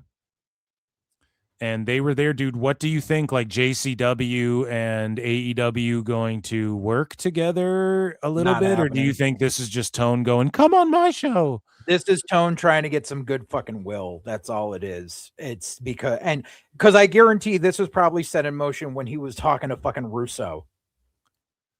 And this was Bro, Rusev. What do you call it? I invented the insane clown posse. Dude, these marks should not be anywhere near the pro. Violent J, or which one is it? Shaggy 2 Dope, you have not even appeared on my show, bro. I invented Juggalo Championship Wrestling, bro. So, yeah, dude, I don't know, man. We will see if ICP have a match or something. I doubt Tony would even do that. I can't wait. Jay can't work matches anymore.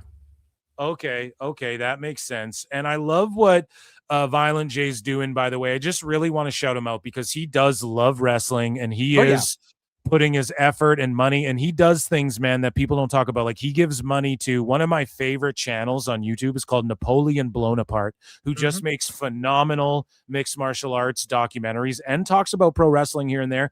And Violent J, I believe it's Napoleon Blown Apart, has given him money to fucking to just support him without even asking for anything. Like, he's like, dude, I love your work. Here's fucking $200 or what. I don't know how much he's throwing, but he finds like content creators and shit that he likes, and he throws them a bone, and he supports people on like Patreons and shit. Yeah, he does. You know what I mean, dude? He'll like support people's Patreons and shit. Like, and especially when they promote like combat sports and just shit. He likes wrestling and like wrestling YouTubers and shit. So shout him out and like what he's done with JCW, and I ain't mad at him. They've been in every Fed. People talk about, this guy wrestled for every Fed. Dude, ICP's been in every Fed there fucking is, from the bottom to the top, dude. They've appeared. So this is just par for the course, in my opinion.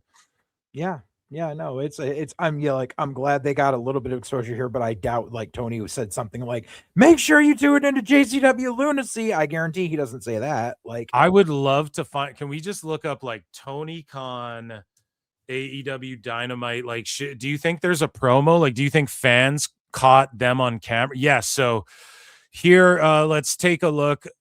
Again, one of the most disgusting promotional tactics in the history of pro wrestling is Tony Khan telling the Detroit crowd he wants a pay-per-view at Little Caesars Arena. Oh my God. In case you're not here tomorrow, yes, I want to bring a pay-per-view to Detroit. He does this every fucking town. I know, dude. And it's just like, okay, so and like, dude, you're in a Mason's lodge and you couldn't sell it out, but you want to bring a pay-per-view here.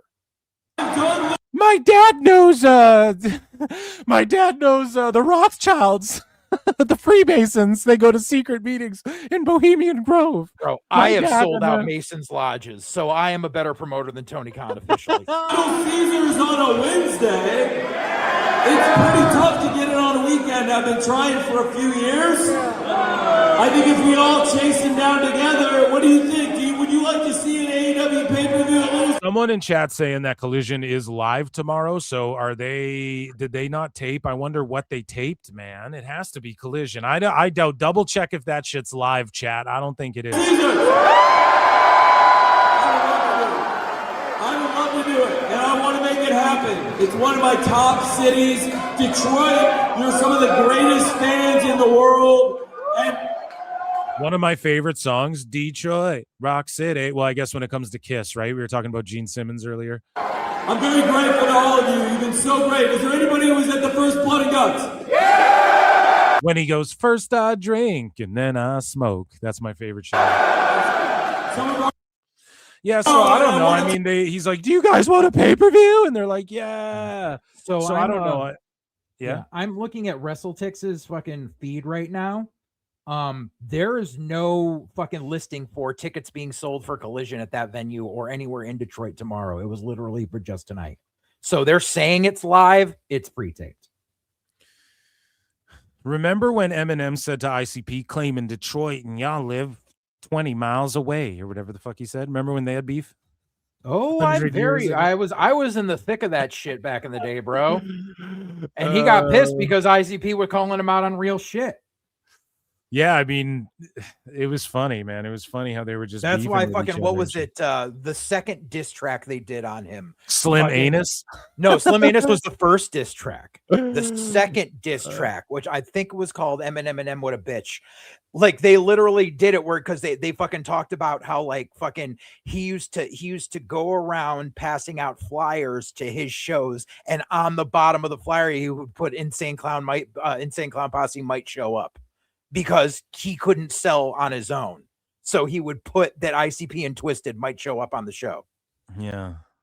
Fucking Twisted, and now ICP and Twisted just fucking hate each other, dude. So there's a long thing with that. I know. I've watched videos on it, bro. I love. They're at professional odds, but it's not as serious as people say. I just saw Twisted in concert a couple months ago, and they did tracks where it was collaboration tracks like Dark Lotus tracks and shit like that.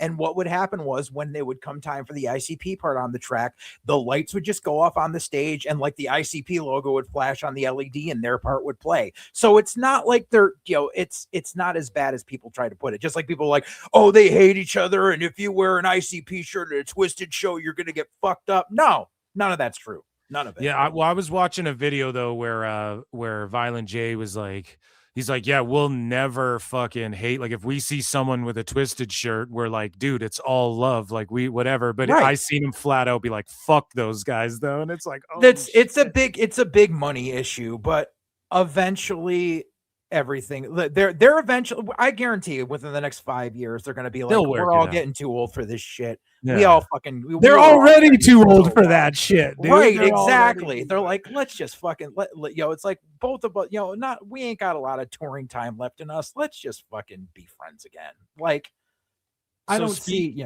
it's not that Yeah. serious. So speaking of like not a lot of time left, Tone likes to push it to the limit, a half-hour overrun, and then he ended up doing an overrun on the pay-per-view to where he's like, I'm going to start it an hour early, but then he just let it go an hour longer.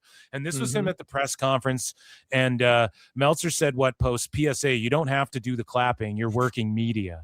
And then the clapping intensifies. So let's take a listen to these Mark-ass J-Brone fucking media members.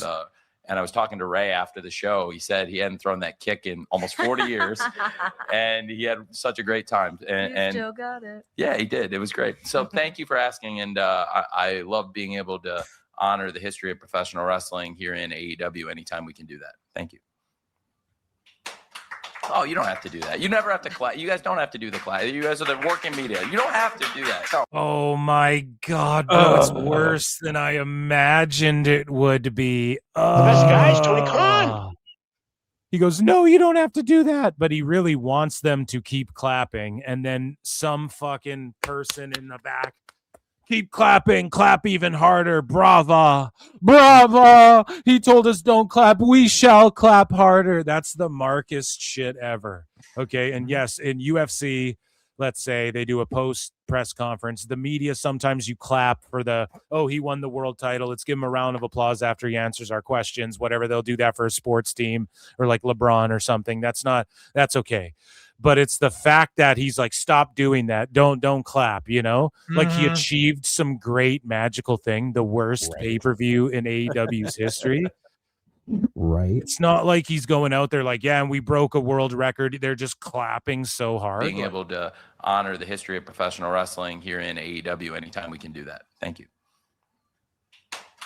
Oh, you don't have to do that. You never have to clap. Like he was literally waiting for them. He was looking at them like, please clap. No, it's not your working media. You're doing a great job. Thank you. I respect what you do. Thank you.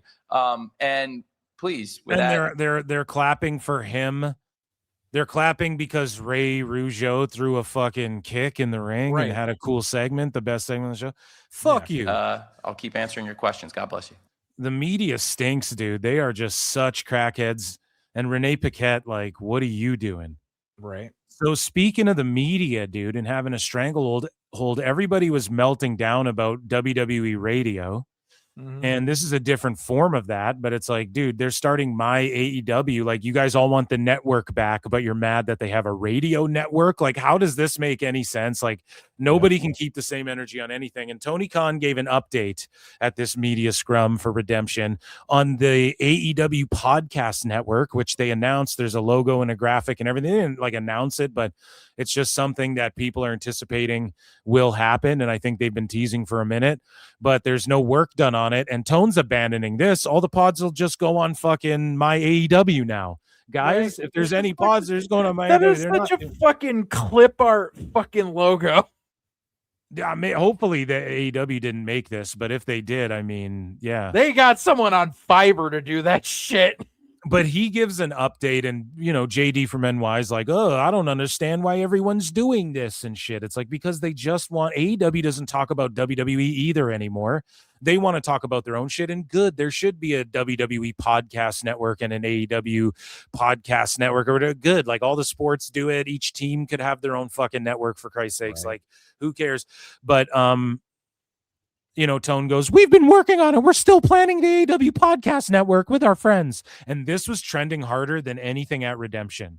The next day, I wake up and there's more headlines about the AEW podcast network, and the trends are trending AEW podcast network more than anything that happened on the show. That's how you know it was a bad show. And he goes, and it's because it's non-existent. And Tone goes, so that's been in the works for quite a while and still in the works. It's going to be a very good. I'm looking forward to the AEW podcast network. We've been planning it for a while. That's going to be excellent. And it's like, all right, bro. So this is going to be a thing. And I expect people to melt down, and JD to melt down the way he did over WWE Radio, right? Even though this is more of a who gives a fuck with a podcast network, because everybody can have their own YouTube channel and podcast network. Right. Podcasting is free. Like, yeah, fucking it's having like, if you were announcing a podcast network in 2009, maybe, like, but nobody cares. Like, we live in a day and age, like, how, like, there's thousands upon thousands of wrestling podcasts. Like, it doesn't matter if you have your own network or not. I know, it's so nutty. Because what was that channel that Conrad had a few years ago, where you literally had to pay to fucking listen to the podcasts on it? And it was the one that, like, it was where, like, adfreeshows.com. Adfreeshows.com, right? Exactly. Like, that was a fucking work and a half. Well, the thing is too, is that all of these podcast, quote unquote, networks, like, everybody tried to start networks and it just fails. Like, you have to just do your thing and then collab with people and stuff. Like, all of these networks don't really work. And especially not in wrestling, it just hasn't worked out for people. So there's no point in doing that. It's like an old passe thing. And so that's why you just get a radio channel or whatever. So that's why Tone isn't ever going to do this. And also WWE's radio channel is different, by the way. It's like a radio channel on Sirius, but everything's just podcasting and streaming now. Everything's about fucking owning IP and then owning all of your own content for trickle down that you can repackage and repurpose and fucking and streaming. We have 100 hours of this, so you can do a 24-hour stream on your channel and blah blah blah. That's all it fucking is, man. Even bands are starting to do it now. Right. They have their own YouTube channel where it just plays 24/7 Michael Jackson. Like, you see, like, Metallica has their own now. Like, they're all on board with this, and I've been talking about this shit forever, and this is what I'm talking about. And there's a reason why even JD, he's the biggest guy in this space, one of them, he always is talking about, like, retention rate and stuff. That's just the way of the future for fucking everything. It's about what you own and what you create that's original. People want more original shit now. For a while it was all member berries, but speaking of being an unoriginal fucking hack douchebag, I don't know why that's the transition. Daniel Garcia, he got fined by AEW. So AEW allegedly fined Garcia after a phone smacking incident. And Garcia also got popped in the mouth, and he has a match they announced, I guess, against Ospreay on Collision. Yeah. Is what they're taping tonight or whatever the fuck. So this person said, "Hi, I am the individual who yelled at Daniel Garcia for hitting my phone. The first guy got a DM followed by a phone call from AEW today, and they have fined him 10 grand as well as offered me tickets to the next show in my area." Oh Okay. my God, dude. So, what are your thoughts? I'm pretty sure they just told him he got fined. They worked him. They worked him. Yeah. Like, here's free tickets to, so okay. Wrestling's not fake! You get a pair of free tickets the next time they're in Montreal. So have fun at that Collision taping. Like, oh man, it's just so shitty to slap someone's phone out of their hands, and Tone didn't enforce the fucking fine. Right. And then he tried to babyface everyone by having, and then he tried to babyface everyone by having Ospreay smack Garcia in the fucking mouth on Dynamite or whatever. Right. Oh my God, dude. So here's the footage of it. And I went off on Memba Monday. Yep. Because Garcia's just a little bitch, dude. And there's a lot of people who are like, man, Punk was being a bitch for what he did. Now, here's the thing.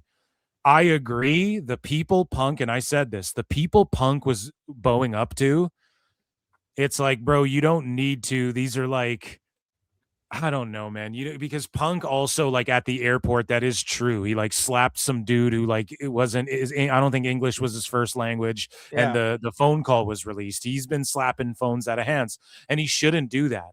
Right. That's like, especially the guy in the fucking airport who seemingly couldn't even speak English. Like, Punk, dude, what are you doing?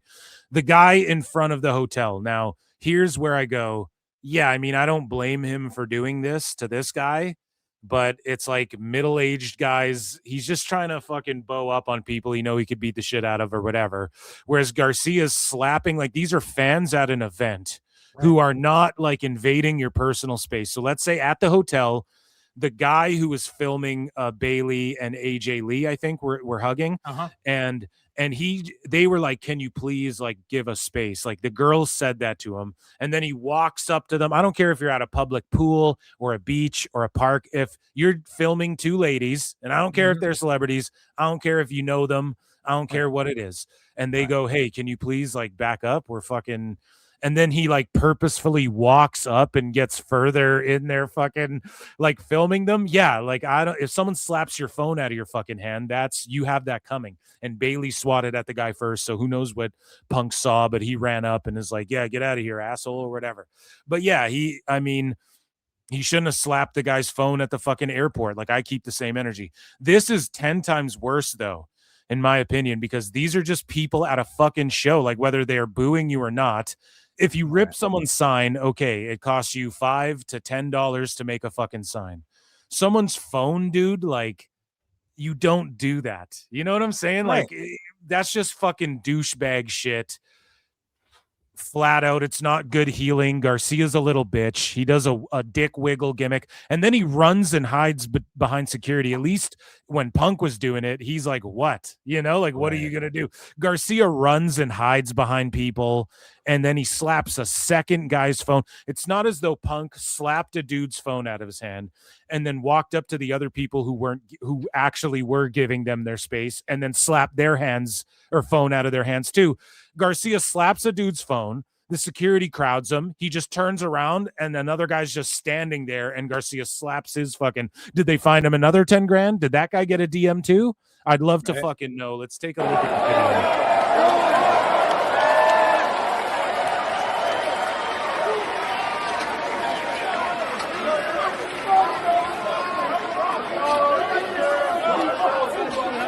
And the second guy's like, "What are you doing, bro?" And this guy's like trying to get at Garcia. He wants to fight him. And people are like, heel heat. No, bro. No, because if fucking, if Brock walked up and slapped your phone out of your hand, you'd fucking sue him, dude. Someone would sue him. So you cannot do this. This is so stupid. And I'd be that guy. Like, the fact this guy in the crowd is not afraid of this little bitch right here, like that, it's like bully tactic. And then I hide behind 10 people shit. It's just pussy shit, in my opinion. It just irks me the wrong way when people do stuff like this. The same way, by the way, it does when Punk slaps foreigners who see him at a fucking airport, especially. Imagine you fly in from fucking wherever you're from, Taiwan or some shit. You're like, oh my God, CM Punk, he slaps your fucking phone out of your hand. Like, that is crazy.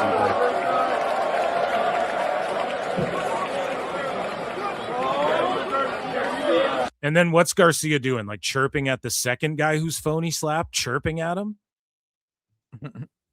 Like, what a douchebag. He was the guy who's not even trying shit. Who do you think wins in a fight, this angry fan or Garcia? The angry fan. I think Garcia knows the answer to that, and that's why he's behind 10 security talking shit behind a barricade.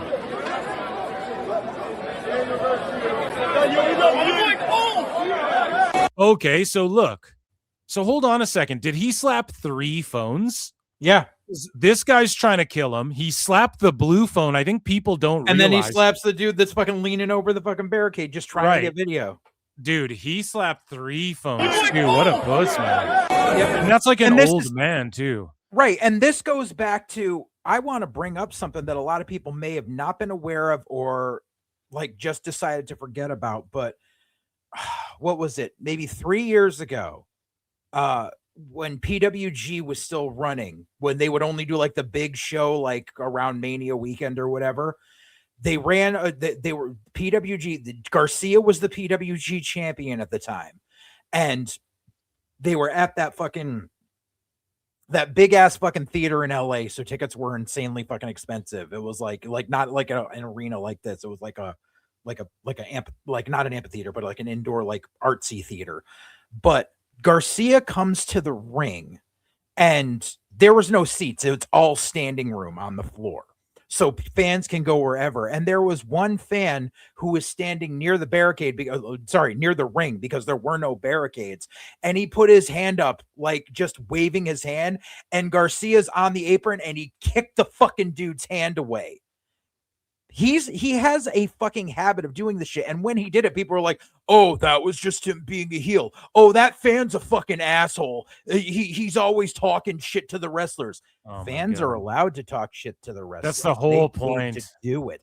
And I was like, and I said, this kid's a piece of shit and he needs to be fucking reprimanded. And here it is 3 fucking years later, and he's still doing the same goddamn shit. Fuck beings, man. Well, I'm glad he got fined. And then to put the cap on everything here for redemption in AEW news, Lance Storm and Brian Alvarez, they had this to say about redemption and match length and all of this. And Brian, we're actually going to talk about it tomorrow. He requested that some shit get edited out of the live broadcast of him shitting all over AEW lately, because he's like, I don't want people to think that all I do is shit all over AEW. Because even he's figuring it out, man. Like the sickos, they're fucking just sickos, and it is what it is. But here's Lance Storm saying something very sensible, very fucking based about AEW. And so let's get it. You have a point here about match lengths. You have a point here, Brian. It's everybody's point. Everybody's had this point, and now you're using Lance Storm because he's a legitimate pro wrestler that everybody respects to get this point across for you. And hopes this is why it's cuck shit though, because Brian hopes that Dave hears this.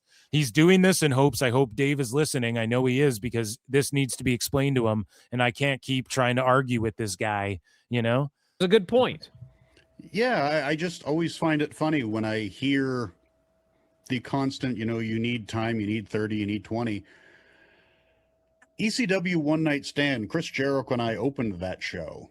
And I still, to this day, 21 years later, get praise for how awesome they thought it was. And they thought it was one of the best pay-per-view openers they've seen. And it's like, oh, that match was so great. I think we were a smidgen over 7 minutes. Yep.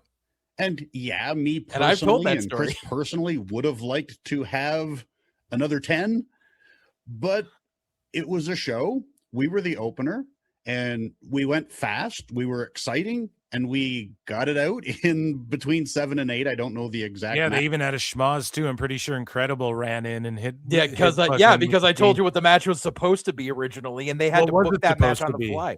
It on was Patreon. JJ tells stories like this a bunch. So patreon.com/pro-wrestle-times. The match was supposed to be Jericho and Lance as the what do you call it? It was supposed to be fucking the Impact players against Doring and Roadkill. But what happened was Jason Knight was fucking drunk off his ass and making an ass out of himself in the back, and they couldn't go over things. So they 86'd the match, and they just turned it into Lance versus Jericho on the fly. And they just did the schmaz finish with Credible and fucking Franny and fucking Jason coming out at the end. So yeah, Lance Storm making a good point here, but 7 minutes ish, and people liked it. It's like we got the crowd excited and left them wanting more because there was more. And I think there's something to be said for that. That if your opener is too long, it's like, again, if you want everyone to be your top guy, you don't have any top guys. If you want every match to... So I've said this exact same thing, and people who sweep for the Observer have come into my fucking comments and gone, this guy's, you're not serious. Because I said once, if every match is 4 or 5 stars, then no match is 4 or 5 stars. And if you can't get over in 5 minutes, you're not going to get over in 50. Yeah, so here's Lance Storm saying exactly what the fuck I say on Observer Radio, F4W, whatever the fuck, same shit. Yep. It's like, again, if you want everyone to be your top guy, you don't have any top guys. If you want every match to be epic, nothing stands out as epic. Nothing's epic. Right. And the opener can just be wake them up, make them happy, and move on. And yeah, everybody wants to have their epic match, but it's like not everybody does. I also use a movie analogy because I'm a big fan of the movie The Road Warrior.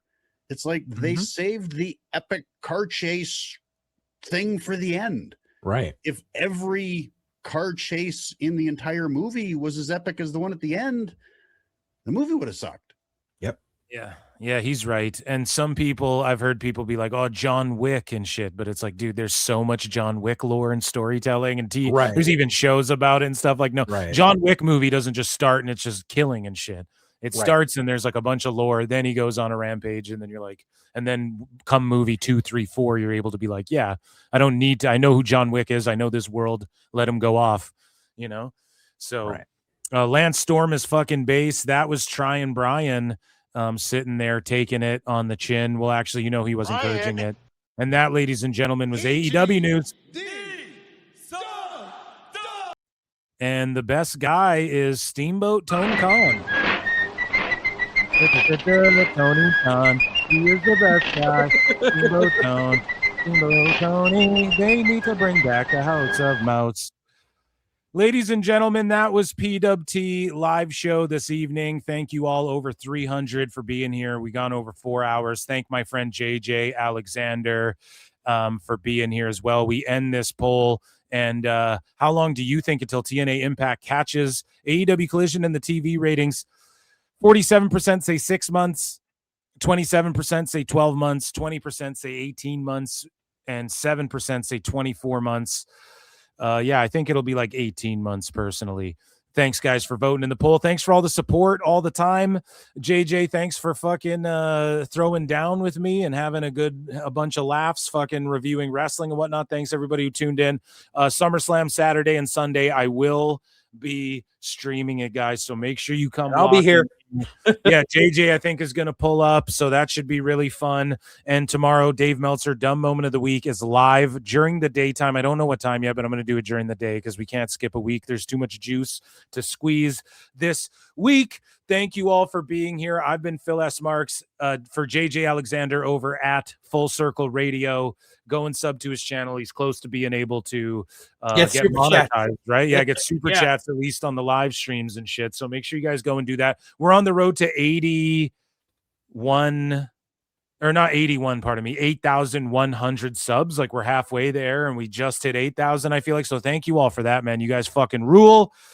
And yeah, I will see you guys next time. for SummerSlam. Peace.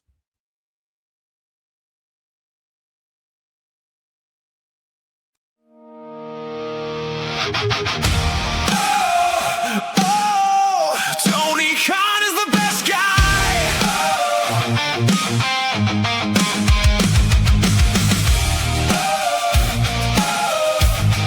Ooh, yeah. Dave woke up on a Wednesday night, got the star ratings ready, feeling just right. Tone booked a ladder match, 12 flips in a row. Dave said, 6 stars, brother, let's go. The ratings dipped a little, but that's okay. There's always a reason by the end of the day. When the message boards crumble and wonder why, Dave just smiles and starts to type. Maybe you just don't understand the art. That's the line before he plays his part. Tony Khan is the best guy, never wrong and he'll tell you why. If Tone books it, it's certified. Tony Khan is the best guy. Tony Khan is the best guy. Dave's got another defense to write. Every match is a masterpiece tonight. Tony Khan is the best guy. Tony Khan is the best guy. Tone made another huge announcement again. The biggest announcement since 10 announcements ago then. Dave got excited before it was said.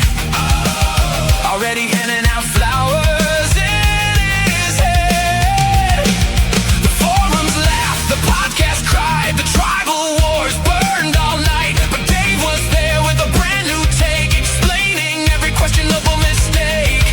The critics yell from far and wide, but Dave is always by Tone's side. Tony Khan is the best guy, never wrong and I'll tell you why. If Tone books it, it's certified.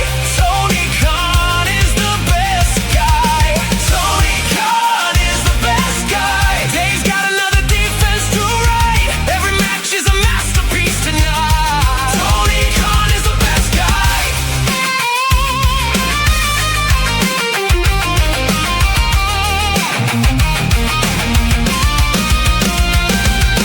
Tone on the phone at 2:45. Dave, what'd you think of the show? Dave said, Tone, that was wrestling history. That's exactly what I hoped you'd say, bro. The fans keep arguing year after year, but Dave's got 5 more stars to give right here.